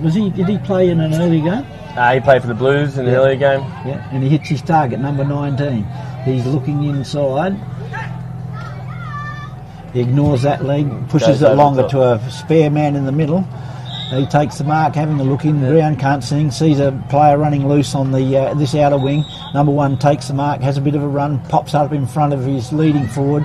He gets the ball deep into the pocket, hooks it back towards goals, and it was dropped on the last line of defence, but then scooped up by his teammate, which is good. Lando Thurkel stood and waited for the ball, and the ball eluded him. One of the Cats now pick the ball up, centre the ball to the middle of the ground, one-handed attempt to take the mark. The ball spills to the Crows. There's a bit of bubbling around going there. They might pay, but no, they get the ball free and now hook the ball towards the middle of the ground. Up they go in the middle of the ground, almost a nice mark to the Cats. The ball spills over the back of the pack. The Crows are in best position to take advantage of that, but the handball goes straight to number 11 for the Cats, number 8 for the Cats, who swings it to his teammate, sees a player on the point of the square. He looks further down into the pocket, and the lead, and a beautiful kick, about a 45-metre pass. He's about 35 metres. He looks for a lead in the middle of the ground and picks it out, about 30 metres out on a 45-degree angle. He's looking around like he's not all that confident to kick this either. There's a player tempted to run past him and then decides not to. He loads up, not confident of the kick. I can see why he wasn't confident of the kick, but the ball falls nicely into I think that might have been one of those primary school kids. Right, well, he deserves a pat in the back because he did well. He hit his man on the chest. Can't work out who the guy is with the ball at the moment. 7. I haven't got the list of numbers with me here to know. Mark took the phone with him that had on. He's lined up for goal. It's swinging to the left, but it's swung through the middle. Goal to the Cats, takes them to 2 goals straight. To 1 goal 3-9. Rick's waving to his wife down here, Emmy. He's waving for some water. Multi-skilled Rick Kennedy, coach, runner, fight breaker upper, all-round good guy, and commentator. The ball's tossed up in the middle of the ground by Levi Goodgie. A big thump forward by the Cats. 2 of them run forward to the play. Can't pick the ball up, paddling in front. Round he goes around the player, but unfortunately his kick falls short, and the Crows pick the ball up on a full back line. He drives the ball out into the wing. He's going back, having a look to see if there's anybody on offer. There's not much run happening at this time of the day. He does pop it over the top. There's a bit of pressure put on, but the Cats get it back. Number 17 swings in the middle of the ground, goes over the top of his player, bounces into the middle of the ground. The Crows pick it up, picks it up, sees a target in the middle of the ground, pops it to him. He sees a runner on the other wing, puts it out in front of him. He goes onto his left foot, drives it long towards him, half forward. Up they go. Ali Hobbs over the top, and I would think will be paid the mark. Is it nut? Play on. Play on. And the Cats get the They're ball on the there. run. Here we go. I think that was a good decision. Funnel. Got a tackle, ball up. The couple of players looking like I think they're looking like for a bit of time. Yeah, the cramp starting to set in. As the sun goes down, the lights are on at the Fitzroy Crossing Oval. A nice crowd in today, Rick. It was for a set of scratch matches. It's great. It's great to see community back. Footy's back. Smiles are back. Here we go. Filming footies here. Nearly a good mark by the Crows. Oh, he runs over the top of one of the Cats boys who just passed it forward, flicks out the handball to a guy running past, sees a player in the middle. He's free. He sees players loose on this outer wing, puts it out in front.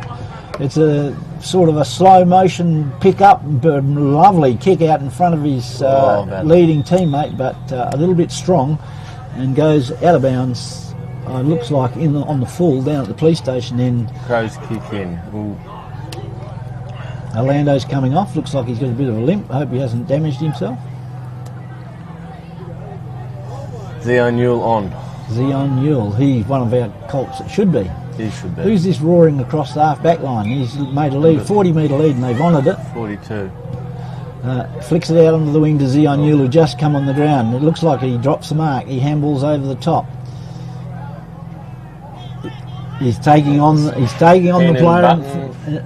It was Keenan, was it? Yeah. He took him on, busted through, but the Cats have got the ball. Handball's off. Proper kick was going in the direction of Zion Newell, who takes the mark. He's looking in the middle of the ground. That's where it goes. There's a couple loose on the outside of him. Will they get it on? Yeah, nice little left foot pass out in front of the Crows. The Cats man read it better than both. Picks it up, gets onto his right foot, delivers forward beautifully to one of the little guys up forward. Bit of shepherding going on. He pops it over the top. He's got another little bloke in front. Might have a couple of school kids kicking a goal there. It's floating and floating and floating. Unfortunately, it doesn't go into the goals. Casman cleans it up from the back line. Who was that? Casman Callan. Kevin, beautiful. This is Latrell, your man. Yeah. Kicks into the man on the mark. Ball spills down, but Cats all alone by themselves in that forward pocket. It's been smothered. The man on the mark came from nowhere. What did Dennis Committee say that when he famously chased down like a librarian? Yeah. Richard Yamalulu's scrapping for it, gets it out. Which one's Richard?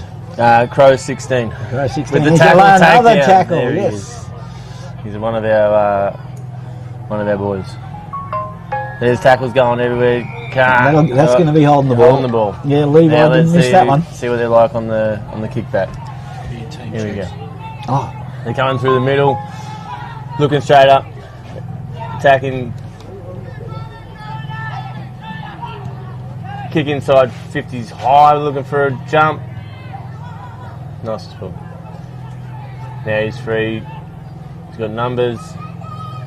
Cats are attacking the outer side wing. No one go forward. Oh, that's the last game. Oh, is it? Yeah. Gone inside, chopped up by the Crows, and now they're coming back. The Cats. No, you're doing well there, Rick. We left you alone for a little while. Yeah, I'm trying to find my way. And great lead up. He's cool. He's going for goals. Now this is the goal they practice. And who's this kicking it? Don't know who that was, but I'll tell you what, he's nailed it. And he's got it. No. 1 point. 1 point. I thought he was down at the Junger end of the ground, kicking into that afternoon sun. We'll give him the benefit of the doubt. Yeah. So the score at the moment, 1-4 to 2 goals straight. So there's only 2 points of difference here at the Fitzroy Crossing Football Oval. The fullback's looking around and seeing if there's any movement. There's not a lot. There's no movement. There's 1, 2, 3, 4, 5, 6, 7 of the Crows players blocking up the space. Kenyon Munda. And he picked out the tallest bloke, which was handy. And as he goes to kick it, the siren goes. Half time. For half time. 2 points the difference.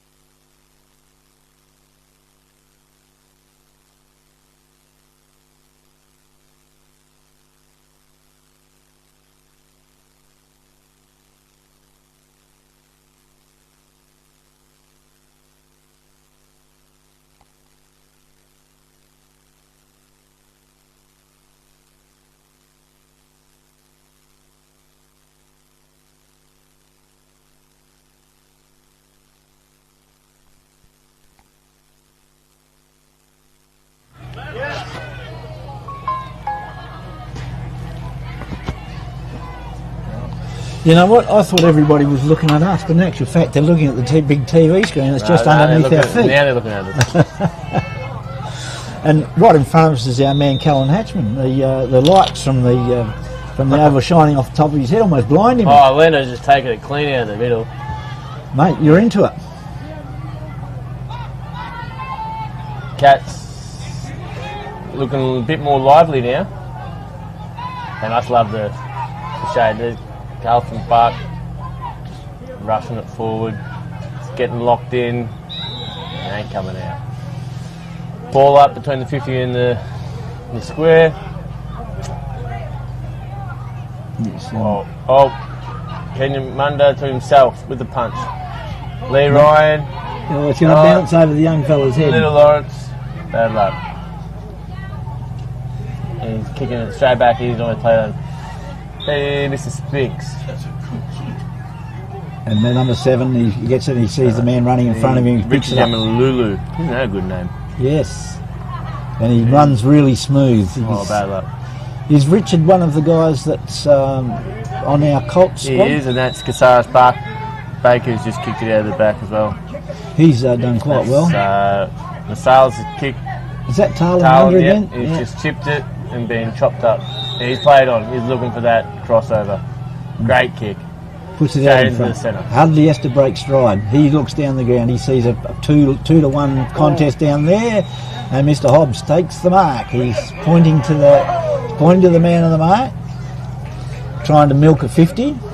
Now he's saying, "I'm going to have a shot for goal." We'll see if his leg is still standing up to the pressure of senior footy.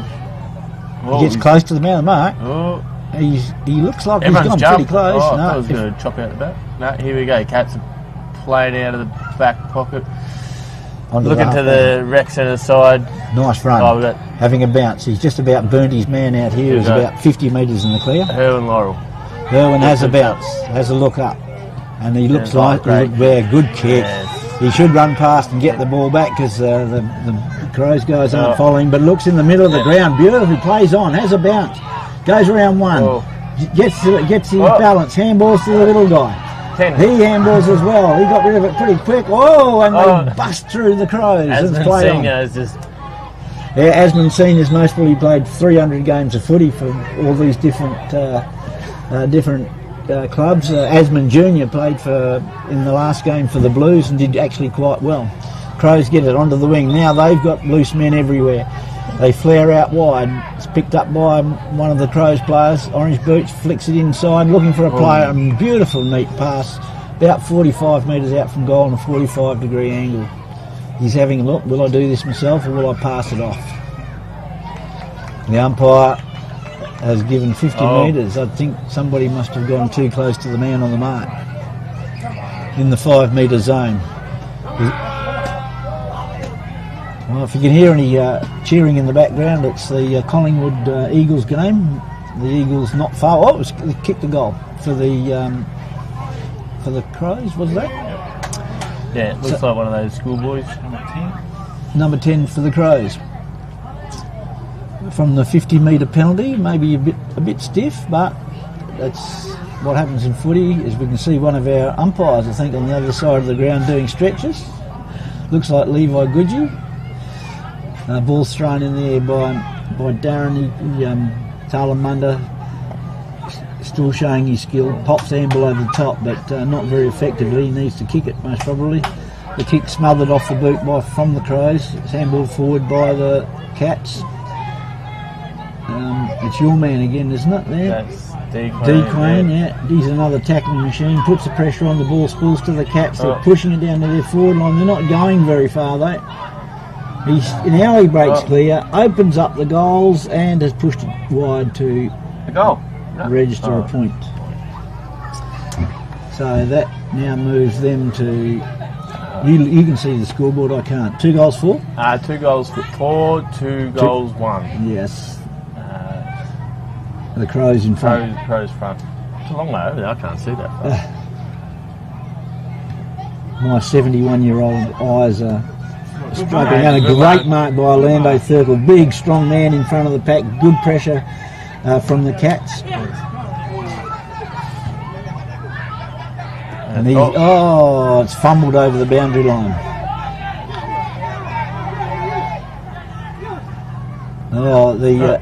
Last man, and he's going to pop it out of bounds. No, it bounces in. Bounce off the cone, I reckon.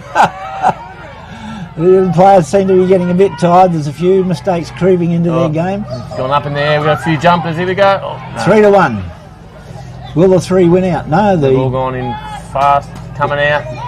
The Cats. No, the whistle. In danger. The whistle's gone. Damien Cherubin, the umpire, one of our long-serving umpires and an ex-player from the Baylor Bulldogs, who's been umpiring, made that call. Brody Yambo's just done his fullback duties, and Latrell's kicked to space. There we go. They got numbers up in front. Dequane Nick. They're running in front now. He's going to dummies the handball, then sees the lead, but beautifully picked off by the Cats. That was really well read. Just floated in from behind. Now he turns onto the right foot. He crosses to the other side of the ground, opens the play up, but he hasn't got any movement in forward of him. So he's got to come back into the centre of the ground. He stands, waits for another lead to come. There's a lot of hands in the air waving and not much running happening on, but he's got 4 players out here. One of the little guys gets the ball, pops it beautifully to number 10. He marks, looks inside, sees a player in the middle of the ground. He's got players on the outside of the ground running for him, but unfortunately picks out a crow. 40-metre handball into the middle of the ground. He flicks off the handball as the other crow streams past him, left foot wide out towards that light tower on the far centre forward flank. 2 crows to 1 cat. Over the top. Will he be awarded a free kick? Yes, I think there's a push in the back. And the free kick will go to the Cats. No, go to the Crows. Starting to get a little bit dark before the lights cut in here. It's around about 5 o'clock at night, and the sun sets fairly early here. In the dry season, they go across ground, and it's picked off by the Crows. Casman Callan? No. Don't know who that is. Number 19. Yeah. I don't know. I've got my list, but I'm 18. Is it? This is what they call the blind leading the blind here. Our apologies to our listeners for the not being able to name the players. And maybe he's done well. But he's nailed that kick. He won't like the fact when he watches this again and we can't tell everybody his name after that beautiful kick. But anyway, we're learning as we go along. Hopefully during the season things will improve and we'll be able to become better at this game of commentating. As the sun sets slowly in the east. No, west. West, that's right. Yeah, sets in the west. Sets in the west, gee. How old are you? Oh, too old. Forgot which side the sun rises and sets. I was looking east, that was the problem. Oh yes, yeah, I'll give that one to you then. I can see the sun on the trees and the oval on the other side, the eastern side of the oval. Yeah, that's my excuse. Look at this kick inside, what have we got? Got a little guy? And 2 big guys, and the big guys win. Pops it forward to the runners. He takes a nice mark, asks to play one. Runs past 3 players. Puts it on his left foot over the top, nice as a Zion Newell, but he doesn't try very hard and he's outstripped by the Cats guy coming forward. His target trips over but has enough time to stand up, dummy over a few, handball over his head. And he's gone right across the goal. That's young Bilgen, isn't it? That's one of the Bilgen boys. Right, ball being brought into play. Owen Laurel's doing his best out there. Great forward pressure. And there goes the siren. 3/4 time. 3/4 time. Look, he's picked the ball up. He reckons he's going to run and have a shot. Quite an entertaining game. The score's close. Yeah. So, what's the scores up on the scoreboard there? 3 goals 4, 2 goals 1.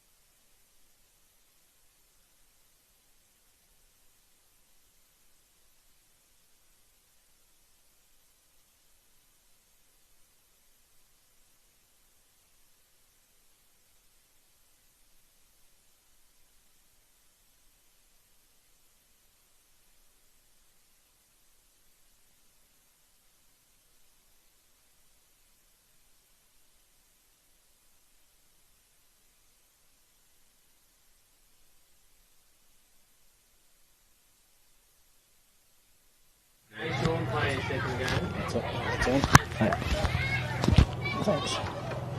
I think there'd be 8 boys out there between the two teams playing their second game. Right, I think we're back on air, and well, while we were off air, Rick, you were saying that there's about 8 boys out here that are playing their second game today, and these are the Colts boys. Yes, yeah, all Colts boys, which is great. They're getting as their coach, you'd encourage that.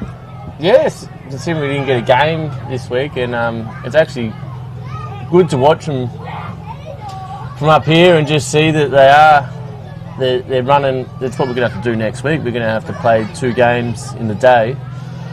And to see them still running now and actually having an impact of the game is amazing. They're not showing any signs of weakness. Here we go. Ball's thrown to the centre. The Cats win the clearance, as they did in the third quarter. Bang it long to the goal square. One of the Crows is down there to be intercepted. A flick over the shoulder towards goals, and I think it might hit the post. Everyone's kicked it. Is another goal? Crumbed it in the goal square and got it on his foot. Right, some good crumbing down there in the goal square. A bit difficult to see. Starting to get a bit dark down that end of the ground. But so the Cats now 3-1 to 3-4. 3-1 to 3-4. So they've snuck within 3 points of the Crows. The Crows did this a bit last year, but it's a bit hard to judge this game because obviously there's so many different players playing that didn't play last year.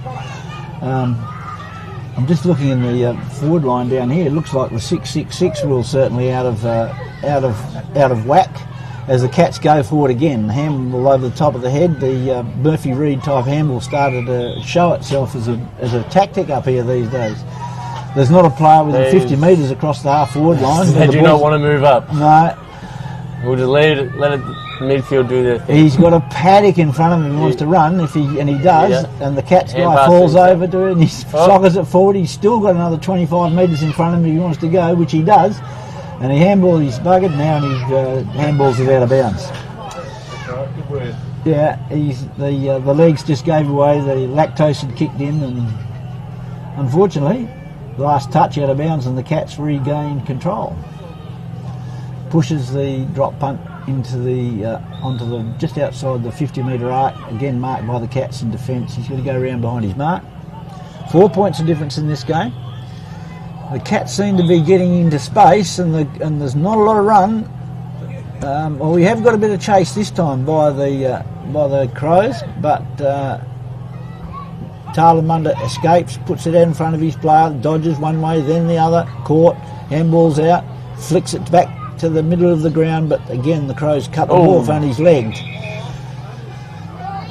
He's got a couple of loose players out on the half-forward flank on the wing on this side of the ground. Kieran Ridley goes one way, then the other. Kieran was the youngest, fairest and best winner in our league a long time ago as a 15-year-old.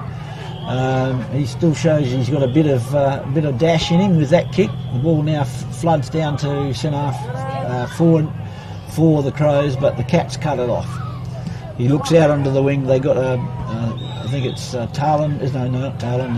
JB, yeah. JB marks. He sees a target in the middle of the ground, picks it out and he puts it in front of him. You've got 2 players there. The Crows slowly jog towards him. That kick didn't go very far and picked out one of the Crows, who then gets gang tackled and holding the ball. Plays on quickly. Swings it over his left shoulder. Up they go, and the Crows drop the mark. There's a few mistakes being made, and looks like the umpire's paid a throw to the Crows. So he's looking out here on the school side of the oval, and he's given him 50 metres. Again, he's the only one running. Everybody else seems to be walking towards the goal, so there's not a lot of movement. He has got a player free on both sides of the ground. If he has a look, he'll see in the middle of the ground Kieran Ridley streaming forward, takes the mark right on 50. He backs off, has a look. He's got a couple of players leading for him. He ignores those, goes long to the goal square where it's 2-on-1. The Cats drop the mark. The ball turns over the back. There's a attempted soccer and a beautiful tackle, but he didn't have a chance to get rid of it. Ball up in the goal square. Let's see how they set it up. Fast goal. Yeah, we've had a few crumbing goals at that end. Big thump by the Cats. Didn't go far. We'll try and crash them and bash. They do escape now. He has one guy coming through the pocket. Running out. Nice kick by Great. Callan. Over the top though. Zion Newell gathers nicely for a big bloke. Tries to duck into the tackle, and that'll be holding the ball. Holding the ball. Oh. Yes. Ainsley Jack, our umpire, central umpire, says holding the ball, a really good decision. He now looks on the other side of the ground to a runner running through to the middle of the ground. Does nicely. Picks up his left foot, drills it down the ground to another free catch player on the inside of the square. He handballs forward. He's looking for goals. He pops it over the top. There's a diving attempt for a mark. The ball spills free. It's in dispute again as the Cats gather in numbers. A side kick off the right-hand side of his right foot, and he's got a point. That was a good passage of play, a lot of effort. Unfortunately, they couldn't get their rewards. Yep. Not a lot of pressure on those players through the middle of the ground. A number of the players tired this time of night. This is the last game of the day as the sun sets gradually in the west. Good competition on the thing. Zion Newell, much bigger man, was able to get the ball inside, and it's been flicked across the face of the goals. It's floating out to that far pocket. The Cats are there. He does an inside-out kick, and I think he's scored a point. So the score now is, Cal? 1 point the difference. 3 minutes to play. With 3 minutes to play. Our cameraman is right on the ball here. Thank you, John. The ball's flicked out to this far wing near the boundary line. He's got a man over the top. If he wants to use him, he doesn't use him. He looks inboard, sees number 3. He fires the handball forward. It's fumbled. It's picked up by the Cats. They might well be able to get the score back now if they can get it forward. This flicks the handball. Big torpedo to nobody in particular. They're lining up underneath it. There's 3 cats to one. Sorry, 3 crows to 1 cat, and now the numbers equal up. Carlan Munda tried, but he breaks through the Cats man, breaks through the balanced it on his head. Beautiful bit of juggling of the ball there. Picked up by the Cats. There's a man free. Will he take the mark? Nah. Yes. Oh, well done. Nah. He's bobbling it around. Handball's over the top. There's going to be a rolled goal, and it's going through for a point. We might end up with a draw here. No, we won't. That's a goal. The tricky little forward pocket snavelled the ball as it hit the ground, put it on his left foot, and right through the high diddle. We've got 2 minutes left to play, and there's 5 points of difference, I believe. Can you read the score? I cannot read that scoreboard. 27 to 22. 27 to 22. I hope everyone else is having trouble reading that scoreboard, and not just me. Well, my glasses are fogged up, so I can't see a thing. As the kite hawks circle around us up here, we're looking for a feed, aren't they? Fairly high in there. I don't think we've got any hot dogs here for them to pinch. No canteen today, unfortunately, but I'm told by my darling wife that the canteen will be operating for the first round of fixtures, and hot dogs will be available. Now the Crows might be able to pull this back in the dying seconds of the game. They found a target in the forward pocket about 25 metres out on about a 60-degree angle. I can't tell you who it is because he's got a dark green jumper with a dark black number. Lots of people moving around. But he's lining up. He's going for it. Oh, no. 70 seconds to go. He looks inboard. Here we go. Kieran Ridley spots somebody else much closer, only about 15 metres from goal, but still on a tighter angle. Yes. 1 minute. 1 minute to go. He's backing away. He doesn't know the time because he can't. Well, maybe he would be able to see it on the scoreboard if he didn't have his back to it. He's going to look for another target. And he found him right in front of goals.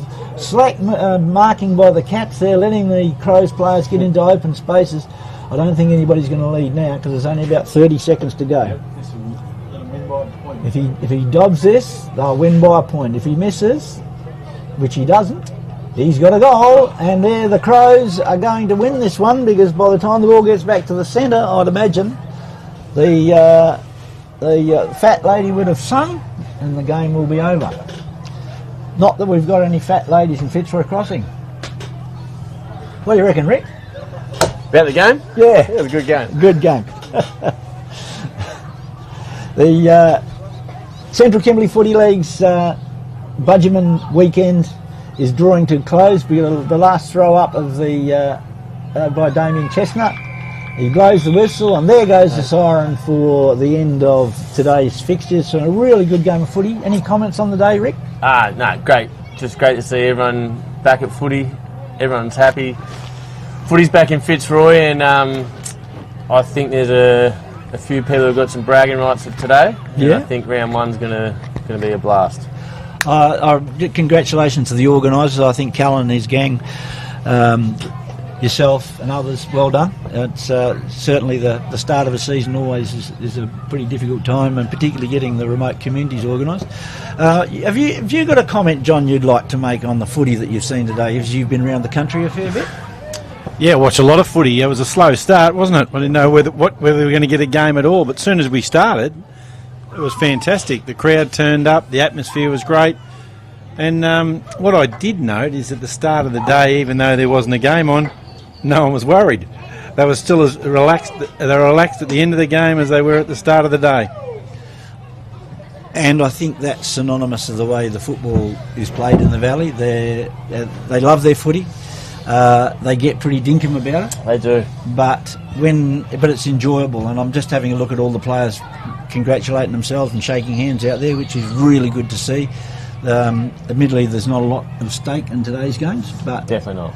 But the brothers are all shaking hands and talking to each other, and I think it's a good day's worth of footy. Definitely. I think also a couple of weeks' time when all the new jerseys turn up, it's going to be really interesting. Yeah, the boys are going to be real proud to play for their teams, and it's going to be a great round one. I can't wait.